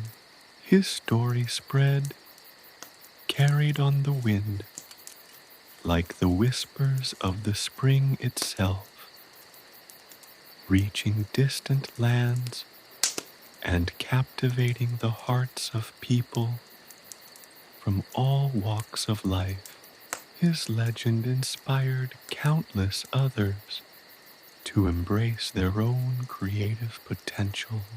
Farmers found poetry in the rhythm of the seasons. Blacksmiths saw art in the glowing embers of their forges. Weavers discovered stories in the intertwining of threads. Even the most mundane tasks were infused with a new sense of purpose, a creative energy sparked by Leif's enduring legacy. His teachings, simple yet profound, were passed down through generations, inspiring countless artists to unlock their own hidden talents. The emphasis was not on perfection, but on the journey of self-discovery. He emphasized the importance of embracing imperfection, of finding beauty in the unique flaws that made each piece of art truly one of a kind. The villagers remembered Leif not just for his achievements, but for his unwavering belief in their potential, his ability to foster a collaborative environment where everyone felt empowered to express themselves. One particular tale told of a young woman named Alara who was initially hesitant to trust her own creative abilities. She had always lacked confidence, believing her skills as a weaver were merely adequate. However, inspired by Leif's teachings and the community spirit he fostered, Ilara began to experiment with new techniques, incorporating the imagery and symbolism inspired by the spring into her tapestries. Her works transformed from simple utilitarian items into breathtaking masterpieces, celebrated not just for their technical skill, but for the depth of emotion and storytelling they conveyed. Another legend chronicled the story of Kalin, the village blacksmith's apprentice, Leif had taught him to imbue his metalwork with the spring's energy, transforming simple tools and weapons into works of art with inherent magical properties. Kalen's work, inspired by Leif's techniques, gained recognition across the land, proving that magic and artistry could perfectly complement each other. His creations were not mere tools. They were imbued with a potent energy, enhancing both their functionality and their aesthetic appeal. They were pieces of art as much as they were utilitarian objects, a testament to the power of creative synergy. The stories of the villagers weren't just isolated anecdotes. They collectively formed a narrative that echoed Leif's profound impact on Oakhaven. His teachings were so thoroughly integrated into the community's identity that they had become an integral part of its culture. It was no longer just a village, but a collective of artists, each contributing to the rich tapestry of creative expression that flowed like a river from the whispering spring. Even centuries later, the spring's magic continued to inspire, its legacy cemented not just in tangible artifacts, but in the spirit of the community. The villagers never forgot their debt to Leif, who had shown them the power of imagination and the transformative potential of shared creativity. The annual festival continued to be a powerful reminder of Leif's legacy, attracting artists and scholars from every corner of the kingdom. Each year, the stories of Leif's journey were retold, ensuring that his message of hope, creativity, and collaboration would echo through the generations. The Whispering Spring, once a hidden gem, was now a renowned landmark, a testament to the enduring power of a single individual's determination and the boundless creativity of a community inspired by his vision. Its waters continued to flow, a steady stream of inspiration, a constant reminder that even the most ordinary individual can achieve extraordinary things when fueled by passion and nurtured by a supportive community. And so, the legacy of the spring and of Leif himself lived on, a testament to the enduring power of creativity and the boundless possibilities of the human spirit. The whispers of the spring resonated not only in the flowing water, but also in the vibrant art, inspiring music, and rich storytelling that filled Oakhaven for generations to come, a living testament to Leif's enduring gift. His legacy wasn't merely a historical event.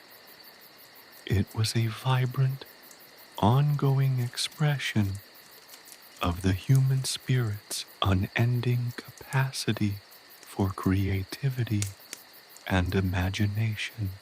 The spring itself seemed to hum with a deeper resonance, a vibrant echo of the countless lives it had touched, a symphony of shared inspiration that would continue to resonate for centuries to come. The continuing song, the whispering spring, nestled deep within the heart of Oakhaven, continued its ethereal song, a melody woven from the threads of time and imagination. Its waters, clear as crystal, flowed ceaselessly, a constant reminder of life's transformative gift. The rhythmic gurgle, once a secret known only to a few, had become a familiar lullaby to the villagers, a comforting presence that whispered tales of inspiration and creativity. The ancient bone spigot from which the golden mead flowed gleamed faintly, its surface etched with the passage of centuries, yet its magical properties remained undiminished. The runes surrounding the spring pulsed with a gentle, internal light, their ancient power subtly influencing the very air, imbuing it with a sense of wonder and possibility. Generations passed, and the legacy of Leif flourished. The annual festival, a vibrant celebration of art and creativity, continued to draw crowds from far and wide. Each year, the villagers, young and old, gathered around the spring, their hearts filled with gratitude and wonder. They danced to the rhythmic beat of ancient drums, their movements as fluid and graceful as the spring's water. They sang songs composed in honor of Leif, their voices echoing the melody of the spring itself. Their artistic expressions, born from the inspiration of the spring, range from intricate tapestries depicting scenes of Leif's life to breathtaking sculptures that captured the essence of the spring's magical power. The younger generations, trained by those who had been directly taught by Leif, meticulously documented the history of the spring and its enduring impact on the community. One such custodian, a young woman named Lyra, dedicated her life to preserving Leif's teachings. Lyra, possessing a keen artistic eye and a profound understanding of the spring's magic, took on the role of the spring's chronicler. She spent countless hours studying ancient texts, piecing together the history of the spring, and documenting the evolving artistic traditions it fostered. She meticulously cataloged the countless artworks inspired by the spring, ensuring that each piece was preserved for future generations. She was not just a keeper of records. She was a guardian of the spring's legacy. Her work extended beyond the physical preservation of artifacts. Lyra also sought to preserve the spirit of Leif's teachings, ensuring that his philosophy of collaborative creativity and self-expression continued to inspire and empower the community. Lyra's efforts were not confined to the physical realm. She recognized the importance of passing down Leif's philosophy of embracing imperfections and encouraging the collaborative spirit he had championed. She established workshops and mentoring programs, helping aspiring artists to develop their skills and discover their unique creative voices. Lyra emphasized the importance of embracing experimentation, taking risks, and learning from mistakes. Her approach wasn't about achieving perfection. It was about the journey of self-discovery, the process of learning and growing, and the joy of collaborative creation. Under Lyra's guidance, the artists of Oakhaven blossomed, pushing the boundaries of their respective disciplines and creating breathtaking works of art that reflected the unique magic of the spring. The spring's song inspired not just the visual arts, it nurtured a rich tradition of music and storytelling. Composers drew inspiration from the rhythmic flow of the water, creating musical pieces that echoed the spring's mystical melody. Storytellers wove narratives around the legend of Leif, each generation adding its own unique interpretations and embellishments. The spring's song permeated the very fabric of Oakhaven's culture, inspiring a symphony of artistic expression that echoed through time. Centuries later, the spring's influence spread beyond Oakhaven's borders.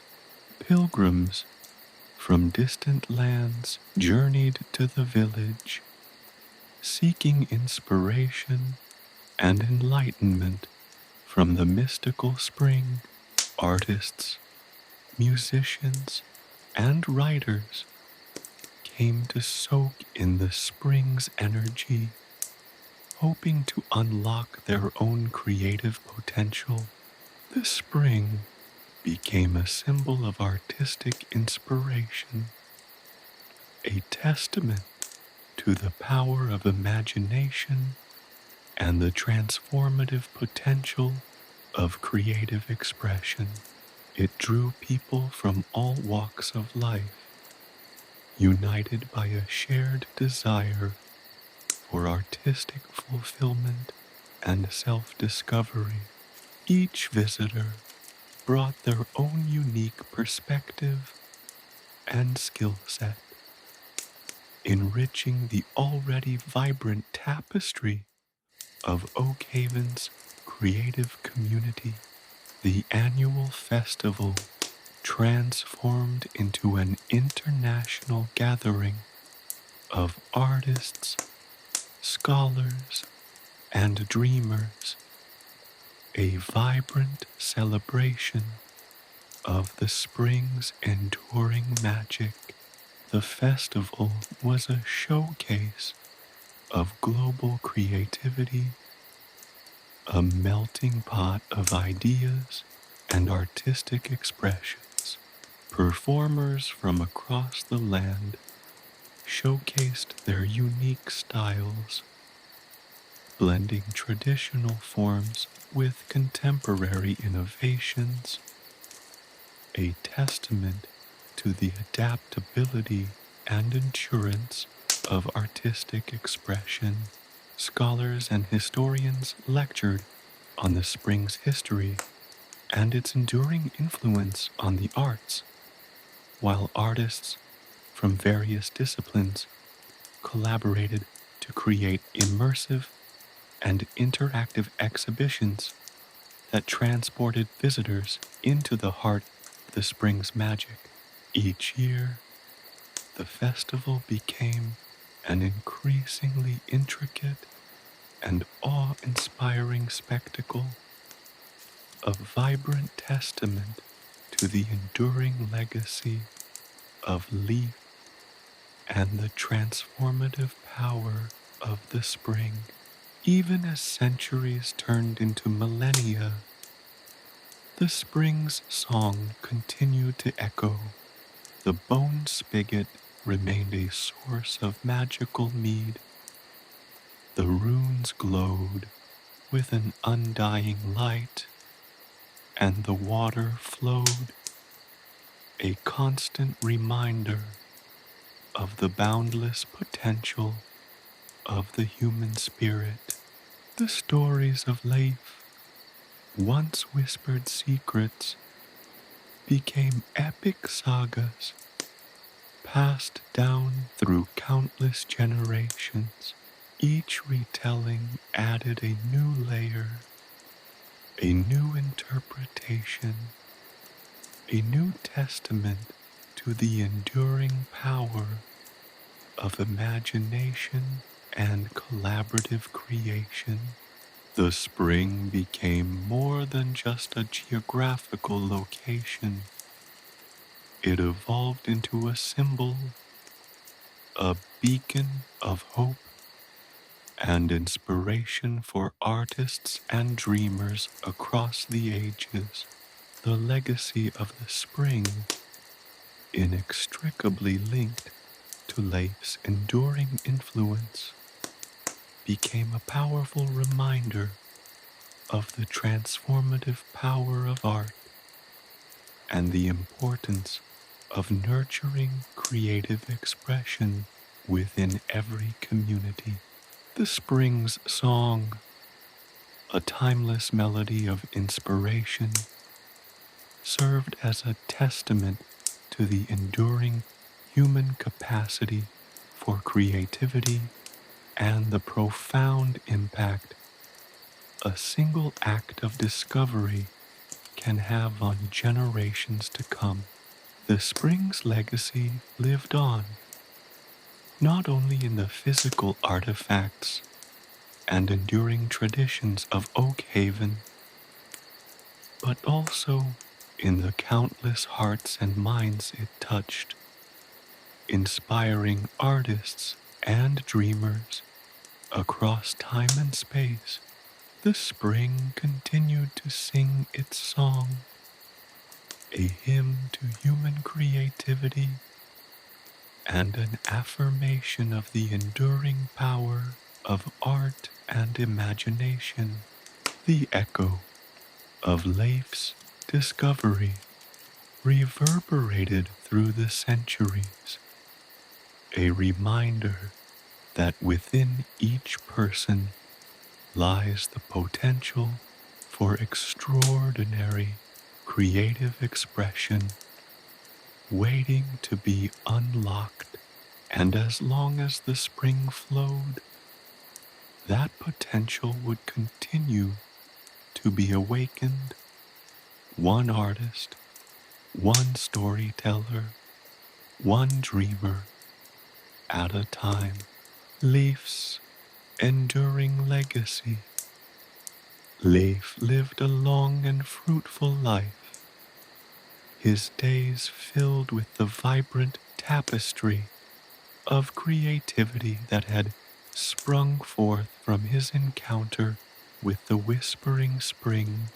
The golden mead, a potent elixir of inspiration, had not only unlocked his own poetic genius, but had also ignited a fervent passion within him to share this gift with others. He established workshops and schools of art within Oak Haven, his weathered hands guiding young apprentices in the intricacies of poetry, sculpture, and music.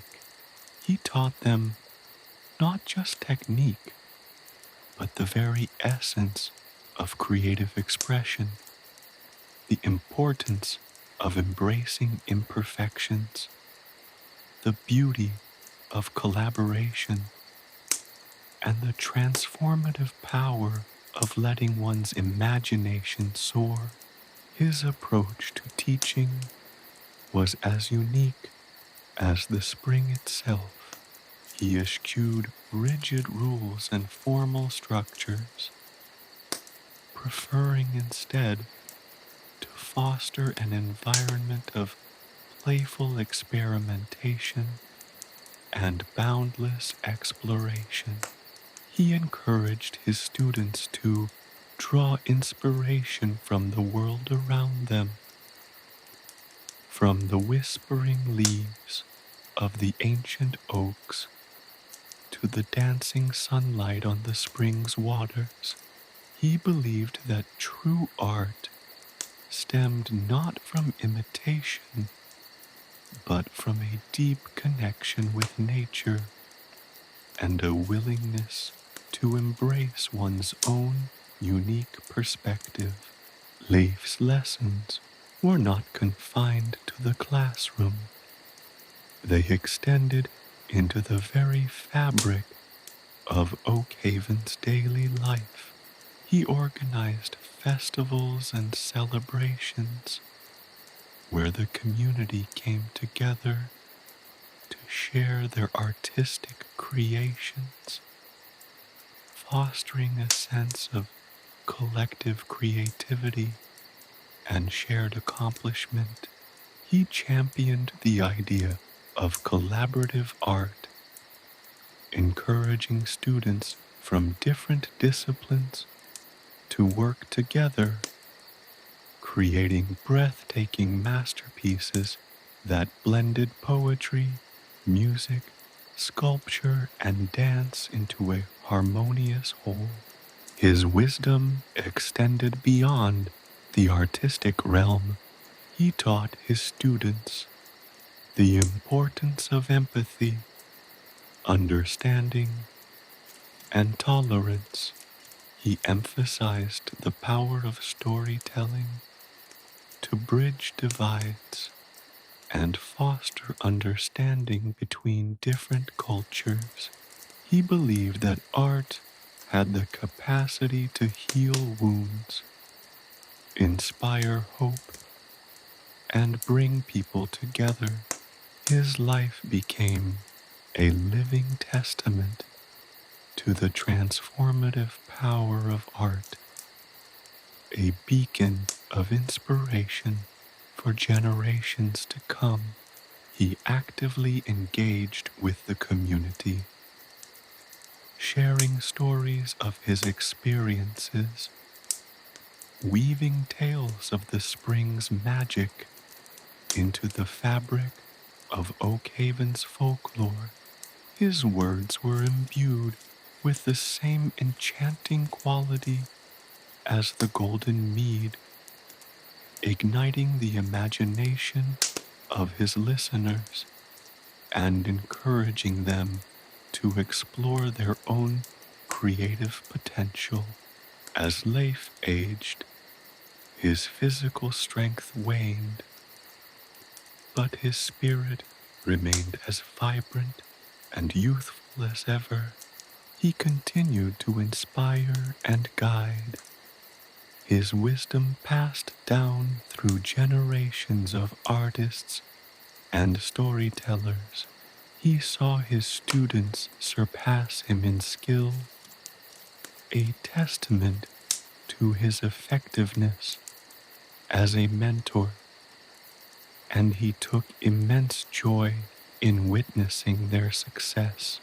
He often sat by the spring, reminiscing about his first encounter, the rush of inspiration, the taste of the golden mead, the whispering runes, and the profound impact it had on his life. He would share these memories with his closest companions and students, ensuring the legend of the spring was kept alive even after his passing. Leif's legacy continued to flourish. Oakhaven became a haven for artists from across the land, drawn to the spring's magic and the vibrant artistic community it had fostered. The annual festival, originally a small village gathering, transformed into a grand celebration of art and creativity, attracting visitors from far and wide. Scholars came to study the spring's unique history and the enduring influence of Leif's teachings. Artists sought inspiration from the spring's mystical energy, hoping to unlock their own creative potential. The spring became a pilgrimage site, a beacon of hope and inspiration for artists and dreamers from across the ages. Leif's contributions transcended the boundaries of his own lifetime. His teachings, passed down through generations, became a cornerstone of Oakhaven's cultural identity. The stories of his life, embellished and reinterpreted through the passage of time, became epic sagas that celebrated the power of imagination and the transformative potential of art. His legacy was not merely confined to Oakhaven, however. News of the magical spring and Leif's incredible influence spread throughout the land, attracting artists, poets, and musicians from distant kingdoms. They came seeking inspiration, guidance, and a chance to learn from the masters who had been trained by Leif himself. The stories of Leif became a source of inspiration for generations of artists. His name was whispered with reverence, his legacy celebrated through grand festivals and intricate works of art. His image, often depicted as a wise old man with a twinkling eye and a gentle smile, became a symbol of the power of creative imagination, a reminder of the boundless potential within every individual. His contributions to society extended beyond the realm of art. He taught people the importance of collaboration, empathy, and the power of shared creativity to overcome challenges and foster a sense of community. His legacy was one of unity, cooperation, and the profound impact a single individual can have on the world. The spring itself, now renowned throughout the land, became a symbol of Leif's enduring legacy. People would travel from across the realms to visit the spring, to drink its waters, and to feel its magical energy. The runes surrounding the spring continued to pulse with a gentle light, their ancient power still influencing the very air, imbuing it with a sense of wonder and possibility. The boned spigot continued to flow with the golden mead, a constant reminder of the boundless potential of the human spirit. The annual festival, now a grand celebration, drawing visitors from every corner of the land, remained a cornerstone of Oakhaven's culture. It was a testament to Leif's lasting impact, a vibrant celebration of art, creativity, and the transformative power of human imagination. The festival showcased a remarkable diversity of artistic expressions, from intricate tapestries and breathtaking sculptures to soul-stirring music and captivating storytelling. Each year, new generations of artists added their unique contributions, ensuring that Leif's legacy continued to evolve and adapt to the changing times. Even millennia later, Leif's legacy endured. His name was spoken in reverence, his story repeated in countless tales.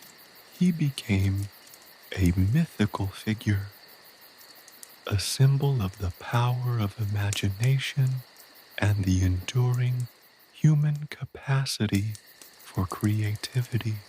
His influence extended to every corner of the land, transforming the lives of countless individuals, inspiring them to unlock their own creative potential, and shaping the cultural landscape for generations to come. The spring continued to flow, its song a timeless melody of inspiration, an echo of Leif's enduring legacy, a testament to the transformative power of art and the boundless potential of the human spirit. His story served as a constant reminder that within each person, no matter how humble their beginnings, lies a wellspring of creativity waiting to be discovered and shared with the world. The spread of poetic magic.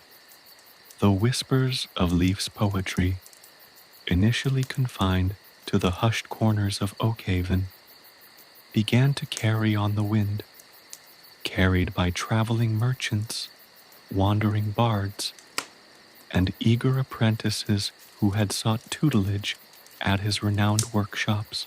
His verses, imbued with the very essence of the spring's magic, resonated with a power that transcended geographical boundaries.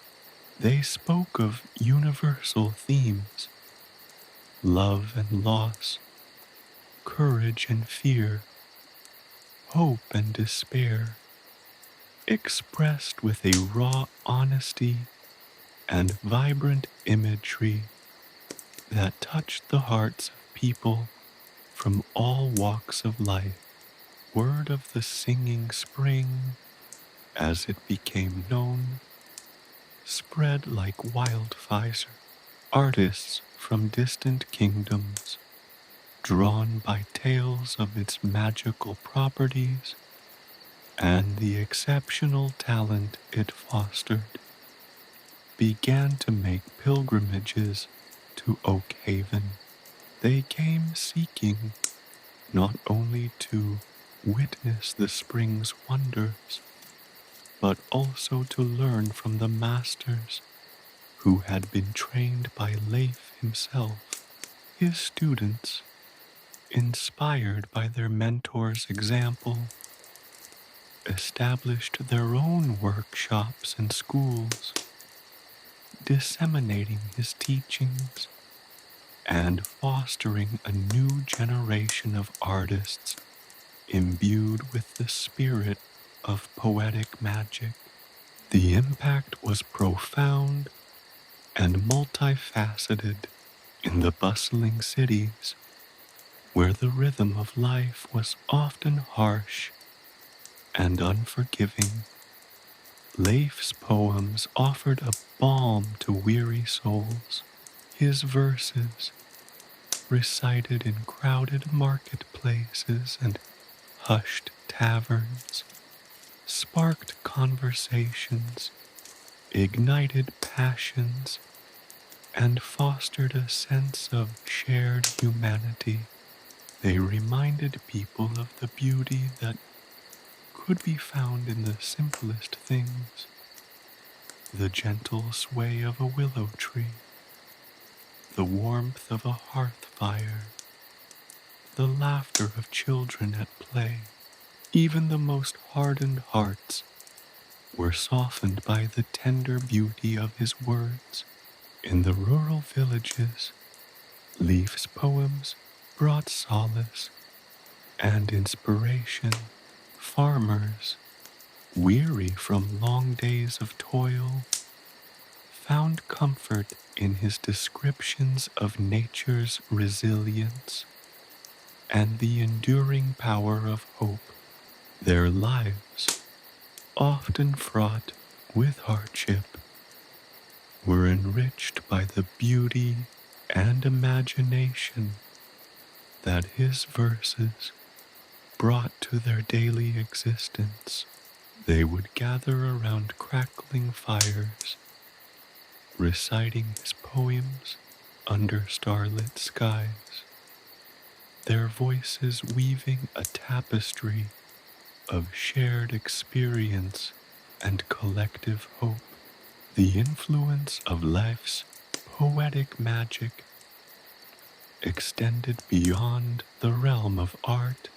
His words inspired social change, fostering empathy, understanding, and tolerance between different communities. His poems celebrated diversity, highlighting the beauty of different cultures and traditions. They challenged prejudice and injustice, inspiring people to embrace their differences and work together for a common good. The artistic revolution sparked by Leif's spring served as a potent catalyst for social harmony and progress. His storytelling also had a profound impact. His tales, passed down through generations, became interwoven with the fabric of the land's mythology. They told of courageous heroes, wise mentors, and the enduring power of imagination.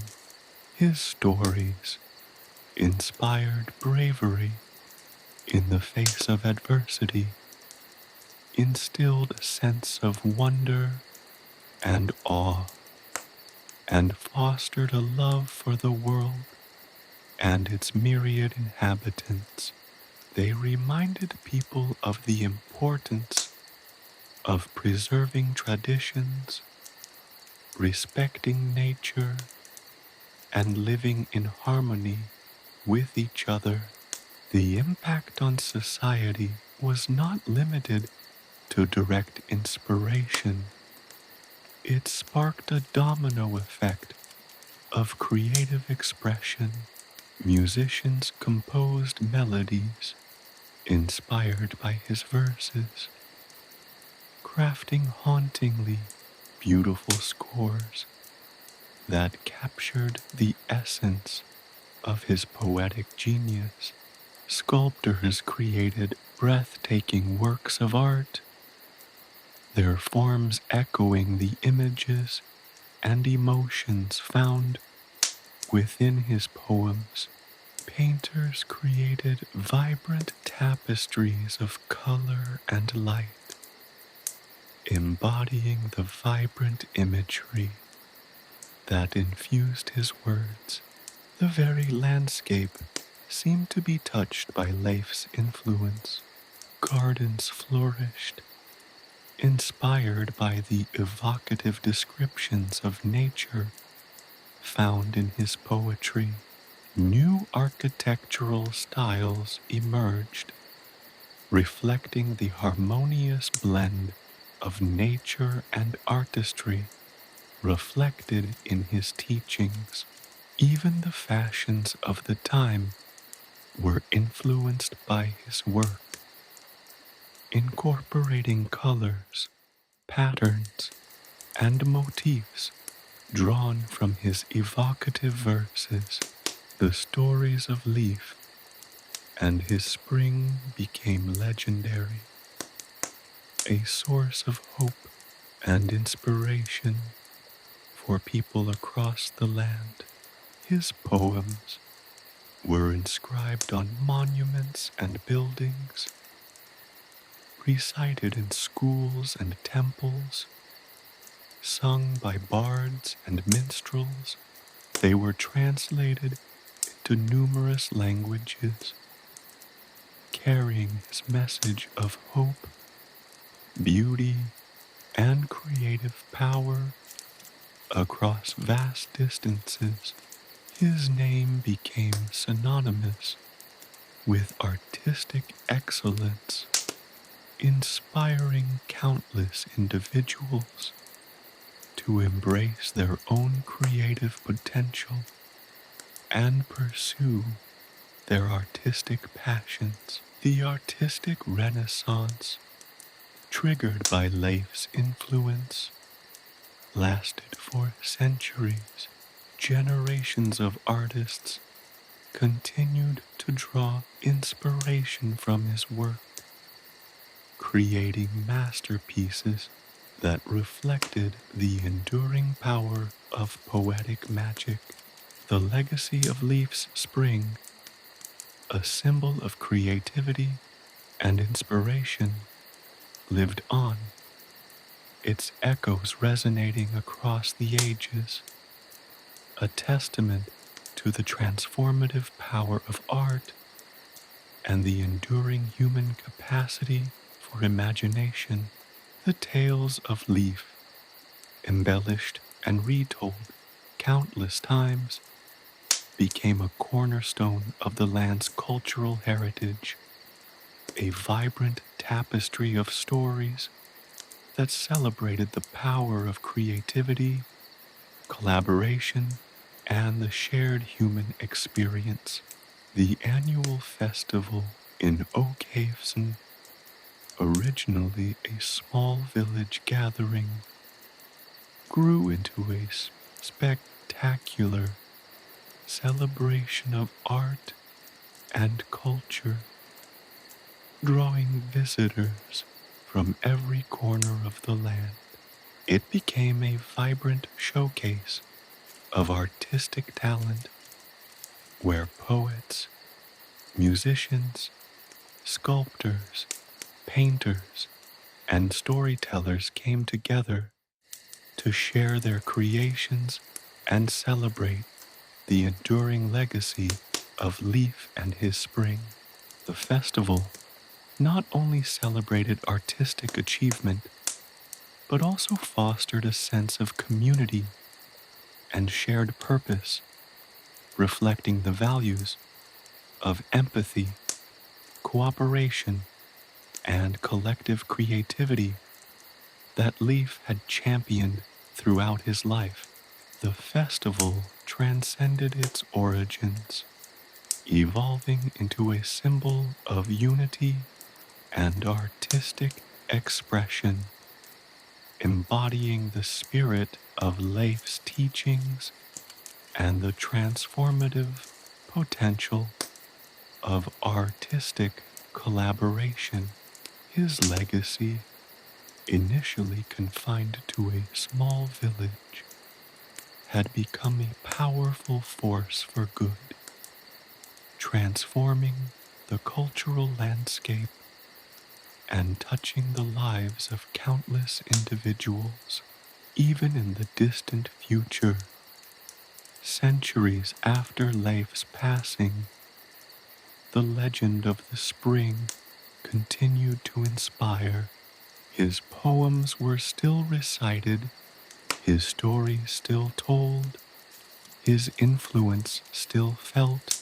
His work had become woven into the very fabric of the land's cultural identity, a constant reminder of the power of art to heal, inspire, and unite.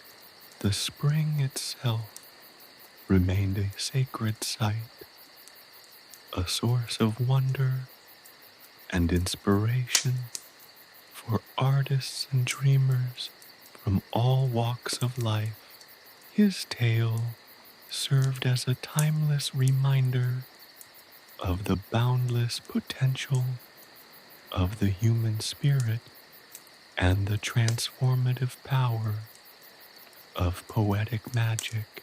The legacy of Leif, once a humble villager, had transformed into a beacon of hope and inspiration, illuminating the path for countless others to discover their own creative potential and share their gifts with the world. The echoes of his verses continue to reverberate throughout the ages, a testament to the enduring power of art and imagination. New generations of artists, the whispers of Leif's legacy, carried on the wind and etched into the hearts of countless individuals, sparked a vibrant flowering of artistic expression. His students, initially a small band of eager apprentices, blossomed into accomplished masters, each carrying a torch of poetic magic, illuminating their own unique paths. Ilara, once a shy weaver with fingers that only knew the rhythm of the loom, discovered a voice as vibrant and intricate as the tapestries she wove. Inspired by Leif's tales of courageous heroes, she spun verses that celebrated the strength and resilience of women, challenging the societal norms that confined them to the domestic sphere. Her poems, recited at village gatherings and sung by traveling minstrels, became anthems of empowerment, encouraging women to embrace their own potential and break free from the shackles of expectation. Then there was Theron, a young stonemason whose hands, once skilled only in shaping granite, now sculpted words as deftly as stone. He found his muse in Leif's description of the natural world, capturing the rugged beauty of mountains, the serene grace of rivers, and the vibrant energy of forests in verse that resonated with an almost geological strength. His poems weren't merely words. They were echoes of the earth itself, carrying the weight of history and the promise of the future. His works adorned the public squares and temples of the land, becoming a testament to the harmonious blend of nature and human artistry. Across the land, new schools and workshops sprang up, dedicated to nurturing the creative spirit ignited by Leif's influence. These weren't rigid institutions of rote learning, but vibrant hubs of collaboration and exploration, where artists from different disciplines found common ground in their shared passion for creative expression. Sculptors learned from poets, musicians from painters, and storytellers from dancers, creating a rich tapestry of artistic exchange that enriched the cultural landscape.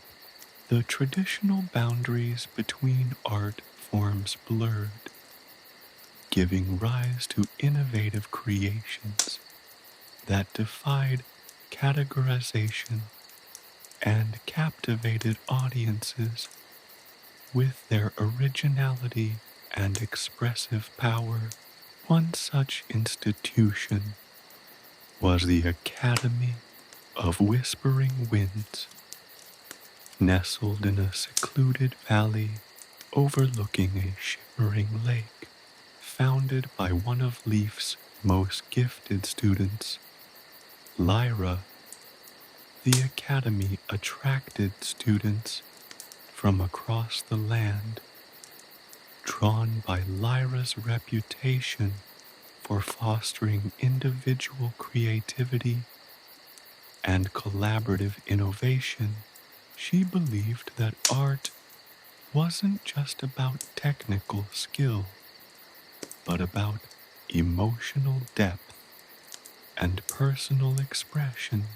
Lyra's teachings emphasized the importance of drawing inspiration from nature, observing the world with a keen eye, and allowing one's emotions to flow freely onto the page, canvas, or stone.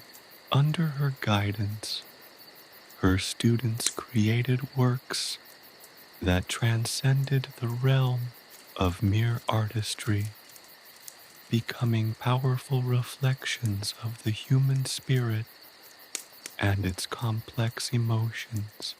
The Academy of Whispering Winds was more than just a school. It was a community. Students lived together, shared meals, and spent their evenings exchanging ideas, reciting poems, and critiquing each other's work. The atmosphere was one of mutual respect and encouragement, free from the rigid hierarchies and competitive rivalries that often plagued other artistic institutions. This collaborative spirit fostered a deep sense of camaraderie and mutual support among the students, creating a supportive environment where they felt safe to experiment, to fail, and to grow as artists. Lyra's legacy extended far beyond the walls of the academy. Her former students went on to establish their own schools and workshops, carrying the flame of creative collaboration across the land. The impact on the cultural landscape was immeasurable. New styles of music emerged, infused with the rhythms and emotions of Leif's poetry. Innovative architectural designs reflected the harmony of nature and human ingenuity, creating buildings that were both beautiful and functional. New forms of dance developed, blending traditional movements with the expressive power of Leif's storytelling. Even the clothing and fashion of the era were influenced by Leif's work, incorporating colors, textures, and motifs that captured the essence of his vibrant imagery. Leif's influence reached far beyond the realm of the arts. His poetry and stories inspired social change, promoting tolerance, understanding, and cooperation between different communities.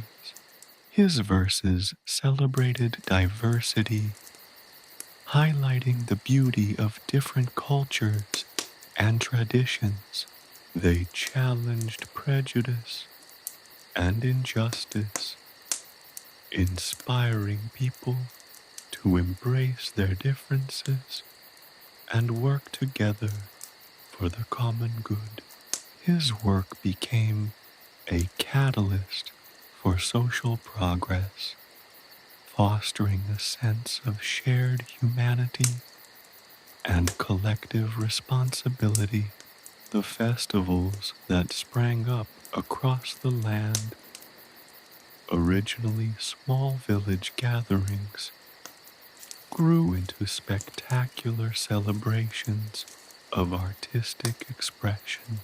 These festivals were not just showcases of talent, but also powerful expressions of community and shared purpose. They provided a platform for artists from all walks of life to come together, share their work, and celebrate the enduring power of creative collaboration.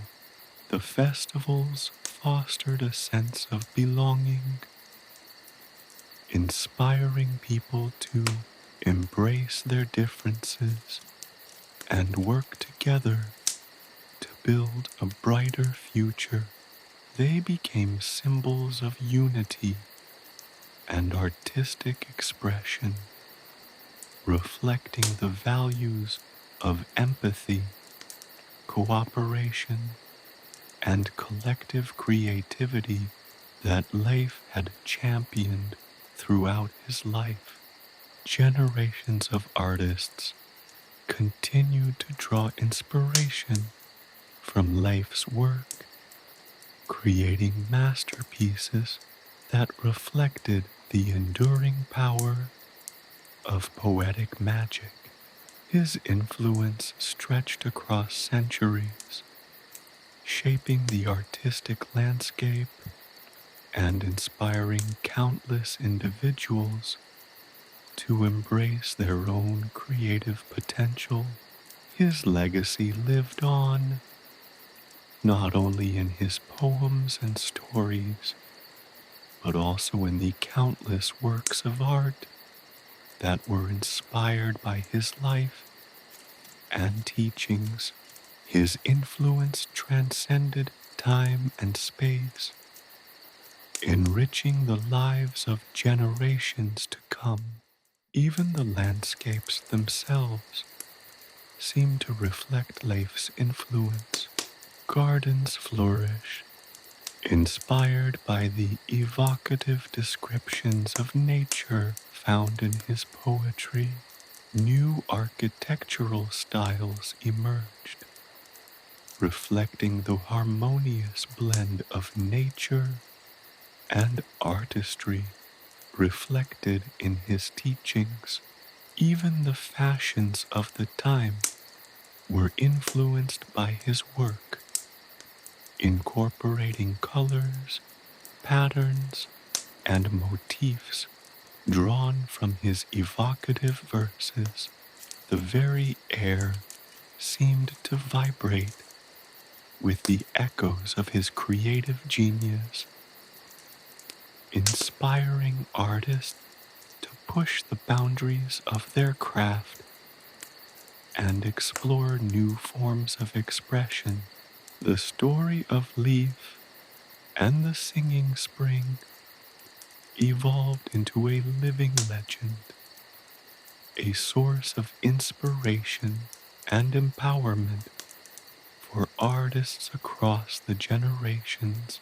His poems were inscribed on monuments, recited in schools, and sung by bards across the land, becoming an integral part of the cultural heritage. Translated into numerous languages, his message of hope, beauty, and creative power reached far and wide, inspiring countless individuals to embrace their own creative potential. His legacy served as a testament to the transformative power of art, the enduring human capacity for imagination, and the extraordinary impact a single individual can have on the world. The echoes of his verses continue to resonate throughout the ages, a vibrant testament to the power of creativity, collaboration, and the shared human experience. The power of storytelling. The Mead's magic didn't fade with the sunrise. The echoes of the Runic whispers, the surge of creative energy, remained a vibrant hum within Leif. He found himself compelled to share his experience, to translate the swirling visions and melodic verses that filled his dreams into tangible form. His first attempts were clumsy, hesitant, words struggling to capture the breathtaking beauty and profound emotional depth of his encounter with the singing spring. But with each failed attempt, a new understanding bloomed. He discovered that the power wasn't solely in the perfection of the verse, but in the act of creation itself, in the courage to share his vulnerability, his awe, his raw, untamed emotion. He began to recount his journey, not as a polished narrative, but as a series of fragmented memories, vivid images, and heartfelt emotions. He spoke of the shimmering light of the runes, the intoxicating scent of the golden mead, the whispered secrets of the ancient stones. He described the feeling of being utterly, breathtakingly alive, connected to something larger than himself, to the very essence of creative energy that pulsed through the earth. His initial audience was small, a handful of curious villagers gathered around the crackling fire in the town square. He spoke with a hesitant stammer at first, his cheeks flushed with a mixture of exhilaration and apprehension. But as he spoke, a captivating power filled his voice, a power that transcended mere words. His listeners were mesmerized, captivated by the raw emotion and vivid imagery he conjured. They saw the singing spring in their mind's eye, felt the pulse of the runes on their skin, tasted the sweet, heady nectar of the ancient mead. Word of Leif's storytelling spread like wildfire. Soon, crowds gathered to hear his tales, drawn by the promise of a journey into a realm beyond their everyday experience. His narratives were not simply stories, they were portals, opening up avenues of self-discovery and creative expression for his listeners. They felt empowered to explore their own inner worlds, to give voice to their own experiences, dreams, and aspirations. Leif's stories weren't confined to the spoken word. He began to carve his verses into wood, etch them onto stone, paint them onto canvases. He discovered new ways to express the emotions, images, and experiences the Mead had unlocked within him.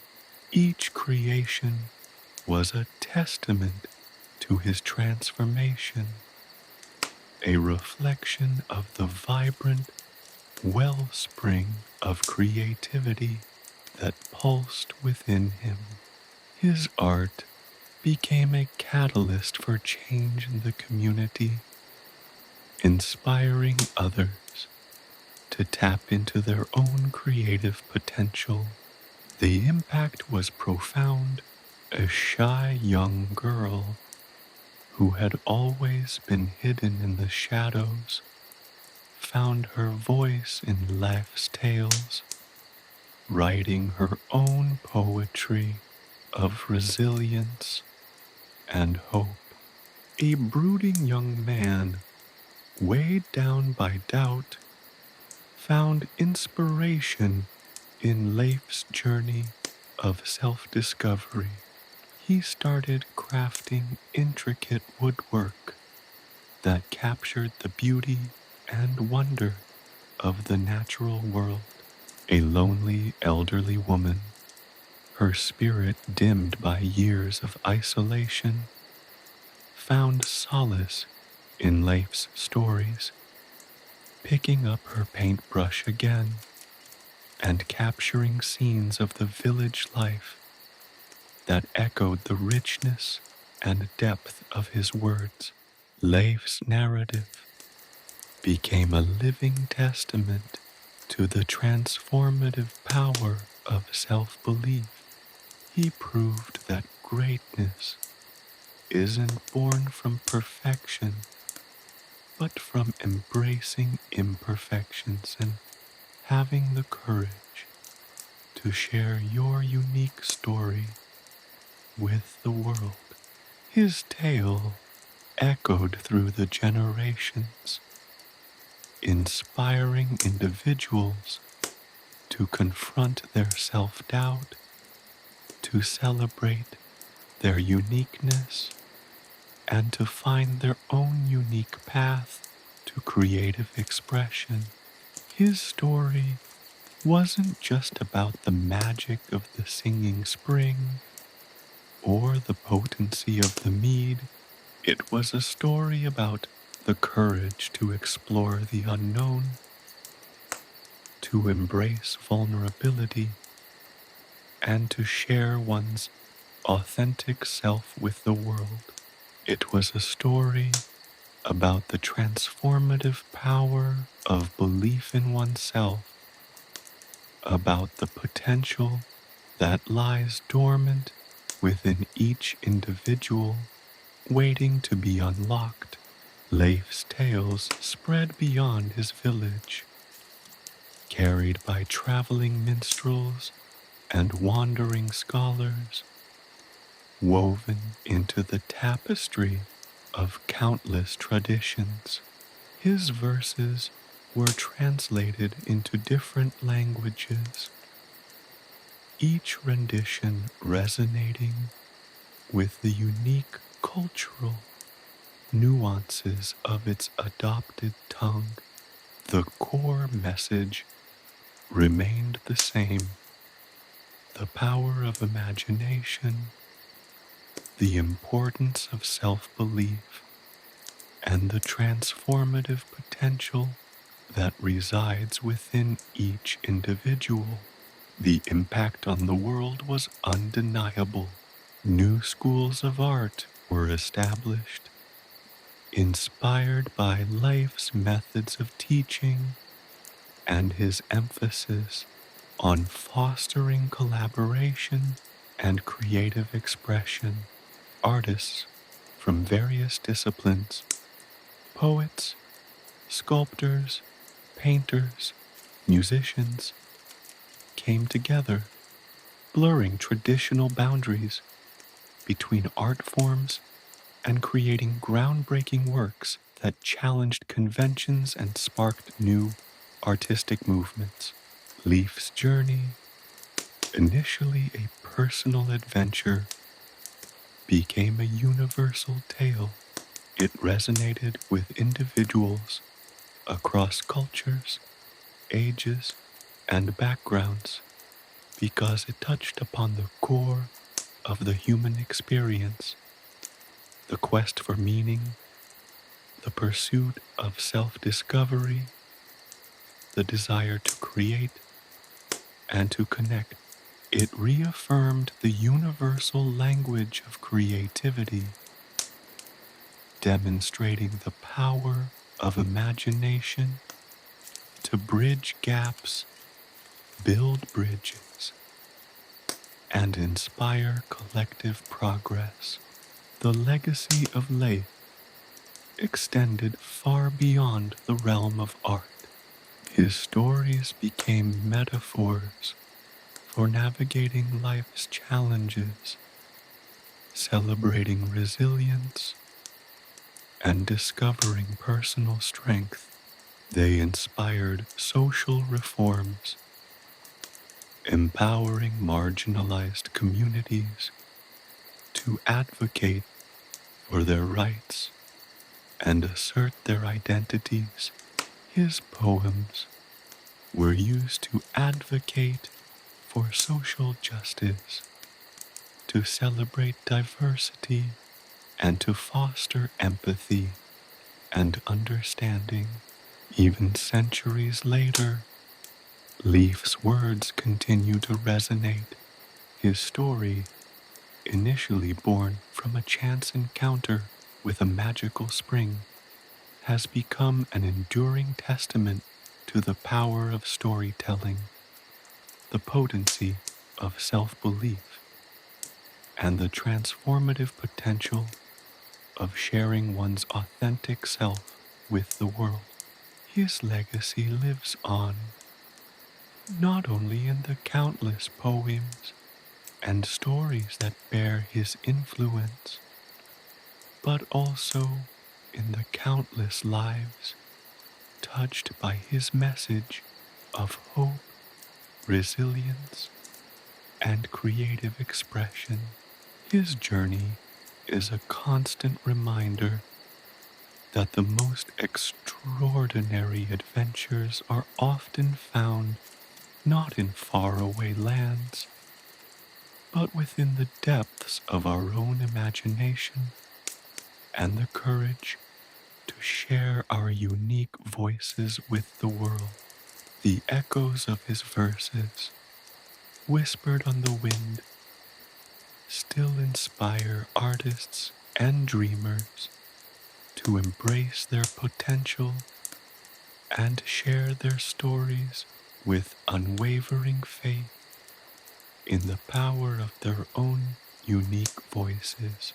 His story is a living testament to the extraordinary potential within each and every one of us. The enduring spirit of creativity The transformative power of life's experience rippled outwards, extending far beyond the immediate confines of his village.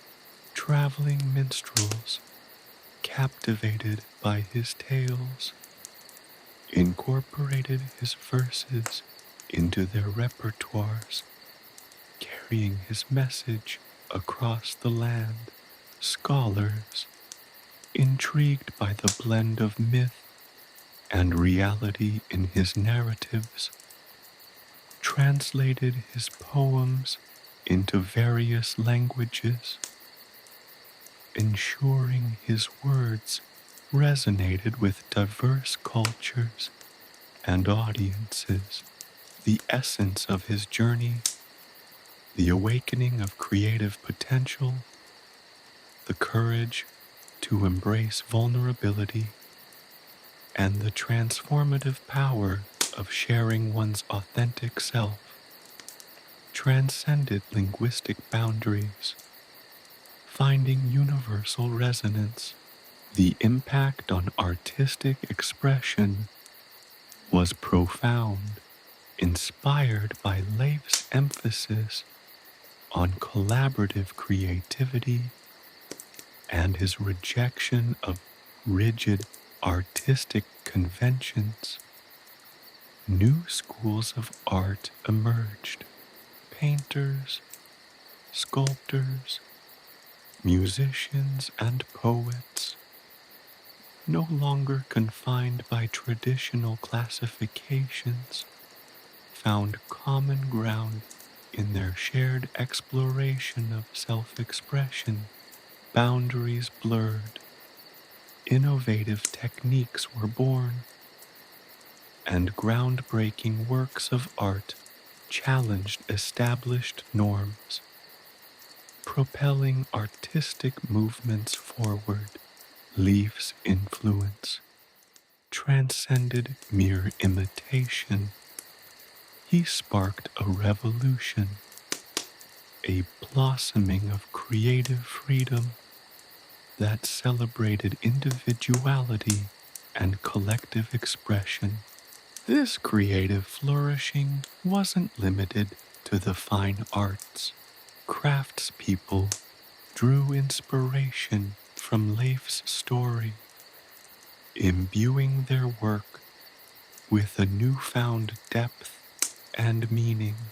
Weavers created tapestries depicting scenes from his journey, their threads imbued with the vibrancy and emotion of his tales. Potters fashioned vessels, reflecting the shapes and textures of the singing spring, their designs echoing the rhythmic pulse of the runes.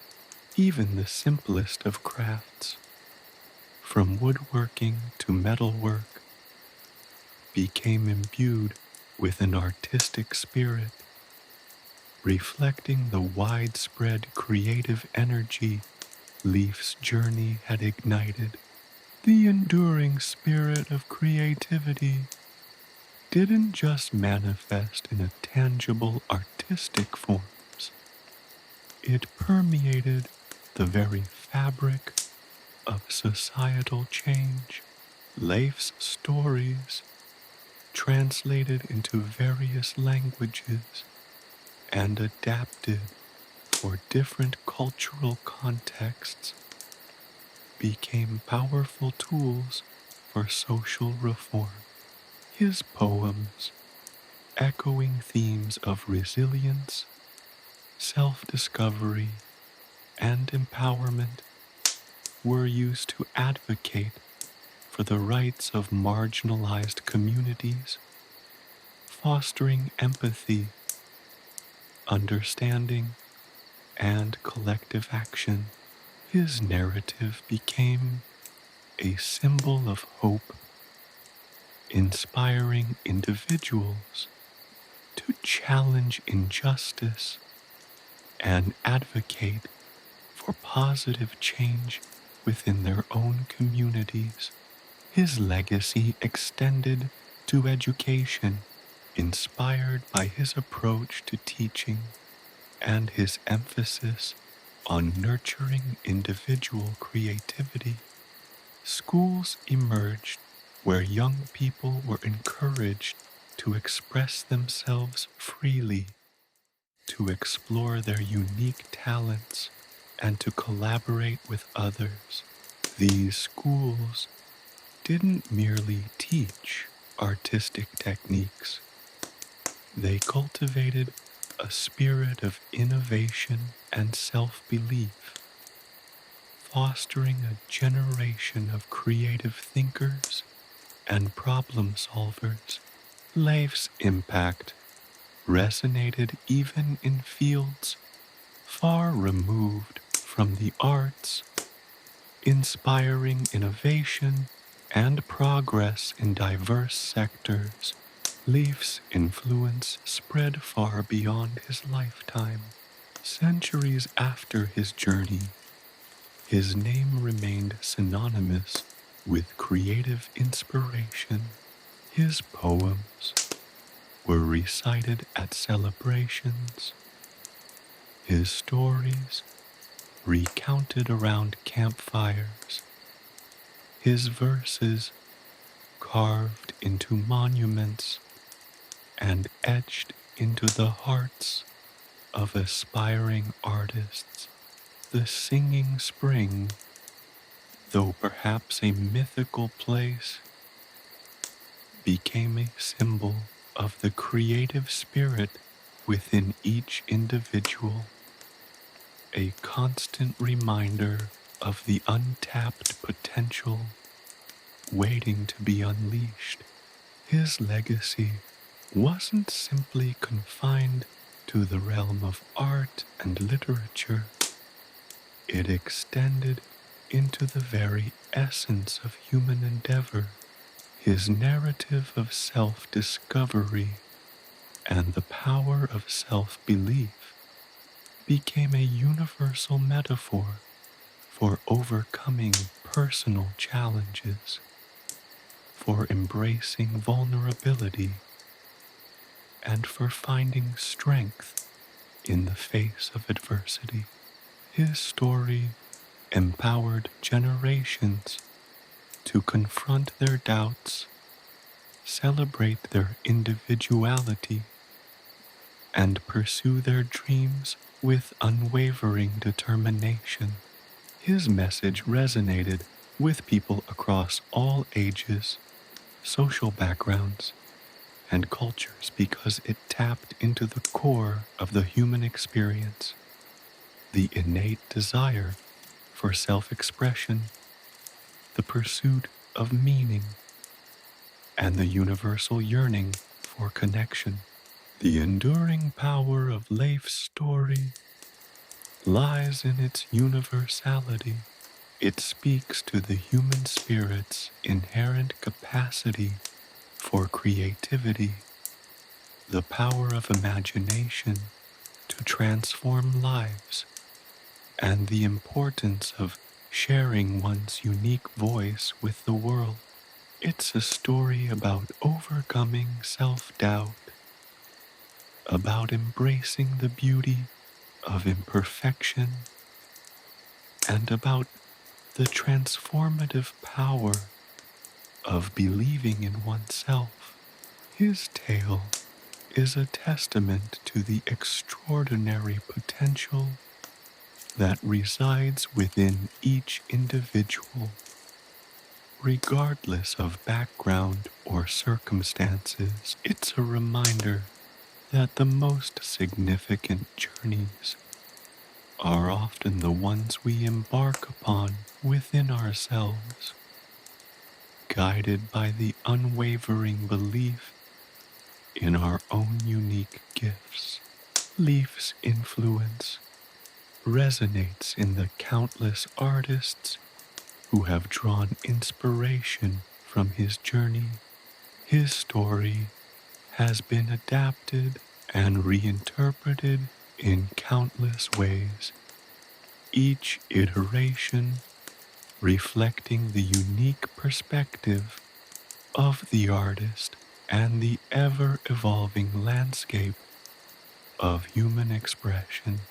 Yet, the core message remains consistent: the belief in the power of creativity, the importance of self-expression, and the transformative potential that lies within each individual, waiting to be unlocked. His story is an enduring symbol of hope, reminding us that the most extraordinary adventures are not always found in far-off lands, but within the depths of our own imagination and the unwavering courage to share our unique voices with the world. The echoes of Leif's verses, carried on the wind through time, continue to inspire generations of artists, dreamers, and innovators. His story is a living testament to the extraordinary capacity for human creativity, the transformative power of self-belief, and the enduring importance of sharing one's authentic self with the world. It is a timeless narrative that reminds us that the most potent magic lies not in enchanted springs or mythical creatures, but in the boundless potential of the human spirit, the courage to embrace our individuality, and the unwavering belief in the power of our own unique voices. And so, the enduring spirit of creativity, kindled by Leif's encounter with the singing spring, continues to flourish, transforming lives, shaping cultures, and enriching the world with its vibrant and ever-evolving expression. The legacy of Leif, the boy who found magic in a spring, lives on, a beacon of hope and inspiration for all who dare to dream and create. A timeless legacy. The tale of Leif, the boy who drank from the singing spring, spread fair and wide, transcending geographical boundaries and the limitations of time. It wasn't simply a story. It became a living legend, woven into the fabric of countless cultures and societies. In the bustling marketplaces of distant cities, itinerant storytellers captivated audiences with their renditions of Leif's adventure, their voices echoing the rhythmic pulse of the ancient runes. In quiet villages, nestled amongst rolling hills, families gathered around crackling fires, their children's eyes wide with wonder as they heard the tale of the boy who found magic in an ordinary spring. The narrative morphed and adapted, each retelling infused with the unique cultural nuances of its storyteller. Yet the core message remained constant: the unwavering power of belief in oneself, the transformative potential of creativity, and the profound beauty of embracing one's authentic self. The impact on younger generations was particularly profound. Leif's story became a cornerstone of children's education, inspiring a generation of young artists, writers, and dreamers. Teachers, captivated by the tale's emphasis on self-discovery and the power of imagination, incorporated it into their lessons, encouraging their students to explore their own creative potential. The singing spring, though mythical, became a potent symbol of untapped potential, a constant reminder that within each individual lay a wellspring of creativity waiting to be unleashed. Art classes flourished, filled with children inspired to express themselves freely, unburdened by the constraints of traditional artistic conventions.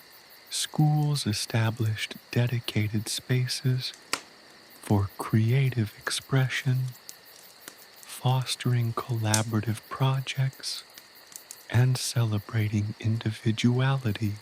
Leif's legacy wasn't just about producing great works of art. It was about fostering a spirit of self-belief and creative exploration that extended far beyond the confines of the classroom. The tale's influence extended to the realm of scientific inquiry. Scholars, fascinated by the interwoven narratives of myth and reality in Leif's story, began to investigate the potential connections between creative expression and scientific breakthroughs. They studied the impact of immersive experiences on cognitive function, exploring the ways in which creative endeavors could enhance problem-solving abilities and foster innovative thinking. Researchers discovered that the act of creative expression, much like Leif's journey, could stimulate neural pathways, leading to breakthroughs in diverse fields, from medicine to engineering. The study of Leif's narrative became a powerful case study highlighting the interplay between imagination, innovation, and the advancement of human knowledge. Leif's impact on the development of new technologies was remarkable. Inspired by the collaborative spirit of his artistic revolution, engineers and inventors began to work together in unprecedented ways, sharing ideas and knowledge, breaking down traditional barriers between disciplines. The result was a surge in technological innovation characterized by collaborative projects, open source initiatives, and a greater emphasis on user-centric design. The spirit of creative collaboration, nurtured by Leif's legacy, led to groundbreaking advancements in fields like renewable energy, artificial intelligence, and medical technology. The singing spring principle, the unlocking of potential through collaborative creativity, became a guiding principle in the design and development of new technologies. Beyond the tangible effects on art, science, and technology, Leif's story deeply impacted societal values. His emphasis on self-acceptance, resilience, and the importance of sharing one's voice resonated with marginalized communities. fostering a spirit of social justice and empowerment. His tale became a powerful symbol of hope and resilience, inspiring individuals to overcome adversity and fight for equality. His poems, translated into numerous languages, became anthems for social change, empowering marginalized communities to advocate for their rights and celebrate their unique identities. The spirit of creative expression, fostered by Leif's legacy, became a powerful tool for social transformation, leading to positive changes in legislation, social attitudes, and cultural norms.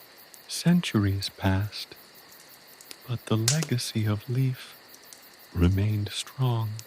His name became synonymous with creativity, resilience, and the power of the human spirit. His poems were recited at festivals, his stories recounted at family gatherings, his verses etched into monuments and woven into tapestries.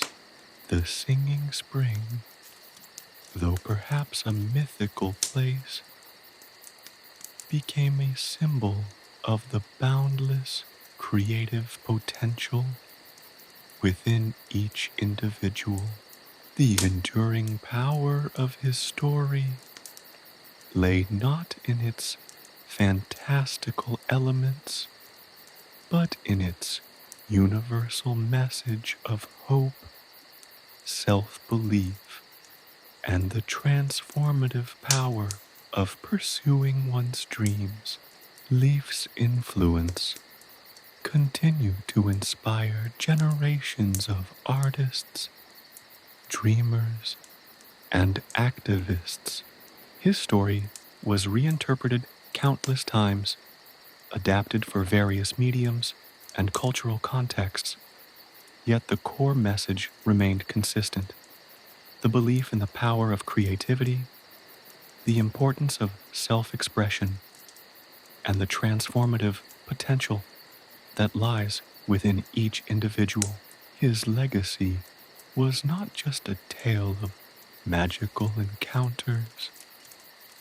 It was a testament to the power of the human spirit to overcome adversity, to embrace vulnerability, and to find strength in the face of challenges. The echoes of Leif's verses, carried on the wind through time, continued to inspire countless individuals to embrace their creative potential, to pursue their dreams with unwavering determination, and to share their unique gifts with the world. His legacy is a living testament to the extraordinary capacity for human creativity, the transformative power of self-belief, and the enduring importance of self-expression. His story reminds us that the most potent magic lies not in enchanted springs or mythical creatures, but in the boundless potential of the human spirit, the courage to embrace our individuality, and the unwavering belief in the power of our own unique voices.